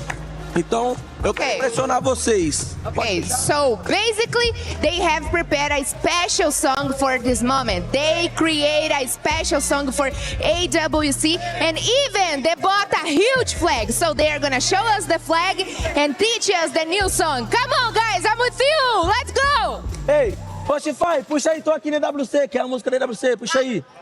Bora. AWC song, let's go! Vai. Puxa aí, puxa aí. Oh, I love this. Oh, this is good. E o meu fluxo vai vencer. E o meu fluxo vai vencer. O MD vai deitar. O MD vai deitar. O Curtizinho vai ruxar. O Curtizinho vai ruxar. Chama aí o Luquingue. Chama aí o Luquingue. Chama aí o Luquingue. Chama aí o Luquingue. O Gil é muito bom. O Gil é muito bom. Pops vem pra ser campeão. Pops vem pra ser campeão. Brox completa a seleção. Brox completa a seleção. Chama aí o Bentinho! Chama aí o Bentinho! Chama aí o Bentinho!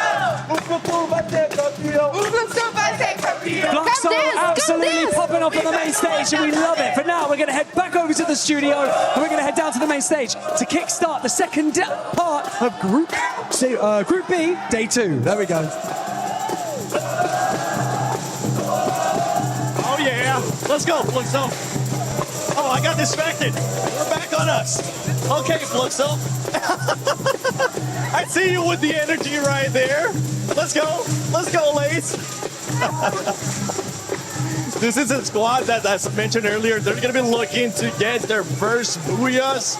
And it was none other than their Brazilian brothers actually stopping them from getting those booyahs, Neptune. Yeah, I do agree. I mean, well, it has been said already. Despite of not getting booyahs, they're still taking the top of board. So it really doesn't matter at this moment. As long as they can get to the top 4, then it's okay. No booyah, no problem for the moment.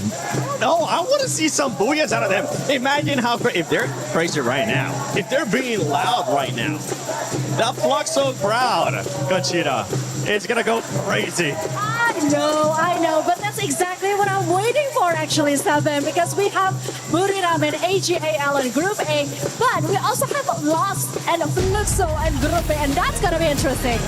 All right, well, it's time for Group B, Free Fire at EWC 26. Let's get started. 6 more games to go.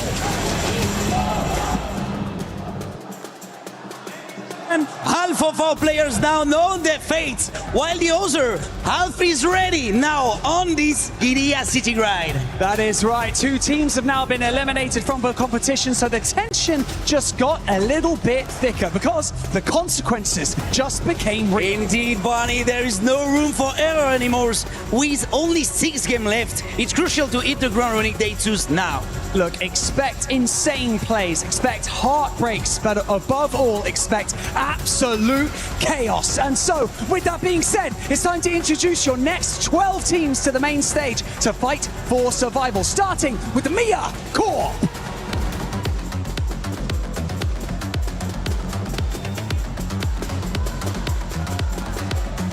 atEsports.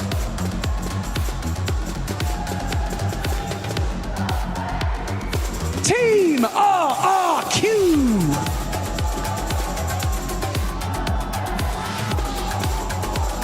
Twisted Minds.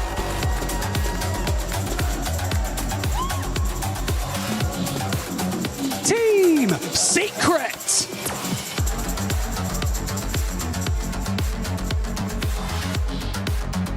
Fluxo W7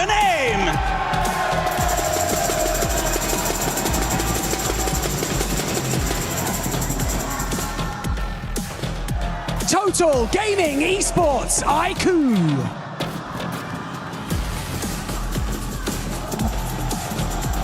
Straw Hats.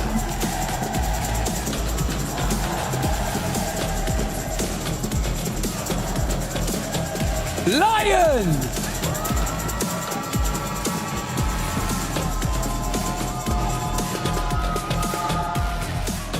Emmy Bear Loss.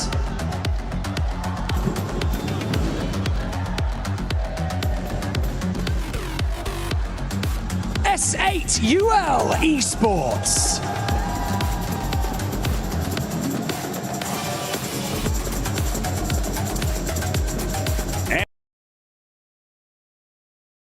Team Vitality.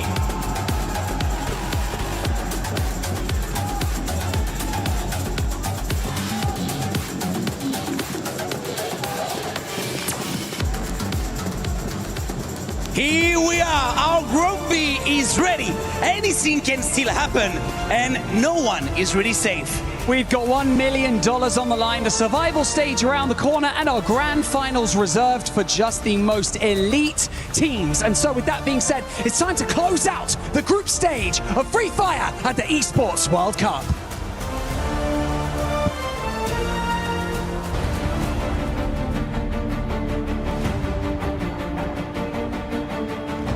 Four of the most dominant teams in the world will step onto the Gadia City grid for the first time today. Teams who swept through their regions and left their opponents in the dust. But now they stand at the base of a mountain faced with an almost impossible climb. Well, let me take this opportunity to remind you that this is your chance to instill the fear of combat into your opponents. Don't hold back, don't hesitate, and trust in your teammates. Damage comes through, and Loud, all they have to do is just rush forward, and they're completely surrounded from every single angle. And Loud, once again, a booyah! MIB are lost, they turn it around, and Box is the last one standing. It's going to be very difficult, but also Box struggling unholy along with the help of MIB are lost, and it's going to be MIB are lost getting the very first booyah of Group B.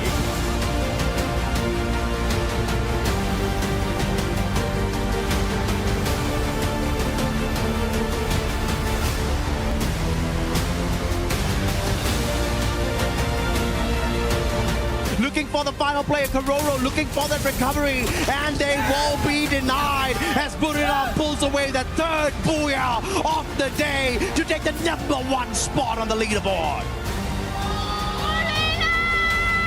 And Lion are losing players one after another, and as that happens, even Dix gets eliminated, and Games King was the last man standing, and it is going to be MIB.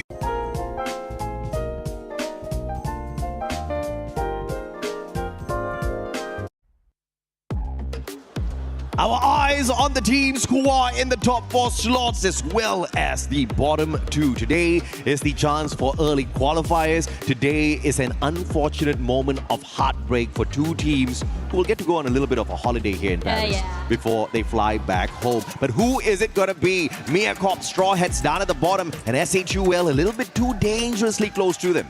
Yeah, because today is anyone's game. Oh, yeah. Game 1, or at least Group A, was a story where any team could still make it big and survive. And I'm wondering if Group B will tell us the same story. Yesterday, loss went huge. 3 booyahs, ending the day strong. And I'm pretty sure that every other team in this group as well want to replicate that. Yeah, absolutely. And obviously, it is a situation where MIBR lost, wanted to control the situation, but also wanted to find out exactly what they can do in a lobby like this. They've already proven themselves yesterday. I'm expecting them to have a little bit of a slower day today. I'm expecting the teams who are down in the mid part of the battle instead to really show us exactly what they've got. Obviously, it's the fight to squeeze themselves into the top 4. Even if MIBR kind of sleeps on us, giving us average games back to back, I don't think they're going to be at risk of getting kicked out of the top 4. Absolutely. I think one thing's for sure, though, everyone wants to maintain that top 2 slot. Yeah. After all, again, you get that holiday, you get that direct slot to that finals. Yeah. And on top of that as well, you mentioned just now during the desk, right, about how hard it would be to be playing through that survival stage. It's going to be hard, it's going to be lethal, and most importantly, it's going to be mind-bogglingly stressful. Yeah, absolutely, because we have got the best of the best from around the world. We've only got the 4 slots. I guess a little bit of a blessing as you take these Super Titans out of the race. Now you get to go up against teams who are maybe just a tad bit better than you, right? Because you're taking out the teams who are down at the very bottom, so no easy pick. picking.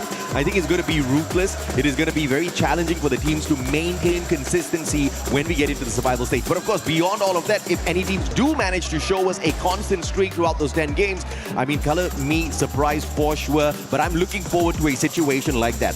What's going to be the fate of the Indian teams? Now, we saw the support for Shoto. He's got his family members here, but for the rest of the Indian squads, I hope they are not going to be depending on the support, but they're going to be depending on all that they have conversed, all that they have prepared for before reaching this stage, because there's still a lot to prove, and more importantly, you got to save yourselves from Miracorp as well as Straw Hats, who are sure as hell going to be looking to climb up the leaderboard today. Yeah, and I think what's really important as well is that day one is the day that you get a feel of everything. You have an idea, you learn from your mistakes. You have that few hours before coming into today to really fix up your mistakes, whether it be changing your drop spots, whether it be figuring out which teams you'd rather go head-to-head with. And that is why, you know, it's really scary today. Definitely, I think the heat is up. Everyone's playing a little bit more faster compared to cautious compared to yesterday, at least from Group A, that what we've seen. I wouldn't be surprised to see it here too in Group B. Absolutely. Fluxo, the potential of them going all out today, I really don't see it, right? Because at the end of the day, this is a team that usually flies under the radar, and when it's definitely needed at the finals, that's exactly when they show you what they're truly capable of. That being said though, 2 years back-to-back, they haven't been able to grab that trophy. Not only were they not able to grab the trophy, they were nowhere close to walking away with the trophy here at the eSports World Cup for Free Fire. So perhaps they want to change their tactic up a tad bit this time round. They're currently sitting in the 3rd spot, not too far away from MIBR loss. I feel like one game can allow them to catch up. 2 games should allow them to overtake MIBR loss. But that is, of course, a question. Is MIBR going to allow such a thing to happen today as well? Yeah, because yesterday they were on a streak. They were taking advantage of the fact that everyone is going to be cautious. It was very high-risk play, but it worked out very well in their favor. And now today, after hearing about what's happening in Brazil, right? Them in the regular season, how they were the boogeymen, how they were always back-to-back-to-backing when it comes to those booyahs. Can they bring that happening here today? Because definitely they had changed their strats from yesterday till today, but that is why things get really interesting, because definitely all eyes are on this top 2. I'm sure no way in hell do they want to go into survival stage when they have the capability of making it into the top 2. Yeah, and shout out to Chris Joe as well. Vitality has been whooping some butt out there on the battlefield. Who would have expected Vitality to do even better than their Brick Brothers RRQ, who yesterday did manage to walk away with 1 booyah to their name, but not in the top 4 just yet. Vitality, on the other hand, are doing better than Fluxo as well as Twisted Minds. This is a big factor. I feel like they definitely need the confidence boost. Seeing Vitality make that early access into the grand finals is definitely going to be fantastic for them. We've got the RRQ fans out here versus the Fluxo fans as well. Who can be louder? Who will have these smiles on their faces by the end of these 6 games? And also, most importantly, who will be silenced by the end of the day as well? I'm really curious to see who it's going to be. But we all know who's the loudest of RRQ. Conchita in the backstage. She was screaming for them. I highly doubt Conchita only screams for RRQ. That woman is unbiased. She wants to scream for everyone, but she sees the potential in the kingdom of RRQ. But I have to tell you, the Fluxo fans are a tad bit more lively, right? I want to see that exact same energy from the opposite end as well. RRQ, y'all need to stand up. Y'all need to make some noise, baby. Y'all need to yell, that's for sure. Give your energy to your favorite team as we go into this game. Oh, they're starting to dance here. There we go. That's the energy. More energy, RRQ. More energy. Yeah, I want to hear them sing. I mean, we hear a lot of the Fluxo chants, right? Yeah, so I need to hear them start singing, start yelling, because they do have a chant, by the way. Yeah, absolutely. I mean, we're eventually going to hear it. And I hope they continuously cheer their team on, because the kingdom of RRQ just tend to get disappointed a tad bit too early sometimes. And I know RRQ is not really looking to go wild out there on the battlefield today, but it would be nice to have that early access into the grand finals. But knowing the team, knowing how they play, and how they do love getting some extra experience out there, seeing exactly how well the rest of the teams can do, I think RRQ might be taking it a tad bit slower this time around as well. You also have to look at the teams who are trying to maintain the top 4 spots, right? Twisted Minds, Fluxo, MIBR Lost. These 3 teams are going to be very difficult to knock off of that perch. the closest ones that RRQ understands in terms of rotation, in terms of their play style, is going to be Vitality. So maybe some infighting. Maybe we're going to find a little bit of a battle between the two Indonesian squads out there. Yeah, Conchita said that's a term for that in Bahasa Indonesia. Perang serumpun, she says. All right. Yeah, so that is something that I wouldn't be surprised to see as well. I do agree with you. The rotation is going to be happening. They can go for that as well. And I also really am excited to see if any of the bottom teams could actually just really surprise us as well. I think Total Gaming Esports as well didn't really have the best of days yesterday. Maybe a reset today would be something. I mean, you talked about how this is the first year that India has made it into the big stage as well, right? You want to get back after a long time, Yeah, after a long time. Now, you know, you want to get experience. You want to really get into the groove of things. It's so different playing from the Indian stage to a global stage with so many different play styles out there in the open, and they've definitely learned something from yesterday. Tough lessons were learned yesterday for sure. I think IQ Total Gaming, REVEL E-SPORTS, they have a very heavy burden on their shoulders, because if you look at the size of the fan base in India, expecting them to perform, it's absolutely stressing, right? Some of the other teams who don't really have a huge support back at home, they've got nothing to lose. They've got nothing to worry about. Not many people judging them out there. Every mistake that the Indian teams make, on the other hand, you're going to see some harsh comments on YouTube. You're going to see some harsh posts later on. So they need to avoid that. But of course, they need to play for themselves. This is something that they've been working for the past few years. And this is where you really have to go all out. Everything's on the table. But even if they do not do that, I'm not going to be tickled by it at all, as long as they avoid the bottom two spots, because I do want to see more from the Indian squads. So having them at the survival stage, I think I'm going to be quite happy about it. Yeah, I think I'm also very excited to see this as well as we go into this later. I think one thing's for sure though, when you talk about so many of these teams, compared to say Group A, which means I would say a cutthroat group, Group B I think is something a little bit more anyone can be making anything happen, right? So that is where we really have to be paying attention. Yeah, absolutely right. If you look at whether or not Group A truly was cutthroat, yeah, you've got so many Titans in there, you see a lot of eliminations, but because you don't have as many Titans in here in Group B, you're back to an even playing field. So it's not any easier in Group B at the moment for survival. You're still going up against world-class squads out here. But of course, this is game number 1, ladies and gentlemen, boys and girls, as we hop on into Bermuda. The flight path is going to be dictating quite a number of things, and the first one's going to be who's out of the flight first. It's MRBR Lost, RRQ, as well as Team Secret. And Team Secret's another team that we definitely have to talk about. This team, the current kings of Southeast Asia, and some may argue Southeast Asia might just be one of the toughest lobbies out there. Yeah, I agree with you. I think, when we talked about that as well, I think a lot of our fingers were pointed toward that Group A, right? We saw what happened from Buram United. It was really scary seeing them on that day 1 as well. But at the same time, in this lobby, Southeast Asia, and we're meeting up against, I would say, one of the hard hitters, which is going to be Brazil as well. Yeah. And again, when you look at the group stage leaders, Lost really put a big lead between themselves and the rest of the pack as well. Yeah, it's going to be easy to catch up. I mean, coming into a few matches more today, if they can maintain that consistency, or many other teams can do so. But right now, undeniably, at least for day 1, Southeast Asia is at the top. I mean, Southeast Asia being at the top is no surprise to me at this point of time, because of what they've shown us historically, what they're capable of doing. Al Ahly, on the other hand, yesterday, I feel like they had a decent enough run.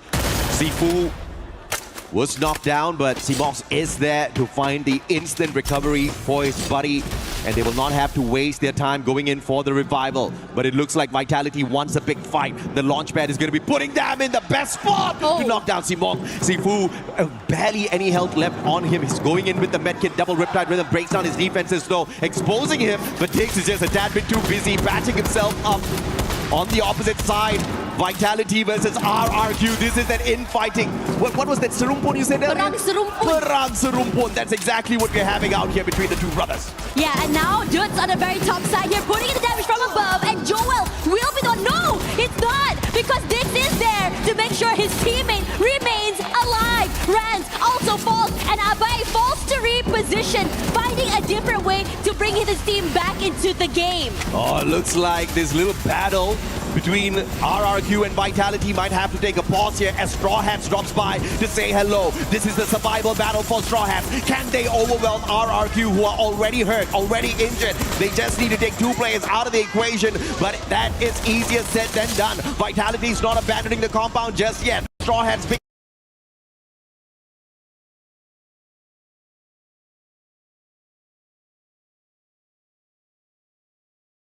each other right back up, and they're sticking together. They do have a chance in here if they can continue with this level of aggression. This is exciting already. We already saw or anticipated what was going to be happening early. Now, Vitality waiting in the wings, hoping to see who shows their hand first. Straw Hats waiting. Who will be the one to show his first shot here? Did take some damage, but never more than that. And for the rest of the team, Vitality, at least for Dix, he's gonna be completely crunched from multiple angles here. What are you gonna do when this collapse happens? Yeah, information comes on through, and Straw Hats flood in, getting their 5th elimination. This is what you gotta do if you're the Straw Hats. Kaizoku Oni, Orewa Naru, that's what they want to say as they rise up to the top. But unfortunately, only one can be the King of Pirates for the squad, so they'll have to figure it out between themselves exactly who's gonna be that Joy Boy, Joel, as well as C-Bank. Team Vitality taking quite a beating very early on in the game. They've got the coins to bring back their buddies though. But only one revival here. Joel still needs to hit those coin machines that are in the compound. Leon, on the other hand, in a little bit of a pickle here if SAGUL gets this vantage point and takes Della out of the equation, who's trying to put a little bit of distance between himself and SAGUL. That one shot finding the connection. Della still alive and kicking out there on the battlefield. Troll shut down by Joker. The flank around the right with the BSK allows Leon to take control of this compound. Yeah, crazy stuff coming from him as well. And it was almost like he was really undetected throughout the entire moment this was happening. SAUL not going to be reacting off this though. They're just going to be chilling and waiting and biding for time as time goes. And I'm really curious to see what's happening on this side because Huang has been already knocked out by Nyx here, by Mia. And this is another team that is really trying their best to keep themselves still in the game. Leon, yesterday, they had no placement points off of Bermuda and 5 eliminations. So they have to be really careful to not make that same mistake here. Once again, Straw Hats continues to pop up. This time, SAGUL loses yet another player to the Straw Hats.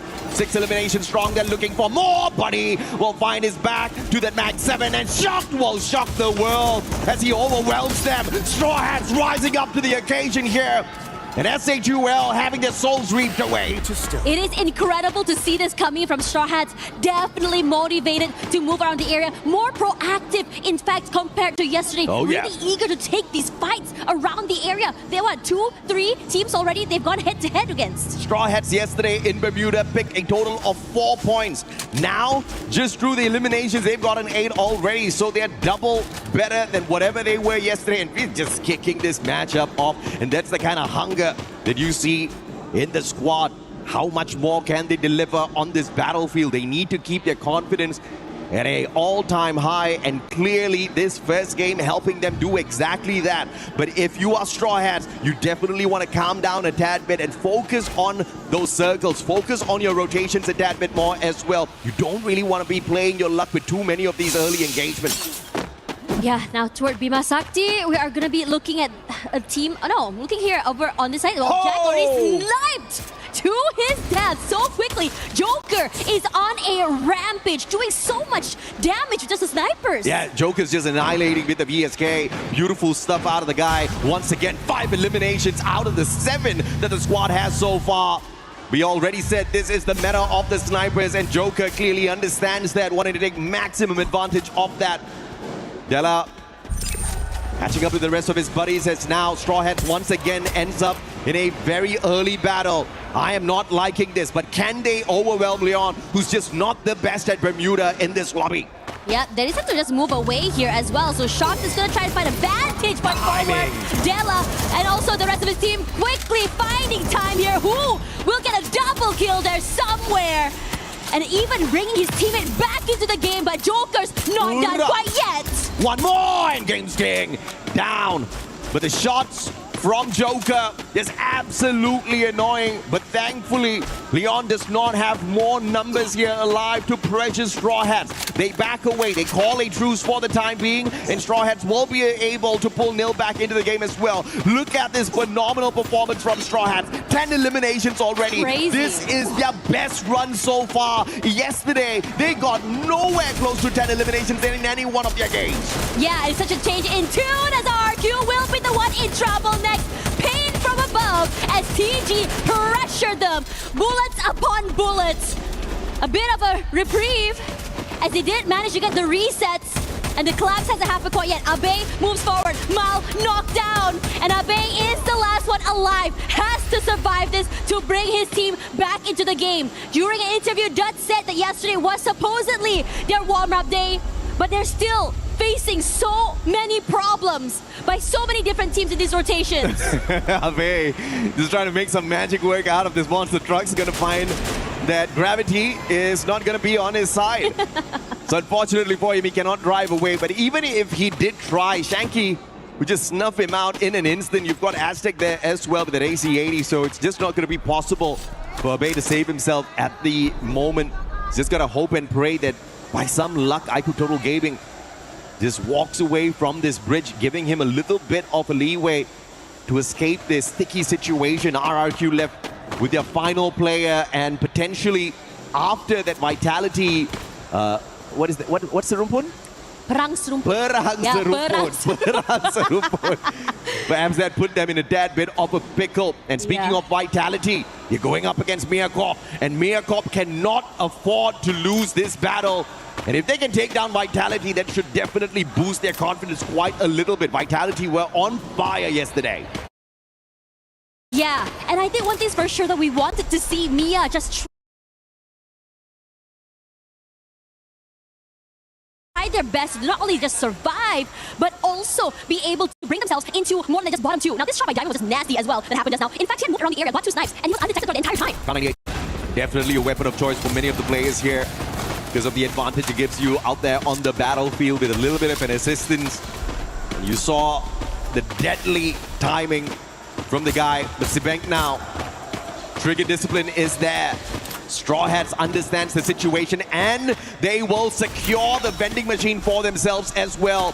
Bangladesh still has got their dreams alive through Straw Hats. Yesterday was a disappointing run. Not a single match they managed to walk away with more than 5 points. Today, on the other hand, in this first game in itself, Straw Hats sitting on 10 eliminations. In fact, they are on fire with the eliminations. They're the best ones in this lobby so far. If they can keep this up at least for 3 games, they sure as hell will be able to escape doom from the bottom 2 spots. You know, I think we didn't really see too much from Lost, but finally they did show their hand just now. They got a pick up onto Abe, trying to bring his teammate back into the game. Yeah. They did manage to come back online though, so that's really, really important for RRQ. Regardless of that, still surviving alone without Abe. Now it goes back to his team. I think it was Dudes that he brought back, so he has to be able to find a way to not only bring his team back into the game, but also survive. There we go. I think Mal is already back into the game as well, so this is massive. Yeah, very good play here from Dudes. Managing to bring his buddies right back in, triple revive. And they pick a great spot at the observatory with the tanks of the R1's Dinocular scan, spotting no players there. They'll have to tank a little bit of damage from the circle, but they do have a double team booster on their side. Dirt's in a little bit of trouble there. MIBR Lost spotting him out, trying to shoot him out of the air, but they're going to be unsuccessful with that attempt. MIBR Lost is a tad bit slower today in terms of raking in those eliminations, but they really are not pressured to find more numbers out there. They're definitely going to secure the top 4 as long as they can find the final circle game after game. You know what? I like this. Everyone has a little bit of, an area where they're holding on to. No one's really trying to really commit to this fight, but it will change very, very soon. Especially since a majority of teams are trying to get into the circle. Twisted Mind's not here yet. Leon is coming in very, very soon. And Leon has been really active this game as well. I think 9 elims so far. IQ Total Gaming using the bridge to boost them up. That high vantage point gets them yet another elimination.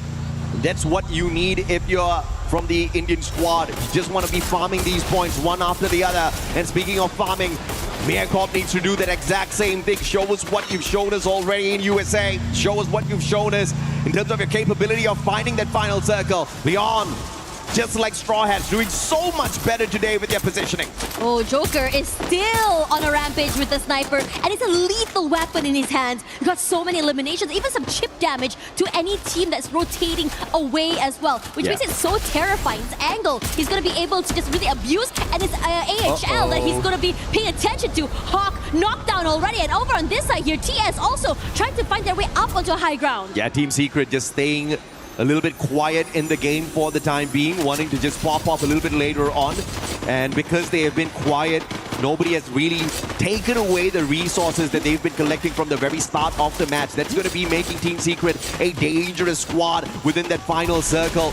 And we know they are definitely capable of annihilating many squads out there. Jack out in the open, a very daring position for him to be holding on to. Leon's going to be losing 2 players. Make that 3 as Joker gets shot out as well. Games King, it's the final one alive here for Leon. Al Ahly, can you take advantage? They might be able to. And he's far, far away from any vending machine, and Al Ahly won't be able to find one extra point unless Games King with the valiant dash does a double on that 1v2. Like the troll under the bridge eliminates Al Ahly eSports. We were just talking about Team Secret now, and now Anshan and the rest of the team are in trouble. Gio rushes forward, and now knocked down by Bobs. They were very much ready for it. Fluxo is now here. Bobs barely alive. But somehow TS will be the team to pull themselves forward, but not for long, because Lost is close by. MIB Outlaws just taking advantage of that situation, but now it's a battle between SHUL as well as Lost. Round 1, knocking Jack down to the ground and taking him out of the equation. Noor's out as well. Aku Total Gaming, what can you do up against RRQ? They've already built up the solid walls on top of that monster truck just to keep the Indonesian monsters away from them. And Twisted Minds will land right behind. And this is that Riptide rhythm out of nowhere, courtesy of Vitality, courtesy of Straw Hats with some shots as well. And it looks like Twisted Minds is not going to be as lucky as they take the fight straight up to RRQ. But atEsports lighting up the battlefield, kicking RRQ out of the lobby. It is insane seeing how Twisted Minds just rush forward, destroy RRQ, who were sandwiched between these two teams. Now TG gonna way forward here, gonna take this fight head on against Twisted Minds. The rest of the team forced forward here. TG barely alive, surviving for that time being. But now with so many teams pressuring them, Aztec takes a lot of damage already. But they're doing their best, just really lock themselves in behind all those glue walls. Yeah, Aku Total Gaming has lost a ton of glue walls already in the battle. They need to take Twisted Minds out of the equation, loot them up so that they can continue to play this all the way down to the very end. But MIB are lost, closing in the distance, tossing out those nades as well. And the God Nade gets a double for them. Rigby with the double, and he goes in for the annihilation. And just like that, Aku Total Gaming out of the equation.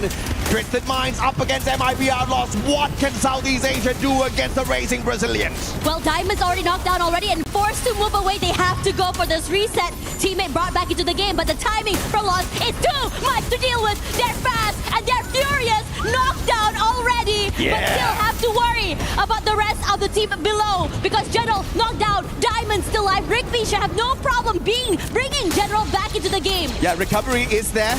A cheeky nade here from Diamond. Can he get one? Round 1.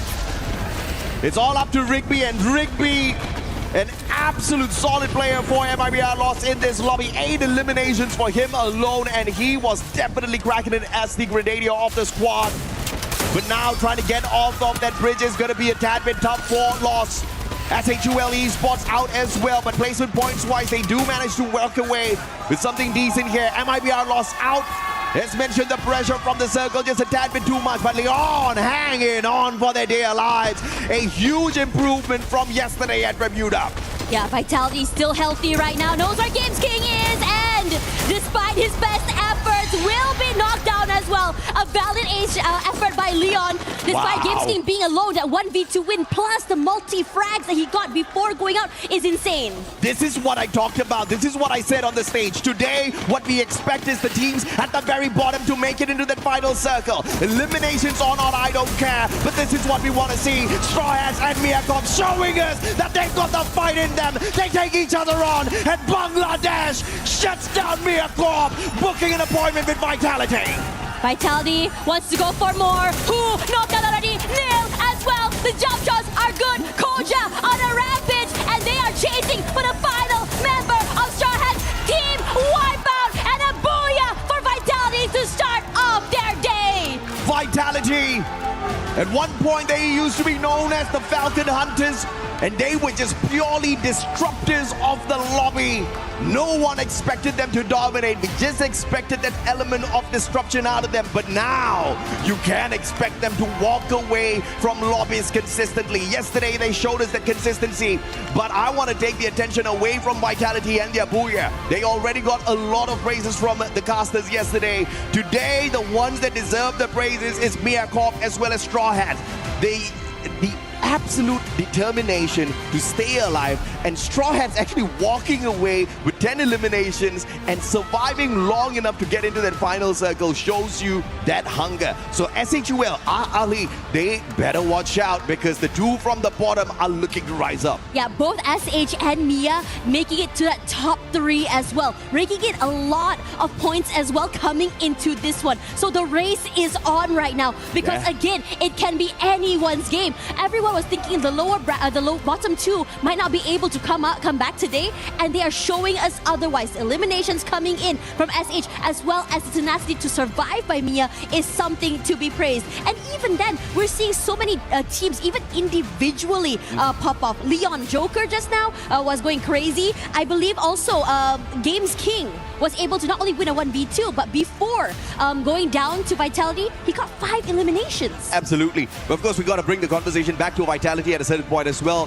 Chris Joe, the main reason why these guys turned from disruptors into absolute monsters out here on the battlefield. He has certainly guided them well to the top. But can they stay at the top? Can they hold on to those top 4 spots and find the early qualifier into the grand finals is going to be a big question, because the move that Vitality pulled off in the final battle sequence was exactly what got them the Booyah. They did not wait for Straw Hats to complete their battle first before taking advantage. They were already taking shots at them, whatever angles that they could find, trying to weaken the Straw Hats crew, and then with a proactive rush to take them out of the equation as well. This is a huge improvement from Vitality, and that is what the other teams need to fear. The fact that they've got a coach that is absolutely brilliant to tell them exactly what they need to fix. If you look at what Vitality did at Bermuda yesterday, just 4 placement points, 5 eliminations. They had a rough run in the first game of the day, but today they twist that around. But they have to make sure as well that they don't run out of gas because they are stepping on that pedal a tad bit too much. Now, Tash and I are going to take a tad bit of a breather. We'll be back with you in a bit. Human body was built to move, not trapped at a desk in one singular posture for 12 hours a day. It's time your chair evolved. This is Secret Lab Titan Evo. Ergonomically engineered for you, gamers, hybrid workers, artists, backing your every move. He thinks he can come in here and play my game. He knows nothing. Let's go! Tyler 1, you're done. Raw energy. Blow the house down. How do we do yesterday? How was your mental after yesterday? Oh, so we are going to try to do our best today. So we have all the hopes and trust that we are going to make very good than yesterday. So we are positive today. So obviously, new day, you're saying that you were able to reset a little bit and you feel like you'll have a much better performance today? Yeah, we are going to do better than yesterday. What has it been like working with your team here at EWC and competing on the stage? I mean, we are going to be like try a lot of bad things together, and be here today is like a good feeling that we are all together and can be here competing with a lot of teams. Well, I know that there's definitely a lot of people pulling for you guys as well. So obviously this is a quick chat, but thank you for taking the time to talk and best of luck today. Thank you. Ladies and gentlemen, you are right here in the heart of France. It's Paris, Free Fire at the Esports World Cup 26. And we have a bit of a review for you for the first game of Group B. It's Husky and Lucifer, and things are only getting started. We see Straw Hats making the top 3, and that was something that we were hoping to see from yesterday, and they've done it. I think this is what I was waiting for. Even in Group A, right? The teams at the bottom make a comeback. Titan Esports Club did it. I was about to bring that verticality where, hey, there's Bangladeshi team who've already made one through into the survival stage. Straw Hats started off, and they rightfully did from game number 1 itself. Absolutely. I mean, from what we've seen from Group A earlier on, when TAG got 2 booyahs, I think that really set the stage. If a region like India, who has been trying to prove themselves for so long, can do it, why can't the other people do it, right? Why can't the other squads step up to the occasion? And I think the best part right now is that we have some of the super fans in the house, with Fluxo on one side, on my left, with RQ on the other side, and they are here in full force. I think this is what we needed, especially Group B. We were with the vibe yesterday casting on the desk, but right now here, I can even feel it better. And I know this is going to be added on pressure for the players itself, especially a couple of early losses. RRQ, again, a similar stretch of what happened yesterday is being replicated today as well. I hope it changes for them. Yeah, and when we look at the standings, you can kind of see the separation, right? The first thing that comes to mind, MRBR lost, still the front runners, still the head of the pack. It really feels like no one can overtake them. Even in games that they don't get the booyah, they are still the predator, the apex predator. But I think you have to add it on to Team Vitality. They're picking up the pace. They understand, yes, MIB a loss of taking it away, but Team Vitality bringing it out, matching up with pace, toe-to-toe is what they're looking forward to, because they also be at the top 4, they make it to the final. Yeah, and I think at the end of the day, Team Vitality, RQ, the Indonesians, they have plenty of fans here, even though we saw RQ super fans in droves, but I can assure you, Team Vitality is also on the support list, right? Because again, we talk about second places, heartbreaks, the super fans of the teams that have known heartbreak the most are actually here, and through the highs and lows that have been with them. I think in this game, there's one more team that we have to talk about. It's going to be Twisted Minds. Yes, sir. Yesterday, later in the games, they started to make a comeback, but right now, they did put up a good performance. Unfortunate that MIB a loss ended up taking a head-on fight right at the bridge. If it did change out, I think maybe Twisted Minds also had an opportunity for a booyah. Yeah, I want to try something, right? Since we have the super fans here. RQ fans, you see me? Yes, RQ fans. Kita cuba ya. Kita chant RQ, okay? Viva! Viva! Viva! Yeah, that's the spirit. You got the Fluxo people on your side. Fluxo, do I even need to start, or is it going to be your drums? Can we hear it from Fluxo?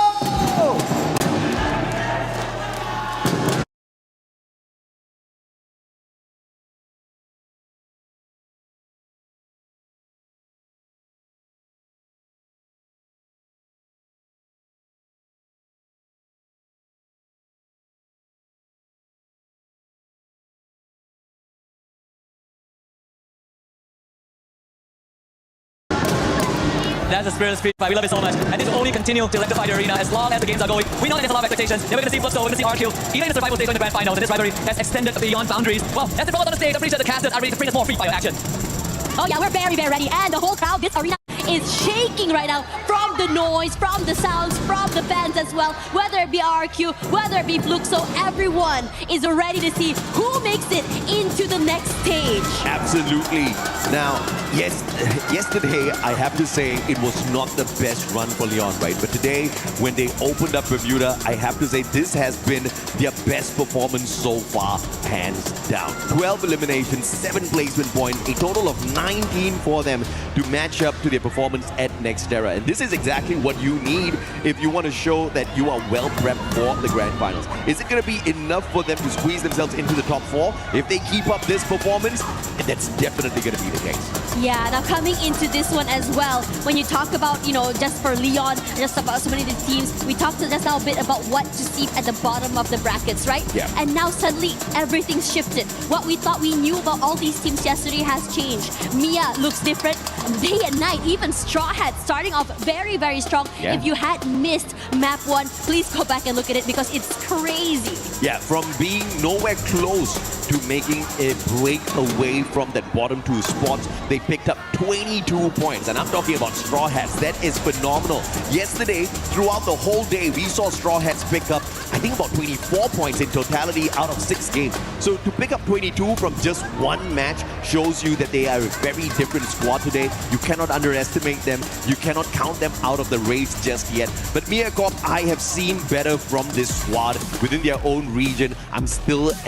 I'm unfortunately going to be Asian parenting them at this point of time. I'm expecting more, although they got into that final circle earlier. More consistency for sure. But as we hop on into game number 2, this is going to be that battle at Solara.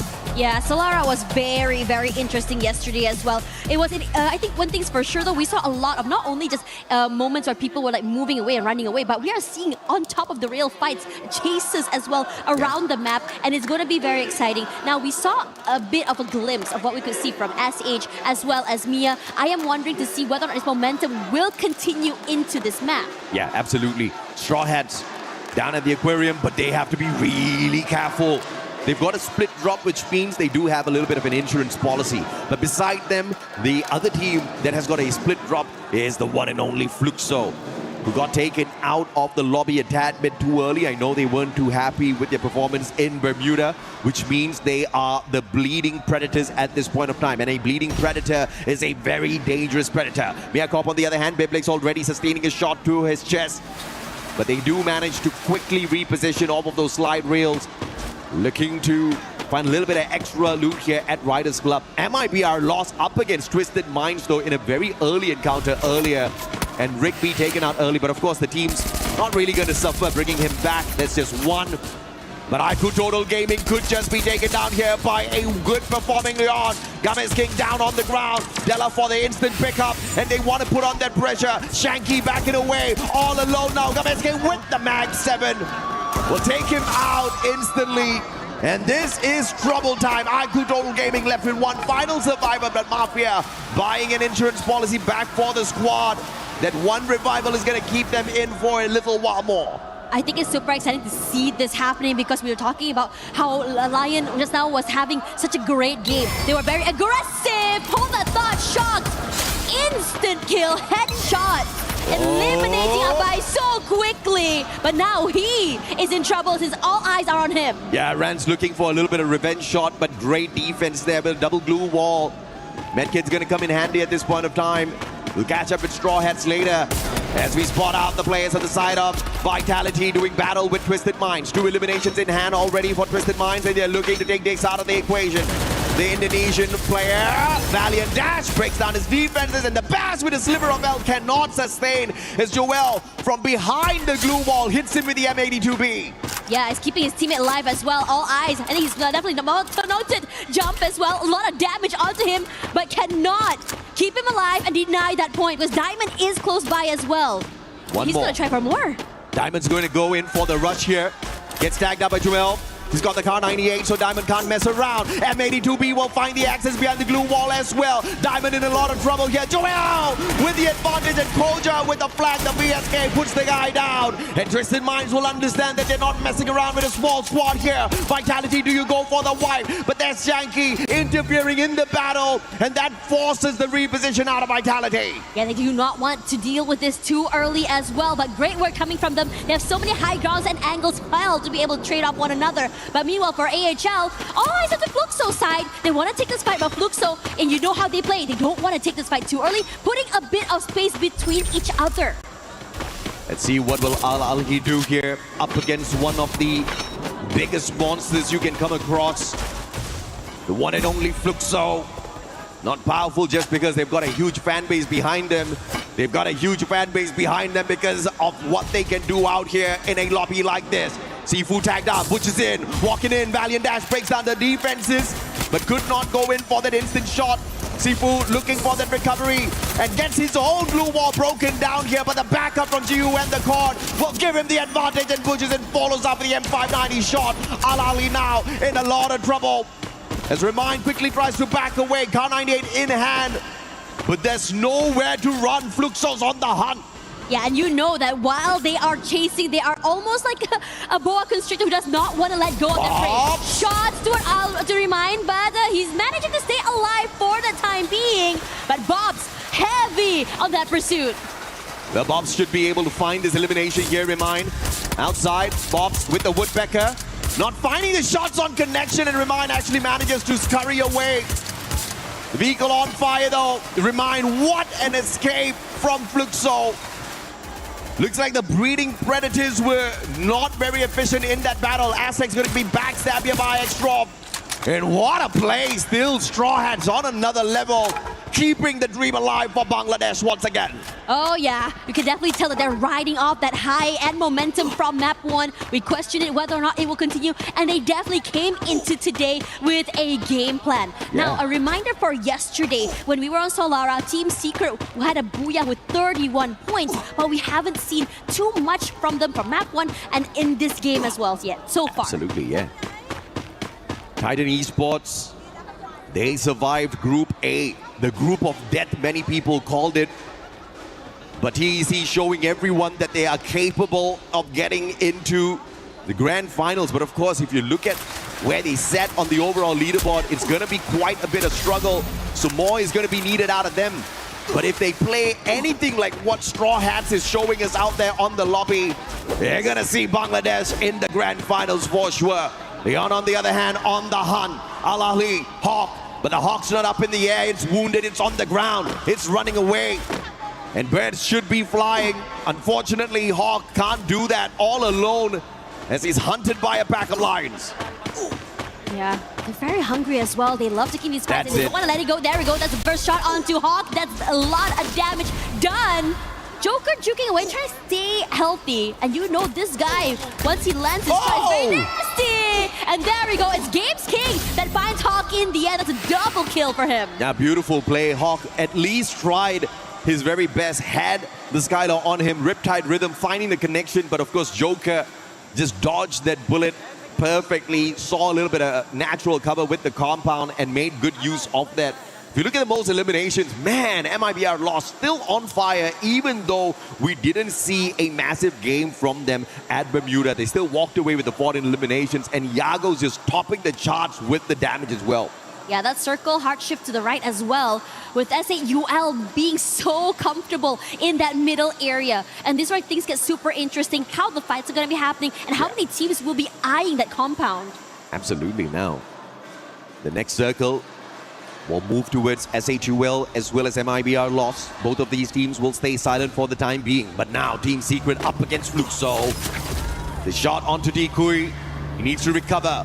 Wang Am on the other hand. M60 in hand already. Enhanced with the hammer. Looking for the reposition as well. Flanking towards the left.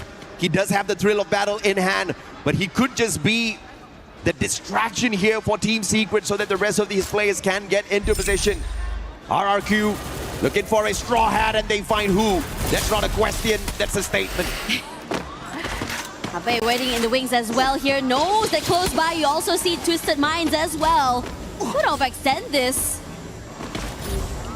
Move forward. It's here. Diamond takes quite a bit of damage from that corner here. Judge is putting a lot of pressure onto him. Forced to move away. Forced out into the open. His teammates managing to rotate across. Dude's close by here. A jump shot forward means Diamond cannot survive longer and will be able to secure that point. As expected, Fluxo really not going all out just yet. The Boogeyman still choosing to fly under the radar. They've already gotten taken out. No placement points in this game. Barely any eliminations from their side. Twisted Minds on the other hand, still on the hunt. Ma'al, AWM in hand. Exposi does not know. Oh, he didn't check him. Ma'al, trigger discipline is there. He has the Morse. Both of them outside the circle. Exposi runs. Still does not check his corners. Still does not see him. How in the world? There is Ma'al, no way. the ninja. Without the stealth bites, he's still stealthy. Yeah, that's just one corner unseen, survives, and the ability to be able to prolong RRQ's run on this map. When they said keep your head down, I never knew it would work like that. No, for real though, it worked out so well in their favor. And now we're going to be looking here at Vitality that's already repositioned themselves quite in the middle of the map as well. And these early rotators would have a bit of an advantage in terms of positioning. Exposi needs to check his eyes, bro. Man. And Ma'al, that's the luckiest camp I've ever seen. He was hoping and praying he doesn't get spotted. I was so sure he'd be seen just now, especially to that large, big area that he was crossing. Yeah, Exposi was just too busy. He had a mission on his mind. He's like, we are out in the blue. We're tanking a tad bit of damage here. We need to look for the next circle because it's going to move yet again. And Ma'al just lucked out big time, and RRQ gets to have a little bit of fun there at Funfair, catching up with each other. But Abe, Twisted Minds just tied to RRQ fatally. Total Gaming, on the other hand, unfortunately for them, they've been taken out of the equation a tad bit too early. It's definitely going to be a long journey for them to squeeze themselves into the top 4. But as long as they can keep themselves away from the bottom 2, I think India can rest easy. Oh, yeah. Abe waiting here, Twisted Minds. Diamond already knocked out so early there. Abe now positions noted. Still wants to go for that hunt. Jump will be seen. Breaks that with a valiant dash, but able to put the glue wall down for that second time. The Bass knocked down, and now it's a 2v1. His teammate's already back in the game as well. So the crunch is here, and Abe, a quad instantly doing damage to so many members of Twisted Minds. Come on, PLS1, show us what you got with that sniper. AWM time, baby. eXposy driving away, trying to juke. But the God lights the vehicle up in fire, and PLS1 with the AWM takes him out of the vehicle and the lobby. Unfortunate for Twisted Minds. RRQ did not show them the same courtesy eXposy showed Maal. Oh yeah. Now CMOX is in trouble as the rest of the Lions look to go for the hunt. Finds him in the corner. The Valiant Dash breaks it in the end. He's so quick to take him out of the game. Well, PLS1 stole that one away. Beautiful play! And Gabez King gets knocked down as well. That AWM from PLS1. Team Secret has got a nasty sniper on their side. And Jacquard's dealing with that instantly with the M82B. But of course, the recovery should be easy for Team Secret. We move on over to Vitality up against SHUL. I think this is a little bit of a peace treaty between them. They're not going to find the engagement between each other just yet. Looking to play it safe for the next circle. Yeah. Southern side here in control of the Lions. Well, meanwhile, close by, we also have Team Secret. I think they definitely had their eyes onto the members of RRQ here. Yeah. And meanwhile, for the Straw Hats, well, surviving this long and still at the very top of the lobby, it is terrifying seeing this team activated on the second day. Absolutely. Can we see yet another Bangladeshi squad survive the group stage? Unbelievable survival play from TEC.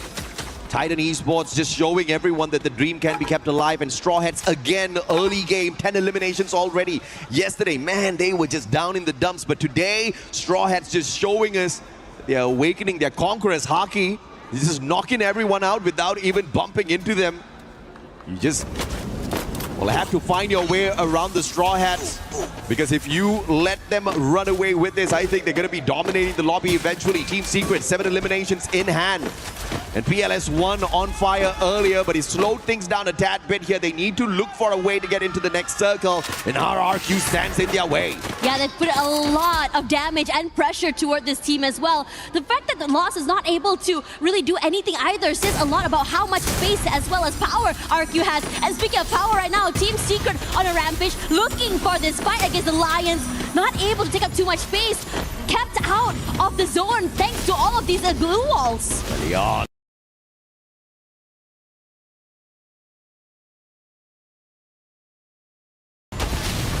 What can they do?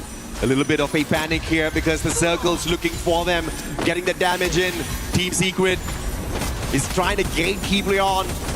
RRQ, Straw Hats on the way, Bangladesh looking to sneak away the points as the third party. Y'all better wrap up your act right now, Straw Hat says, because we will not have a choice. Whoa, RRQ! God, nade from the master Grenadian dudes himself. Beautifully done, and they had so many close calls in the beginning of the game, and they're looking to keep so many of these teams out here. Team Secret in trouble. The Lions taking in so much pressure from RRQ as well. Della knocked down and trying to be able to be brought back into the game, not able to do so. atEsports E-SPORTS taking out Vitality. Talk a little bit about the aggression from the Indian squads. Team Secret shut down as well. You can thank RRQ for that. Who would have expected them to step out of their own safe zone to take the fight up against two teams who were looking for their defensive spot? So a little bit of proactive action there from the Indonesian Titans. Leon's out of the equation already. We're left with 4 squads in here. RRQ, MIBR lost. Miakop and Straw Hats again getting towards that final circle. But Josh wearing a little bit of a boo-boo there, looking for the pickup from his buddies. Yeah, time is dwindling and no space to move because Lost is here pressuring the Straw Hats. The shot goes huge. Neil Shocked is waiting to be the next one to fall, but they're able to recover. Who as well? Taking a lot of damage here, but RRQ on a hunt, getting active. Might be a loss. RRQ taking the fight straight up to them, which gives the big opportunity for the two underdogs down at the bottom to run away with the booyah. Straw Hats and Miyakov, they just need to stay silent for the time being. RRQ takes the fight to them. Round one, Yago taken down. Ma'al with a super snipe. Dudsdol traded out. Shock taking advantage. This is Straw Hats hopping on in, trying to stab RRQ in the back. Oh, the Straw Hats still survive, but RRQ is the team who's on fire right now, surviving healthy with the 4. Both these two teams, Mia and Straw Hats, started the day at the very bottom, and they're survived again at the top 3 here. Shots knocked down already so quickly because Mia has their eyes on this team. Going for more, Mia will get 2 more points. Amito Make Balobasi, Bangladesh, that's the kind of spirit we want to see here in EWC. But now the battle is the 2v4. The odds against Mia, and RRQ will use the odds to their favor to walk away with a booyah here. And they want to show they are alive and kicking, and they want to make it into the top 4 for the early qualifier to the grand finals. Oh man, RRQ had so many close calls with one player left alive, whether it be Abe, and whether it be Duds, and somehow still being able to bring the whole squad back into the game, recover, and get that booyah is insane work. Yeah, after a bad run at Bermuda on this game 1 for day 2, RRQ shows that they definitely can step it up. And Solara, not necessarily their best map out there, but they have shown that they have got that veteran experience, and a little bit of the circle, a little bit of the action on the battlefield favored them in multiple of those situations. Ma'al could have gotten taken out a tad bit too early, and the recovery could have been delayed a little further for the side of RRQ. But thank goodness Exposi did not check his corner in that particular sequence. Gave us a few entertaining moments. But RRQ making it back, like you said, almost annihilated on that recovery, still met back with Twisted Minds, took them out of the equation, got to that final circle, and if they were not proactive, they would have gotten taken out a tad bit earlier already. But Dudes with the master grenade onto the Team Secret players, because Team Secret was in the best spot to shut down RRQ. It was honestly crazy being able to see that, and I'm curious to see what exactly the comms were in that fight in particular, because it must have been huge knowing where the day happened and just go all the way to the end. Man, Dudes is just a monster with those grenades, the accuracy, the timing. He cooks it up so well like a chef, and when he serves it, the dish is absolutely deadly. Yeah, honestly, there were just so many hero plays coming in for RQ, and it's also a testament to not only their teamwork, but also their individual prowess from every single one of these players. Oh, and yeah. It's always really fun to be able to see these things happen as well, because for RQ, they always come so close toward the very end. And I think, you know, after the interview, they said that this year is the year that they think that they had learned so much from the previous years, and this year is the year that they want to be able to get that trophy. Straw Hats showing the will of D is alive. You cannot take them out of the equation. You cannot count them out just yet. On the first page, they sit right here. Yesterday, just about 24 points from 6 games. Today, back-to-back, they've scored more than 20 points, or at least 20 points in the second game. Earlier, it was 22. 44 in just 2 matches. Straw Hats is just showing us a very different version of themselves. I hope they can keep this up.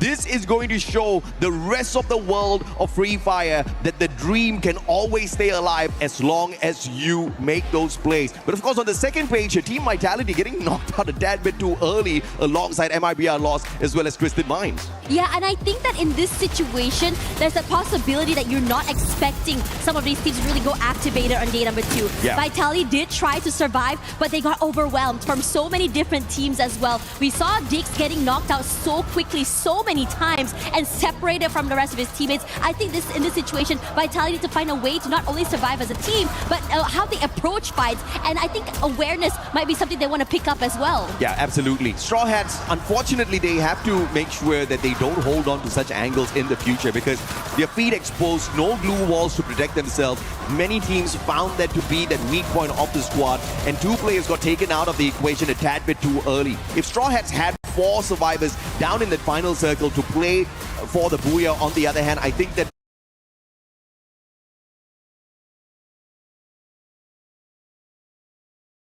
would have been a much better chance for them. But of course, these small little mistakes is exactly what they need to fix. But of course, we've got an interview on the stage. Let's catch up with you guys in a bit. All right.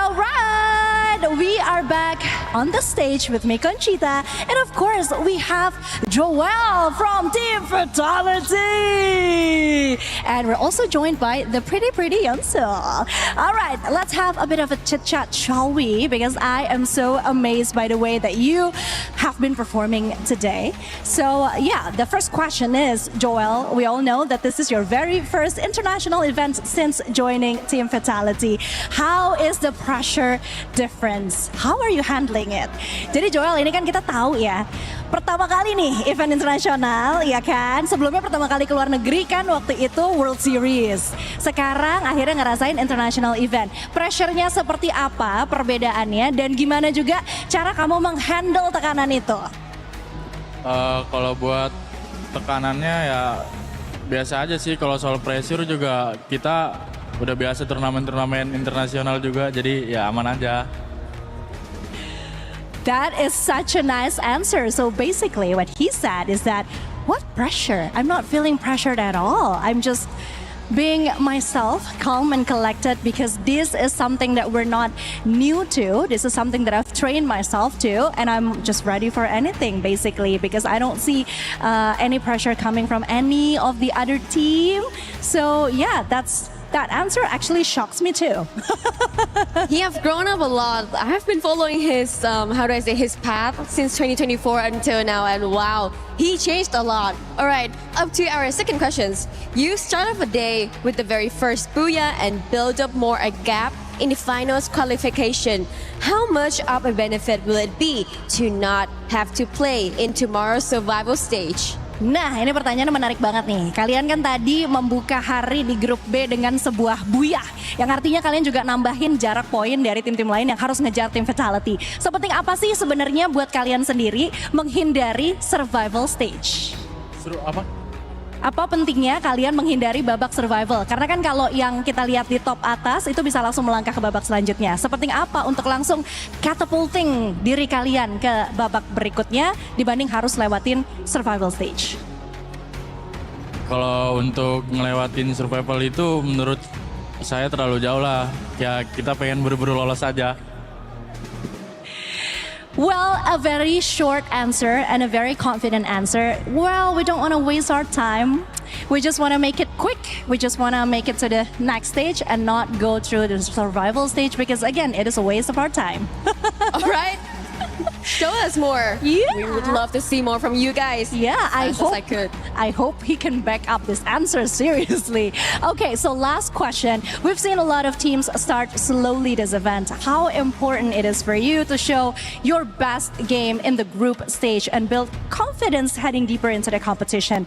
Ini kan kita lihat beberapa tim tuh memulai perjalanan mereka agak sedikit slow nih. Apalagi kalau kita bicara di grup B gitu kan. Sementara kalian agak sedikit berbeda. Sebenarnya seberapa penting sih buat kalian tampil agresif dan tampil langsung meledak gitu di group stage dibandingkan dengan tampil konsisten memasuki babak-babak berikutnya di kompetisi yang sebenarnya bisa dibilang ini kan jatuhnya kayak maraton ya, bukan lomba lari cepat gitu. Situasional aja sih, kalau emang kita lagi pengen agresif kita agresif, cuman kalau kita pengen defense. Nggak ada penting-pentingnya juga, biasa aja. So of course, what he's saying is that, well, the teammates are also complaining behind you because of his answers. But basically what he said is that, well, it is important to play great, to perform well. But then again, when it comes to being aggressive, when it comes to getting as much points as possible, it is very strategic. It's something that they will adjust according to the gameplay. So yeah, right now they're just trying to give up their best and showing the best performance that they could. Awesome. At least we can see all of the Indonesian teams are on fire right now. They're keeping the track, getting more booyahs on today at Group B. Well, thank you, Conchita, for the translating. And of course, congratulate you as well for the first game, getting the booyah, Joel. And also, I hope that everyone will keep this fire and spirit and play the best in the next game. Thank you for your listening. And stay tuned, get hydrated, and wait more from us.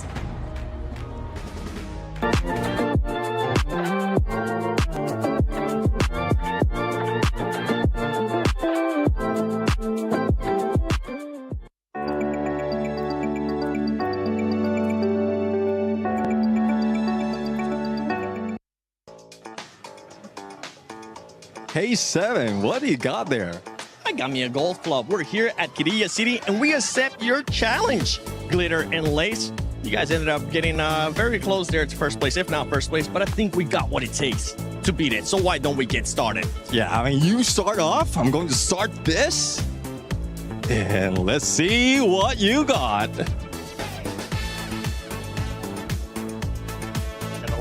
I'm a little bit nervous here. Well, there's no need to be nervous because we got 7 woods. There goes for a swing. Is it in the green? Ooh, 89.4. You know what? I'll take it. It says too far, but I'll take it now. It's time for your turn, Mr. Neptune Happy Gilmore. Let's see what you got. Let's see if you got what it takes to beat 89.4 or maybe make it even better. As we'll get started here with playing golf. Let me press the start right here. Okay. All right. You got this. You got family watching back at home. Anything you want to tell them really quick? I got this. He's got this.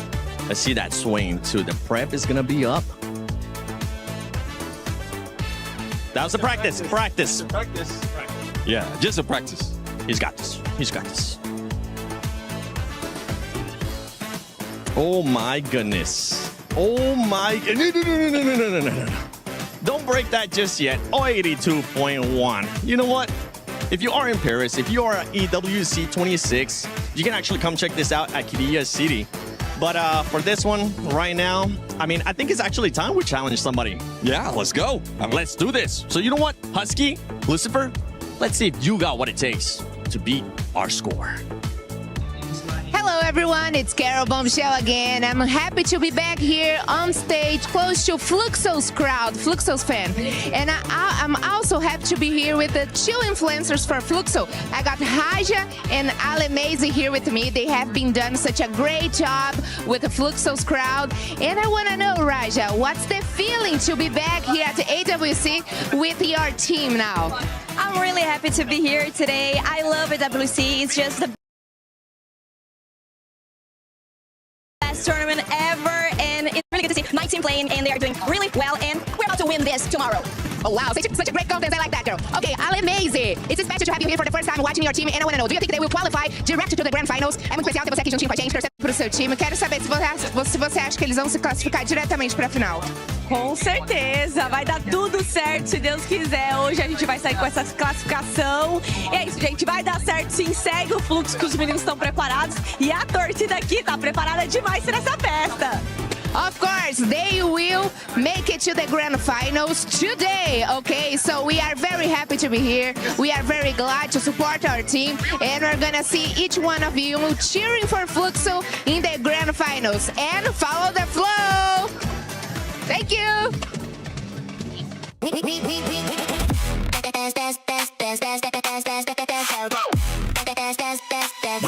eSports World Cup up.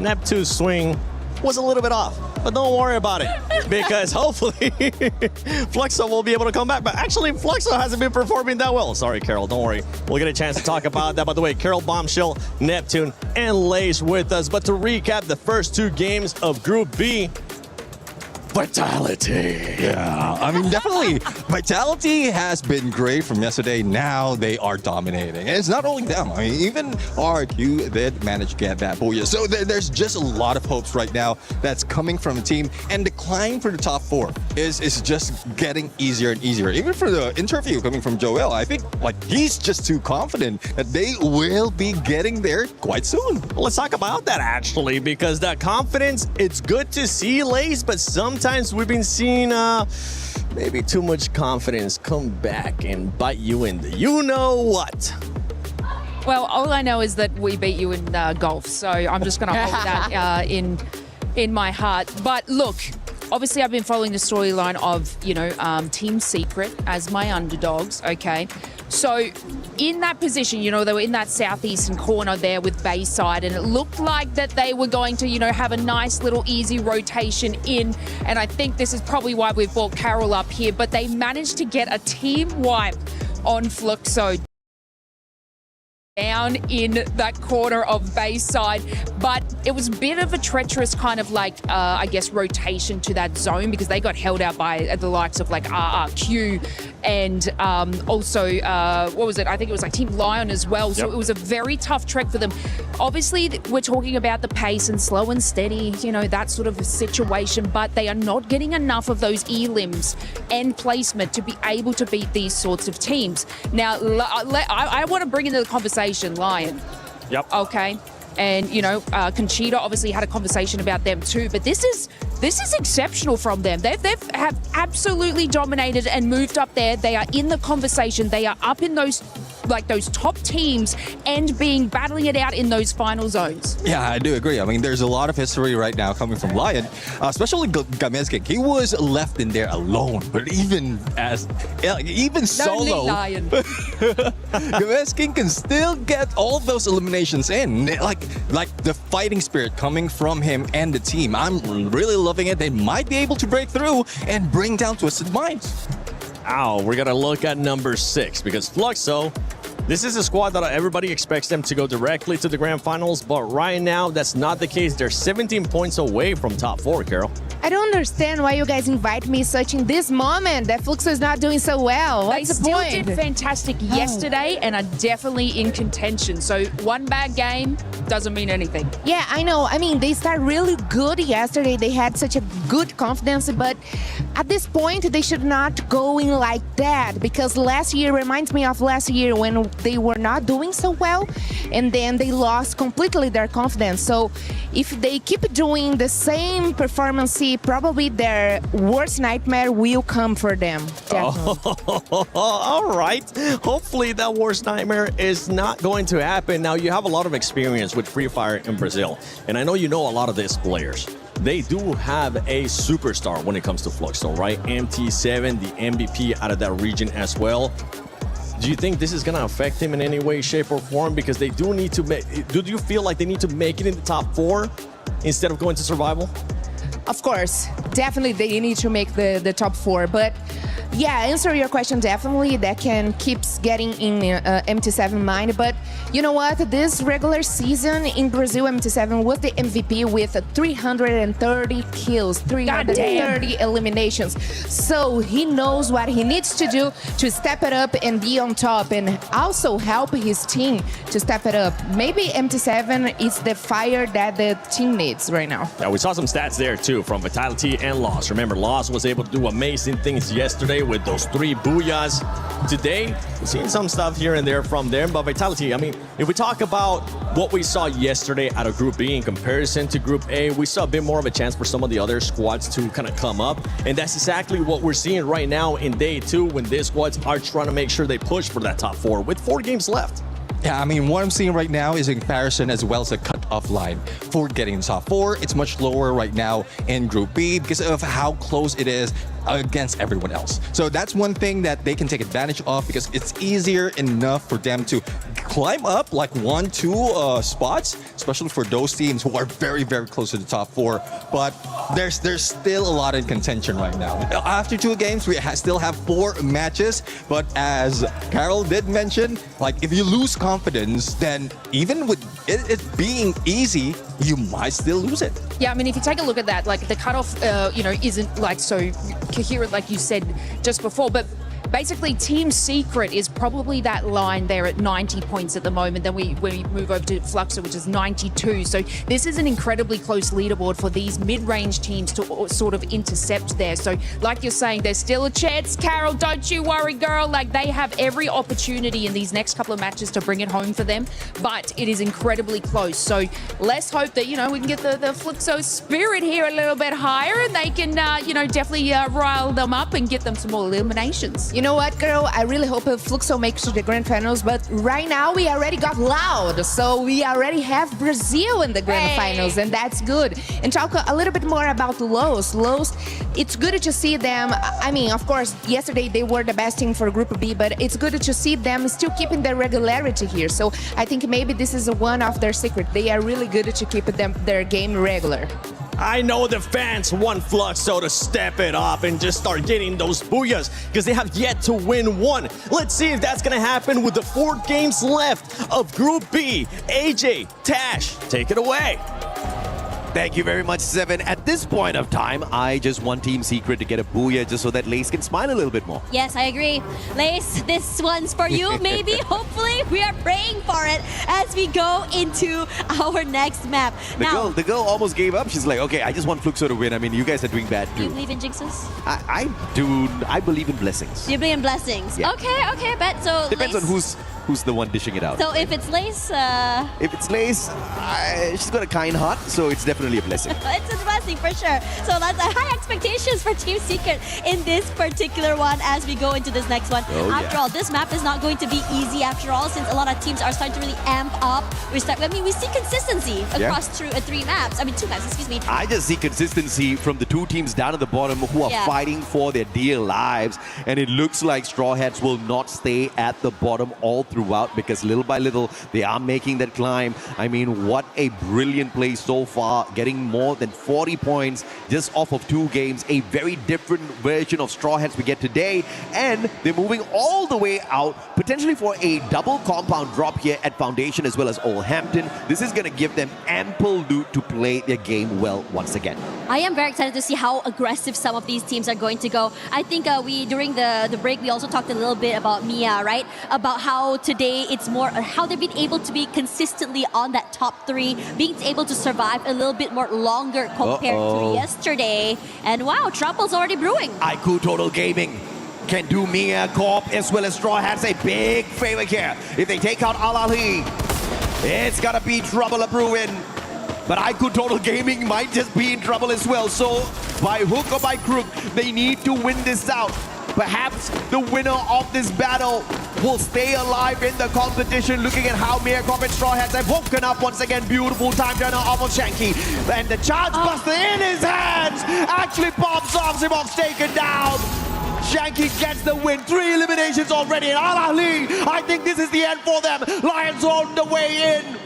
And the Joker will not be messing around. Shock knocked down. MIBR lost. Will find the Straw Hats on another part of the map. And that's about it for Al-Ali. They're about to be pushed down to the bottom 2. Oh, that is so unfortunate. We talked about not clearing corners, but for the rest of the team here, they do check and find him in the end. Now, TG close by alongside the Lions, excuse me, and they're looking to see whether or not they can continue on this fight. Joker coming close. He had a really good game previously, especially with the long-range weapons. Puts a bit of chip damage onto Shanky, and they want to try and crunch them from 2 different angles. Joker just does not have his weapon of choice at this point of time, having to make work with the Woodpecker as best as possible. Shanky with the SKS also has got the time turner once again for the pop on his side, saving his life. Wota down on the ground though. The recovery needs to be strong here for IQ Total Gaming. Games King looking for circle around with the SKS in hand, looks at Mafia. With the M82B, Mafia is going to be deadly, even though Leon does have those glue walls on the other side. Games King will get shut down by Mafia up close and personal. 4 eliminations in hand, and India's looking hot. Yeah, TG looking really good, and I love to say that they are very active and want to take this fight head on. Aztec takes a lot of damage here. Backstab. Rushing forward. The backup. What a play by Mafia. Keeping his body in. And Lions, you may be the predators out there in the savannah, but not in this lobby, says IQ Total Gaming. Crazy work coming from them as well. This proactivity and aggression is just something else. That isolated 1v1 somehow working so well in their favor. Jew up on top. Looking deadly. SKS. And dude manages to pull off a quick finger. Beautiful on the revive. Brings Troll back in before getting knocked down to the ground. Man had barely any HP on him. And he was timing that perfectly, and he executed that revival perfect. And SHUL will be able to thank him a tad bit more later on by reviving him. Obviously, the boys are going to be taking him out of the equation in a tad bit here. Mircorp, Kappa. It's the ice grenade to weaken him a tad bit here. 2v1, but Kappa will stand no chance. And Mircorp out early this time round. That's unfortunate for Mia, who are currently just running to just be able to stay alive in this game. Now moving over to Lace's favorite team here, TS at the bottom side, but Twisted Minds have a mind of their own to eliminate this team. And Shan keeping a bit of space between him and the rest of Twisted, decides to play a little bit more further back instead. Being able to get support from his teammates is the priority here. Time for Lace to smile. This is Twisted Minds. They've got the high ground. Both teams calling out for the lightning zone, and it's Twisted Minds' lightning zone that was called out a tad bit later, which means Team Secret cannot get too cheeky out in the open just yet. That allows a perfect rotation from Diamond. The Bass M590, wrong gun. The sniper will get stabbed in the back.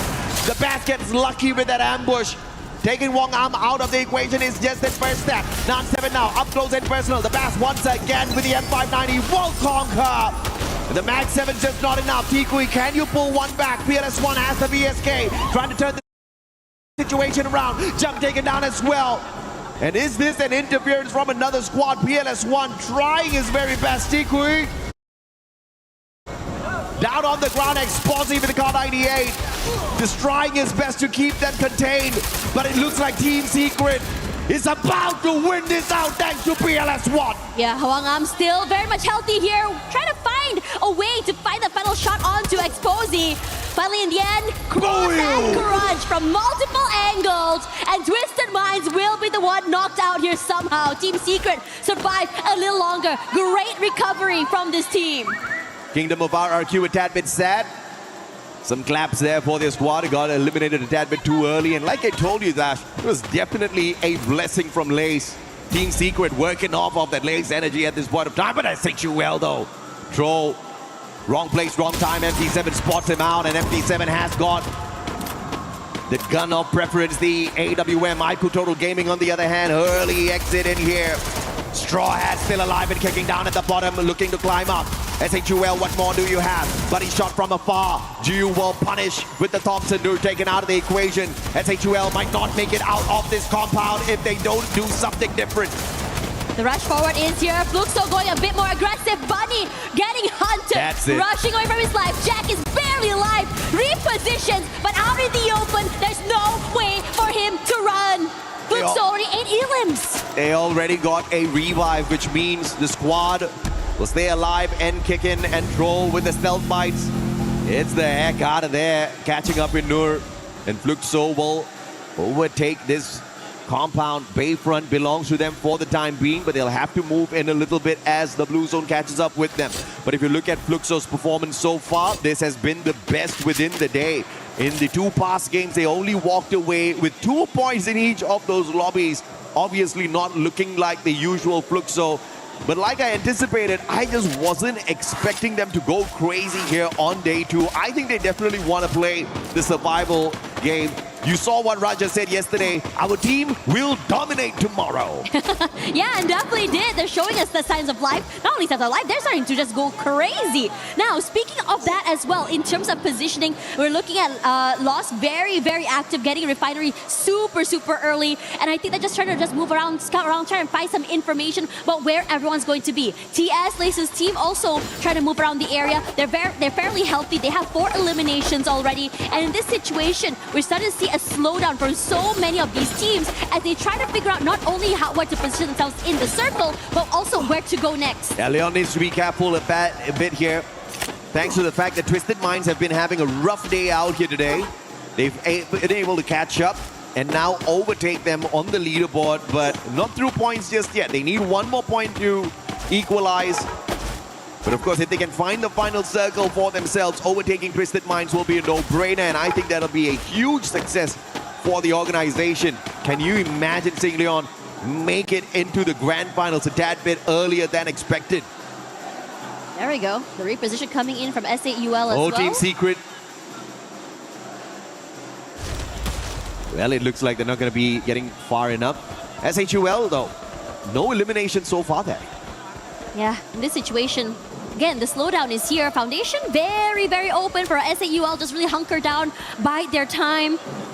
Close by to Team Vitality, though, if they do decide they want to go take this fight, but have to be wary of Fluxo as well. We've seen how much damage they can do with those long-range weapons, and it's scary.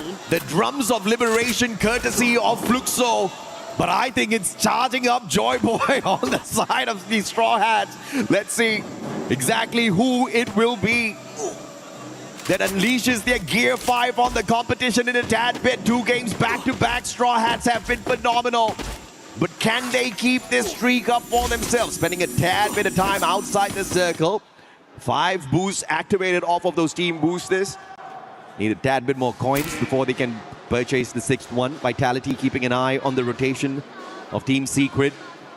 MIBR loss making their way in, as well as Fluxo and squad sits pretty, waiting for the next contenders. This next circle is definitely going to be bringing a tad bit of chaos in here, because we are running out of space to play, and Fluxo will have to make that run out of their defensive space.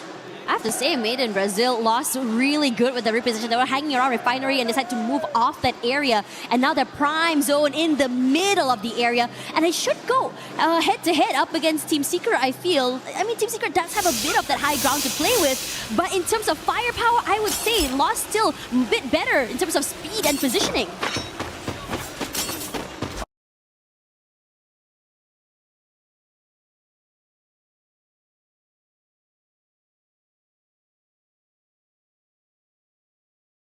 RRQ out super early from this lobby. Did not expect that.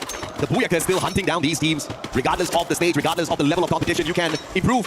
But running away from the Booyakas, on the other hand, is just something that's just totally up to luck. And RRQ just did not have that luck on their side this time. No, I was quite surprised as well to see them getting knocked out super early. But again, we are seeing the teams that had a great start to the day start to slow down a little bit now. Who took a little bit extra damage there from those long-range shots? Have to be careful in terms of these rotations. A bit later to the area means that you don't have a lot of space to work with. And most areas are being, I would say, held by players like MT7, like Carol says. Really scary seeing this guy being able to just really work with his weapon. Absolutely. The AWMY in hand. And MT7, one of the deadly snipers out there. But can he outperform Yago, who was on fire yesterday? Today they've slowed things down, and MT7, speaking of whom, will punish 2 players from the side of Straw Hats. Spots out Extra as well. Needs to break down those glue walls. 1 more needed. Riptide Rhythm sent out. Extra got out. MT7, the monster. And now looking for who as well. Can he get the ace on the whole squad of Straw Hats? He sure as hell is trying and has got the right gun to do it. Not gonna be easy because Who isn't really showing his hand either, and so is been, I'm not gonna lie, MT7, the sound of the gun he's doing, just keeping every single player around the area's head down. No one is daring show their heads in case that the bullet goes up into their dome. But if anything right now, Vitality have a chance to take this fight up against SAUL, gatekeep them away from this area, and this hard shift should be able to guarantee that fight. Big advantage here for Fluxo. Not a lot of rotations needed. They can still hold on to that high ground advantage here for MT7. All he needs to do is just inch a little bit closer to the circle, but the risk that he will have is playing those glue walls a little too much too early. Team Secret just keeping close to the very edge of this hill, making sure they stay out of the crosshairs of MIBR Lost. And since they will not be spotted out for the time being, survivability is there. They can sneak under the squad of MIBR and play survival. Yago has not hit those wild shots today just yet. PLS1 spots him, dropping down to the lower ground, but they will still stay hidden. SHUL, the Indian squad slowly rotating around. Perhaps this is where Team Secret falls. And on that replay, you see how MT7 with his high ground advantage was just making perfect work. Just dwindling down the chances of Straw Hats finding the final circle 3 times in a row. Yeah, and Who hasn't moved at all since then here as SAUL, making a lot of noise as there well. You go. Trying to rush forward and take this fight, but Team Secret trying their best, inching their way forward, has to take this fight up against the Lions. Lost waiting. Made in Brazil prime angle, just really pressure this team out of the zone. And I'm saying that Team Secret right now, just a terrible position to be in, but SEUL is here, perhaps giving a bit of space and respite for them. Yago versus PLS1, and atEsports moves on in. And MIBR Lost says, you can have it, baby. I do not want this platform. They quickly retreat, trying to look for that reposition. Is that a good move or a bad one? Straw Hat's finally taken out of the equation already. Fluxo sending the shots to the spot of Vitality. Joel knocked down as well. atEsports aiming for the players on the side of Team Secret as Vitality finally bites the dust. Unfortunate run for the squad. 2 games back to back.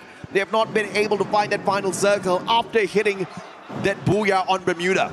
Versus maybe a real, not too sure about that, but a team that's being blessed right now, maybe Team Secret. We'll see how it goes because they are currently being pressured. They don't have a lot of space to work with, forced to rotate forward, and Joker keeps a close eye on both these players. Barely alive, jumps forward, somehow surviving in terms of rotating here, but have to deal with atEsports. You gotta hit it when the window messes with your aim.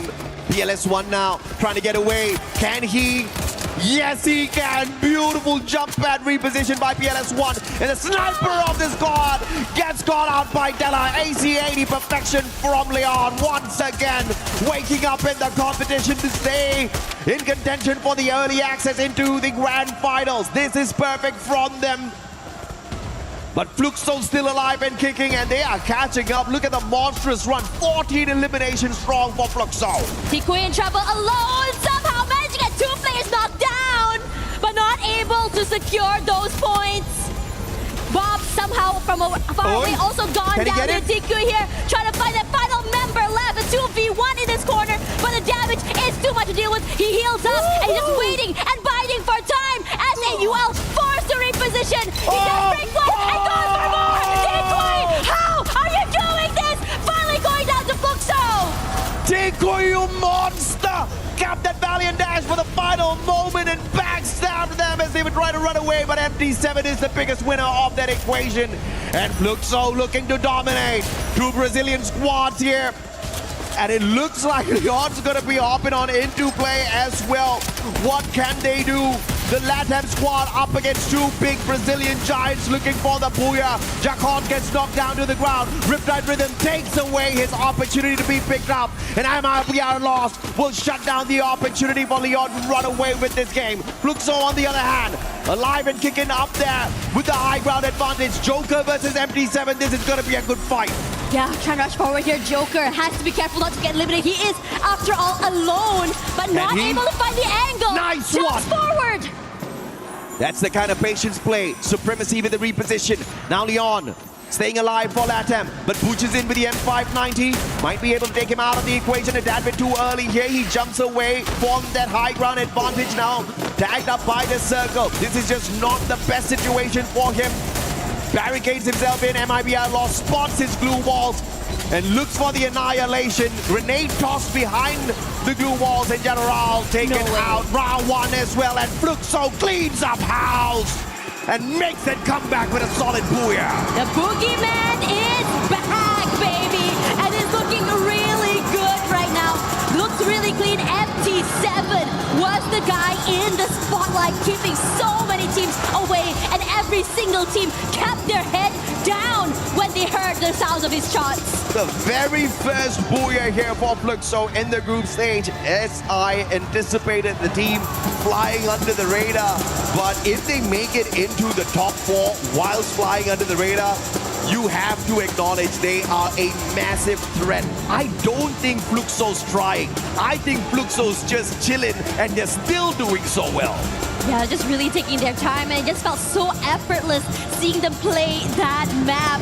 But for the rest of the teams, though, everyone had a labored map. Everyone that was consistently on that top 3 earlier now knocked down super early. You know, as the Straw Hats weren't very comfortable. Mia wasn't very comfortable. RRQ got knocked out early as well.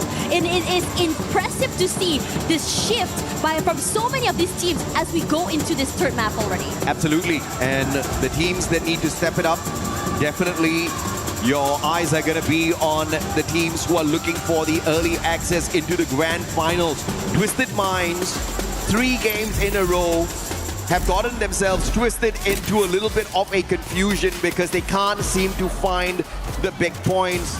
But one team that found big points, 33, the one and only Fluxo.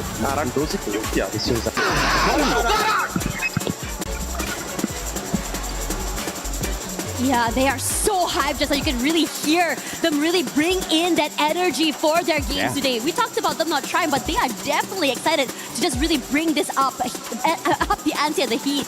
I mean, even without trying, Fluxo currently is in the top 4. How about that? How insane is that? And then you've got Leon on the other side who are struggling, who are trying their very best not just to survive, but to find these elimination points, but they're still one step behind Brazil. This has always been the issue for the LATAM squads. Can they break that curse this time round at EWC 26? As Fluxo rises to the top again after struggling in the past 2 games. Bermuda and Solara gave them a total of 4 points in totality, but they obviously have made up for those weak showing with this 3rd map at Kalahari. Yeah, it's looking really good, and I think this is where, you know, not only are you going to be worried for the bottom teams, but also for the possibility of maintaining that top 2. Yesterday, it felt like Made in Brazil lost was just so comfortable, so far ahead of the teams, right? Currently now they're at, 168 points. Vitality and the rest of the squad have, a 20-point deficit compared to the rest of them. But if this continues, we might see a shift in toward the finals. This time, Straw Hats only managing to sneak away 4 points from this lobby. Mierkorp, on the other hand, way too early of an exit. I'm sure they wanted more, but eventually the momentum that they started the day off with dwindles down. Can they work that back up? That's going to be a big question. But MT7, you know, I asked a question, is he going to be able to show that he is a better sniper than Yago? And the number of eliminations that he pulled away in this game, I think answers that question. But I still haven't seen a clean 1v1 between these two phenomenal snipers. Yeah, Yago pulled away nothing as MT7 was cleaning up the lobby this time around. Yeah, after all, I think one thing's for sure that when you see you know, we talked about riding the height in the beginning of the game for Straw Hats, for Mia. Yeah, it was the thing for map 1 and number 2. But now Kalahari comes through, Fluxo is online, and my worry is that they're going to start dominating, they're going to start farming these eliminations. We saw that happen on day number 1. It was a change in pace from the usual style play, and now it's currently still going on all the way till now. And I think for many of these teams that want to be in this top 2, well, I think their hopes and dreams might just be dashed. Well, at the end of the day, you're aiming for the top 4, and it's obviously not going to be an easy run. This is a slightly easier lobby compared to Group A, mainly because you've got many teams very capable of pulling away big numbers through eliminations there. Here, on the other hand, it's all about who can play the game of survival. We've seen Leon already 3 games in a row. You got to respect the kind of hustle that they have on their side. After yesterday, it was a decent run today. It's so much better, so much more consistent coming through from the team, right? And now they have to battle against the one and only Fluxo. Twisted Minds, unfortunately for them, after running 3 games in without many points, they've been kicked out of the top 4. Yeah, and I think that this shift is just, I think, something that everyone has been expecting as well. We talked a little bit, I think I talked to Lucifer earlier as well about what to expect from today. And they did say that we can expect anything. And after all, we also are expecting a bit of an area for us. So after this, we'll be back soon for more games. We were there. For every click, every clutch, every respawn. We were there for the years of grind. And we're here. Now. The proud founding partner of EWC. Powering the biggest event in gaming. Shoulder to shoulder with the world's best. Making history. Greatness deserves a stage. Lenovo Legion.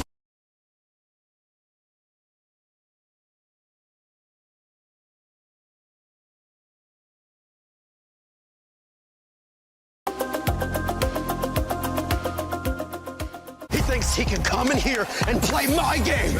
He knows nothing but go! Tyler Wine, you're done.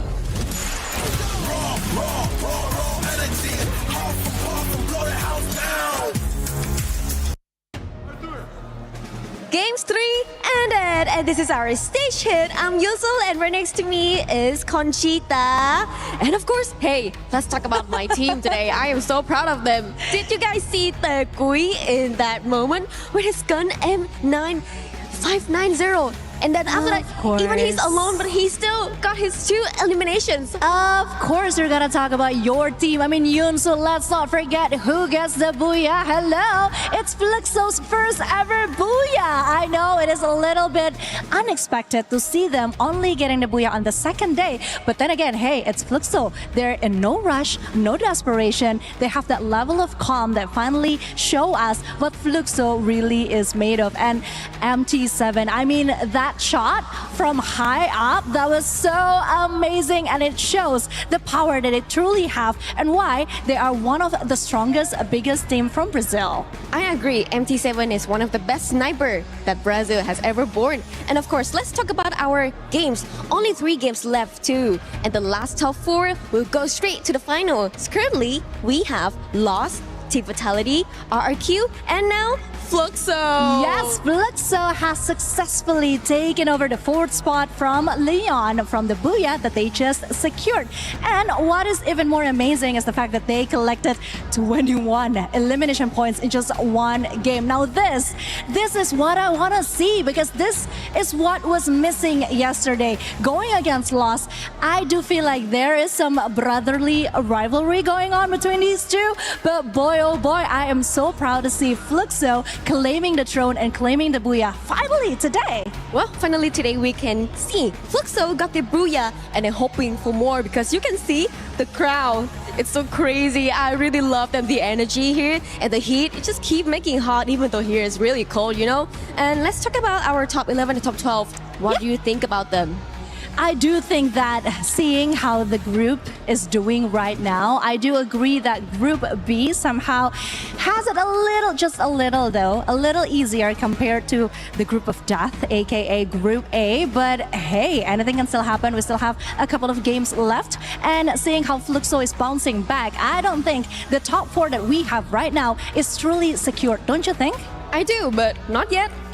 Because we only have like 3 games and 3 games left to go. So I think this Group 4 still got some change to it, but I'm not sure because Lion is so crazy. You know, come on, Games King, he is on fire. Like a youth, a very young youth, a really young energy, come to the stage and destroy everything that is like cover his way up. Man, I'm totally his fan. Yeah, actually we talked about this at the desk earlier, because we do believe that Leon actually has some more power, something that they haven't really got the chance to show on this stage yet. And yes, speaking of Games King, we know how passionate he is and how great he is. But then again, I do remember one of his posts on social media. He was apologizing to the fans because he wasn't really giving his all, even though we know how hard it could be at the EWC, right? Yes. Again, it is the World Cup, so the tension, the pressure, it is obviously higher, and it's so difficult for them. So yeah, I'm just waiting actually for Leon to making a comeback. I mean, if Fluxo can do it, I'm pretty sure that Leon can do it as well. Well, we only have the left top 4 because in the Group A, we already have top 4, and this will be another top 4, and then 8 teams will go straight to the finals. Don't let yourself step into the survival mode tomorrow because they're only gonna pick 4 teams out of 12. Yeah, and honestly, it's just gonna be harder for the team because, hello, it's called survival stage for a reason. They're gonna have to survive, and it is not an easy task. But I'm still quite happy because, call me biased all you want, I am so glad that we have 2 Indonesian teams right now at the top 4. Can we talk about that for a second? We have Team Fatality. Sorry, I gotta say that one more time. Team Fatality, as Neptune would say, and RRQ. I mean, they are doing good. They are consistent, and yeah, I just can't wait to see the rest of the games today and who are advancing to the next stage. Well, I'm happy for you. Guess I have to wait for my team. So, Conchita? Yes, I think it is it from now. But let's go back to the caster and see what do they have to talk about. Take it away, casters. Okay, things are heating up right now. Yeah. I mean, after all, we are talking about the teams that are, I think, supported by both Conchita. We're also talking about teams that are supported by Yunsul as well as Lace as well. But the team that is currently on top, after all, is Fluxo. They are heating up. They're looking very aggressive. MT7 is starting to come online, and it is looking very terrifying. Well, not on top just yet, but definitely getting there if MIBR does not wake up in a monstrous way, right? We did see them get to that final circle this time around, walk away with the second spot, but just 4 eliminations to their name. Obviously, that's not going to be enough to protect your throne, but they've already put a phenomenal distance between themselves and the rest of the squads yesterday, so they do get a little bit of lag time here. But like I said at the start of our Group B, regardless of what MIBR loss does, I don't think they're going to get kicked out of the top 4, and that is something that truly deserves our respect, because they pretty much earned their spot at the early access into the grand finals just off of one day's phenomenal run with the 3 Booyahs to their name. But of course, I am expecting some other teams to wake up. Right. We have been talking about Straw Hats, we have been talking about Meerkorp, and I have to say the amount of hustle that we have seen Straw Hats do in that first and second game, I think they definitely deserve to survive. But it's not up to us. It's Yeah. up to them, and it's up to the other teams who want to survive or not, right? Al Ahly, they knew that they were in a pressured situation. They needed to wake up in that third game, but Kalahari brought them absolutely nothing. And yet, the team of Straw Hats could not take advantage of that. They got kicked out a tad bit too early with barely any eliminations. Yeah, and I think in this situation, you could start to see what they were trying to go for. They wanted to try and go for eliminations. They want to move around the map and go for these fights. But somehow, sometimes, when you play in this situation, you have to be ready to be dealing with these high-risk situations. Yeah. And for them, that high-risk situation did not give them any rewards. But we still have another few maps to go, and it's still another 3 more chances for them to play catch-up. Between the bottom 3 teams right now, Meerkorp, Al Ahly eSports, Straw Hats, only 2 points, 4 points between another. And in this situation, only between them 3, 2 will have to go home. Yeah, absolutely. And obviously, it's savage to have your totem crushed out here within the group stage in itself, but that's exactly how lethal things are at the Esports World Cup. We are savage, baby. You gotta be good enough to step into not just our grand finals, but good enough to step into our survival stage. And the teams who do not step it up, they will be crushed. Not just their totems, but their dreams as well. At least they get a little bit of a longer holiday in Paris. Yeah, for sure. And I think in this situation, right, I mean, for those that are not going on holiday, you know, you play another extra day, you have to go, you know, you have this stress to try and survive today, you have to survive again tomorrow to be able to go to that grand final. Oh, yeah. Regardless, the next map is now here. I am curious to see how things are going to go today. Are teams going to just change up things? Are they going to be able to just go very aggressive, just start to farm up those eliminations? Or are we going to be seeing a more passive approach for some of these teams as well? Because after all today, I mean, the interview just now we had Joel, they said that they are playing very dynamically based on how exactly the rotations and the circles go, and Wow. they don't want to just go aggressive the whole way. I say wow because you have more words than what Joel gave in that interview. I mean, Yeah. the guy was barely giving us any answers, but you gotta love the fact that he was cool, calm, collected, he was confident. He was like, yeah, we're just doing what we always do. We're going out there, we're kicking some good butt.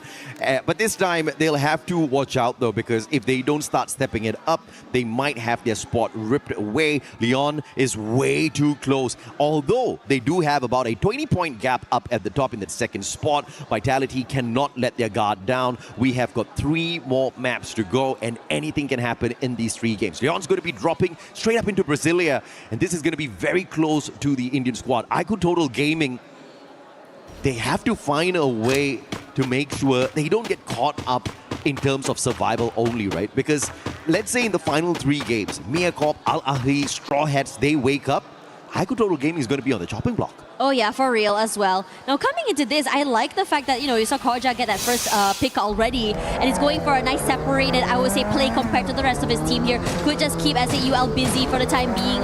And now Koja getting his 1 pick off already means that he's going to be able to just rendezvous with his teammate, or he could go to Brasilia, get a bit of a vantage point, an idea what's going on, wait out the initial fights, and then out third party. Oh, the drums have started. The drums of liberation that woke up Fluxo in that game number 3. Nice shot. But IQ Total Gaming Riptide Rhythm, perfect combo for Mafia. The VSK will not find elimination, but Water follows it up with a P90. The knock from afar, Mafia taken down. Hax has got the VSS with the rate of fire and the damage to keep the numbers equal here. And it looks like Leon's not going to be stepping away from that battle. But Della, with a tiny mistake there with the ice grenade, puts himself out of the equation. Aztec gets knocked out by Joker. Joker holding the squad of Leon together. And he has to find some way to get out of this sticky situation alongside Hax. Yeah, Hax should be able to get out of there, I think, fairly safely. TG doesn't look like they're going to be putting in that chase as we go toward Twisted Minds here. They have an idea toward where Mia is going to be. Dry Tech takes a lot of damage quickly and so far away before even the Bass was able to just really fully push forward there. That's one more point in the bag. But for the rest of the team here, they've already vacated the area. They got nothing to do this early fight. Well, Twisted Minds want their top 4 spots back. But what's the odds that we get 3 Southeast Asian teams qualifying from Group B as well? I think that's too much. 2 is a lot already. It is a lot. I agree with you. I mean, this is the Esports World Cup. We want to see some diversity and representation from so many different countries if we can. And Shanky already knocked down Ahali Esports here, showing a bit more aggression and a little bit more, I would say, proactivity, because Wota is going to be shot out of the sky. Takes a bit of chip damage, but able to get away with his life. Al-Ahli stepping it up as well. They understand exactly what's at stake here. The totems and their hopes being crushed. Ico Total Gaming out of the pan into the fire potentially. Wota making sure he lets go off the zip line. It just hit that U-turn a tad bit here, because moving on forth was just not going to have any bit of advantage for him whatsoever. Would have got it taken out of the equation there early. Mafia crawling around looking for more coins. Rigby will find RRQ's dudes. And the battle between MIBR Lost and RRQ breaking off right now. Vitality is going to find themselves a victim as well in Miacorp. And Miacorp getting crushed. Not just their players, but their hopes as well. They need to step it up. They need to pull those revives back in. You really want to be able to do that as well. Vitality want to make up for their early exit in that previous map. And as we move over here, Noor out in the open, in trouble. There's only so much time before that glue wall goes down here. The Bass will be pressured, but it doesn't stop him from trying to reposition himself away. But he is, after all, the one being pressured and get kept away from that zone. Jump rushes forward here to Who. Somehow the other end gets knocked down. Straw Hats getting involved in this battle, but it's supposed to be between Twisted Minds and SHUL. We don't even spot out the players on the side of Straw Hats, but they're trading blows with Twisted Minds, and that pulls the attention of the Thai squad a tad bit too long. And SHUL, they take advantage of that situation. Jump's gonna get overwhelmed here. Twisted Minds might not see the early access into the grand finals if this continues to happen, but Diamond's just keeping the team alive. In fact, going in here with the revive one after the other. Twisted Minds right back in here as a full squad, but scrambled on the battlefield. Yeah, we're starting to see like a slowdown, at least for some of these fights.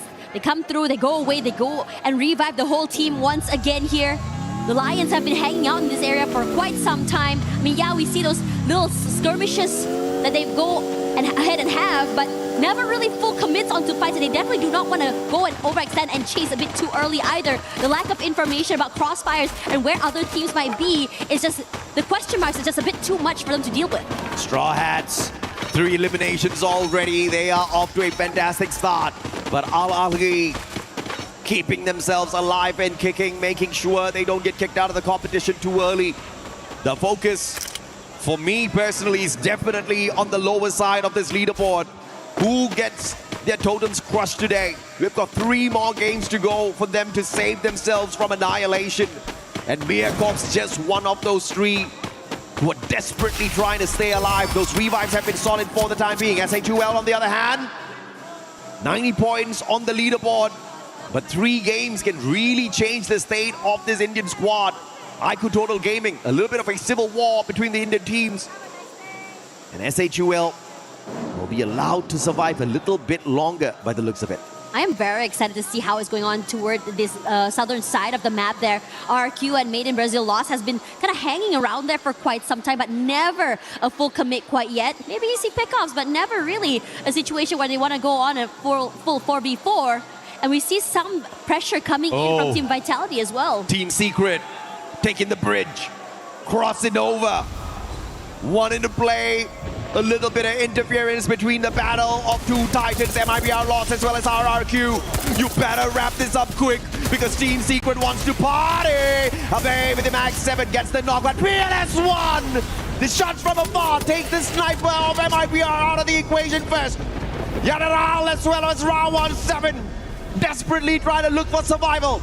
Ma'al, can he find the angle as General scurries towards the compound to find the vending machine? 700 coins in his pocket, he can afford one revive.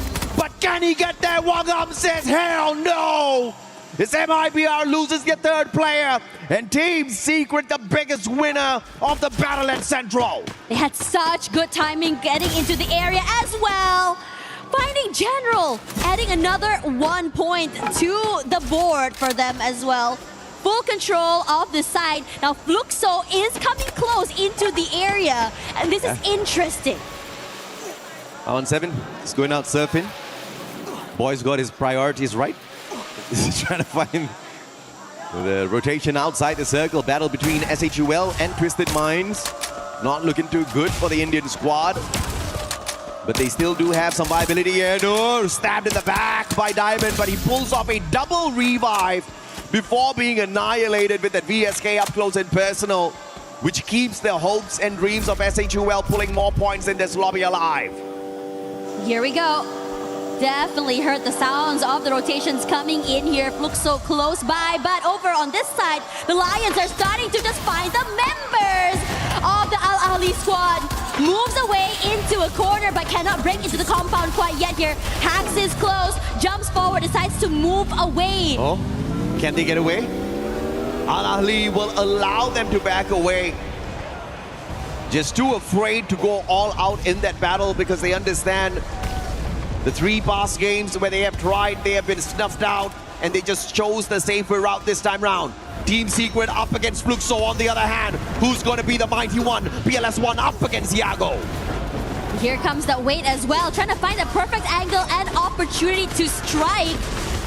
MT7, apologies. Yago's going to be pissed. I left the team a long time ago. I'm not going back there, Pistachio. Wangam backing away. PLS1 understands that the lightning zone is not one that you mess around with. That forces them back into a little bit of hiding, opening up a little bit of space for Fluxo to rotate away, looking for the circle a little bit early. Earlier than Team Secret at the very least. And this is a great situation because they are closer. They can also pressure Team Secret since they do have to find a different way to get into the zone. And they do just that. Instead of going for a full-on fight up against Fluxo, they're going to rotate toward that southern side there. That bridge is, I think, right from the cross either as well, excuse me. As we look at the rest of Team Secret here, have a bit of a top-up as well for their supplies, but Fluxo already close to the zone, and it's curiously enough, this fight against Vitality is about to get really hot after this. I'm sure they definitely have a launch pad here, so they're not too worried about the position outside the safe zone at this point of time. Probably going to be laying it out at the beach and taking a quick jump in. Those binoculars need to be used first. Yago brings back 2 of his buddies on the side of MIBR loss. And the hope is not lost just yet for them to hold on to the #1 spot by the time we bring Group B to an end. Purgatory is a huge map, and that's why you've seen a lot of these touch-and-go eliminations coming on through. And we're almost back to a full lobby as we approach the 12-minute mark. Can't believe that everyone is still all so healthy as we come into this stage of the game. Usually it's so hectic. The full-on fights happening, and Fluxo catching the members of TG, rotating into the area.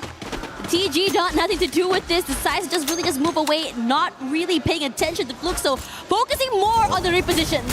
This is a rough one. Time turner pulled up perfectly for SHUL, but they're going up against the Titans of Indonesia. And RRQ just runs through SHUL, reaping away their souls one after the other. And the chances of survival for Troll is really low here. Outside the circle, has got those glue walls to protect him, and he lucks out. RRQ does not commit. They back away from the opportunity as they focus on Team Secret instead.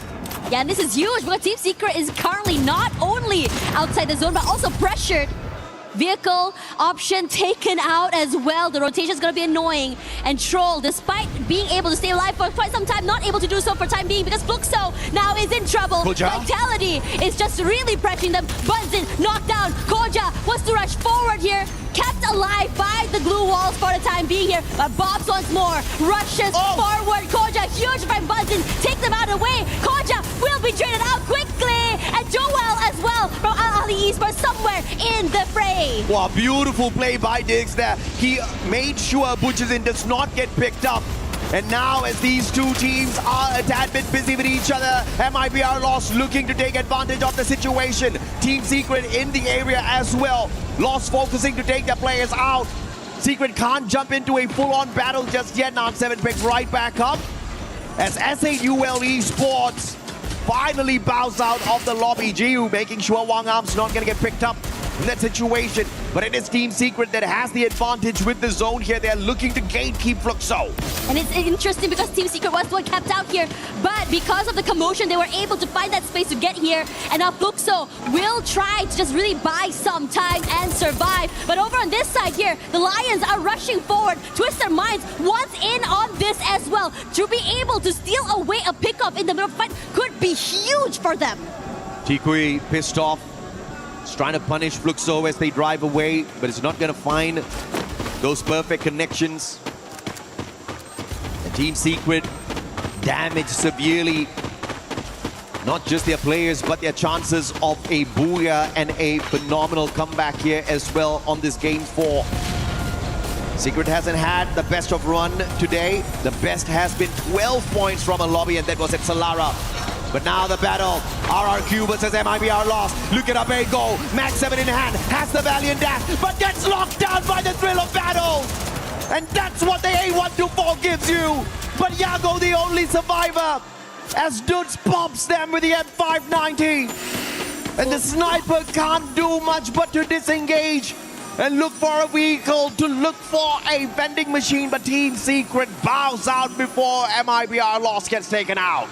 Crazy work. RRQ able to come back into the game as well. Yago needs to be able to survive longer. That's it. But the pressure coming in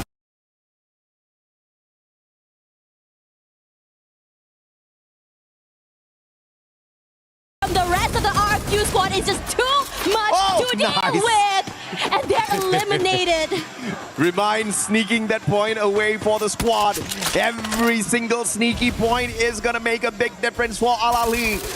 Not just to survive, but to make sure they keep their hopes alive within themselves. Who knocked down to the ground. MT7 sharp shot straight to the head. Riptide Rhythm's going to be breaking down the defenses, opening up the house here for Fluxo as well. But they refuse to step on in. Mia caught right behind the squad, so Straw Hats can't go anywhere. Stuck between a rock and a hard place. And Mia can take advantage, but it is the Straw Hats that turns things around. Bobs catches out a player from the side of Mia as well.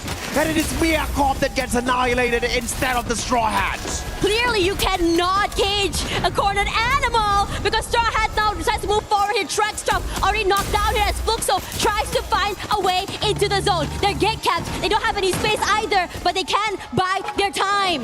Hoping to see who exactly will be crossing paths here. Twisted Minds should be able to have backstep onto TG. But at the same time here, Fluxo goes head-to-head against Al-Ali Esports. Man, Al-Ali, Remind is going to be the playmaker here. Put up another grenade, baby. The M79 making magic work for Al-Ali. 3 Fluxo members taken down, make that 4. And reminding everyone that Al-Ali's no easy picking. As TJ rushes forward here, that's not a space to work with. But the ones to go down here is not going to be them because Twisted Minds completely annihilate this team. Lions cannot survive, hunted by the Twisted Minds.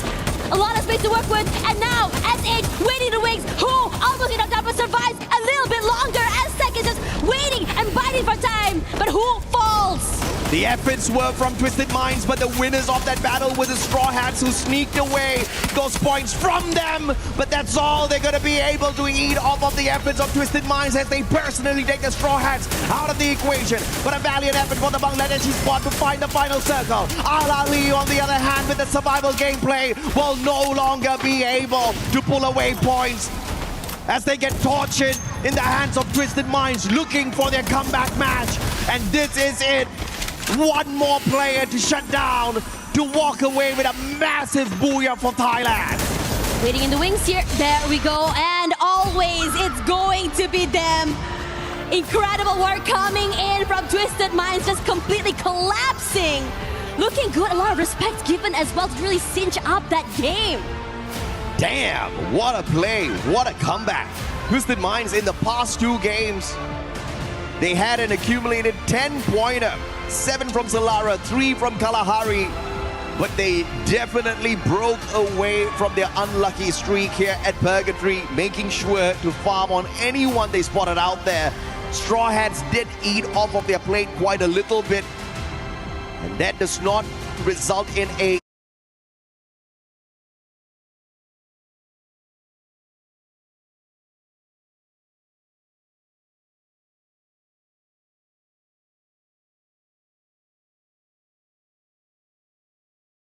But from down the bottom, Straw Hats as well as Al Ahly making a great run this time in this Purgatory map.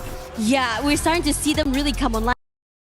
Aggressive as heck as well. We saw a lot of movement coming in from both these teams. Yeah. And I have to say, Mia was just so interesting just now. They were in a situation that they should have won that fight, but somehow Straw Hats being able to turn around the game. Regardless, Fluxo currently waiting on the stage. Let's see what they have to say.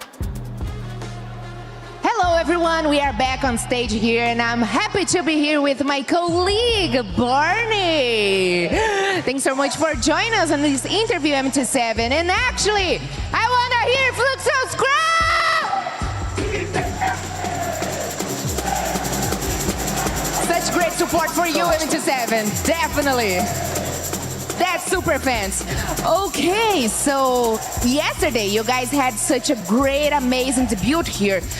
Was so nice to watch you guys, even though you guys didn't get the booyah. But today you had a slow start. What went wrong those first couple of games? Ontem vocês conseguiram fazer uma estreia muito boa, mesmo que vocês não tenham conseguido um booyah. Porém, hoje vocês começaram um pouco mais devagar. O que aconteceu nos primeiros jogos que acabou dando algumas coisas erradas? Bom, a gente teve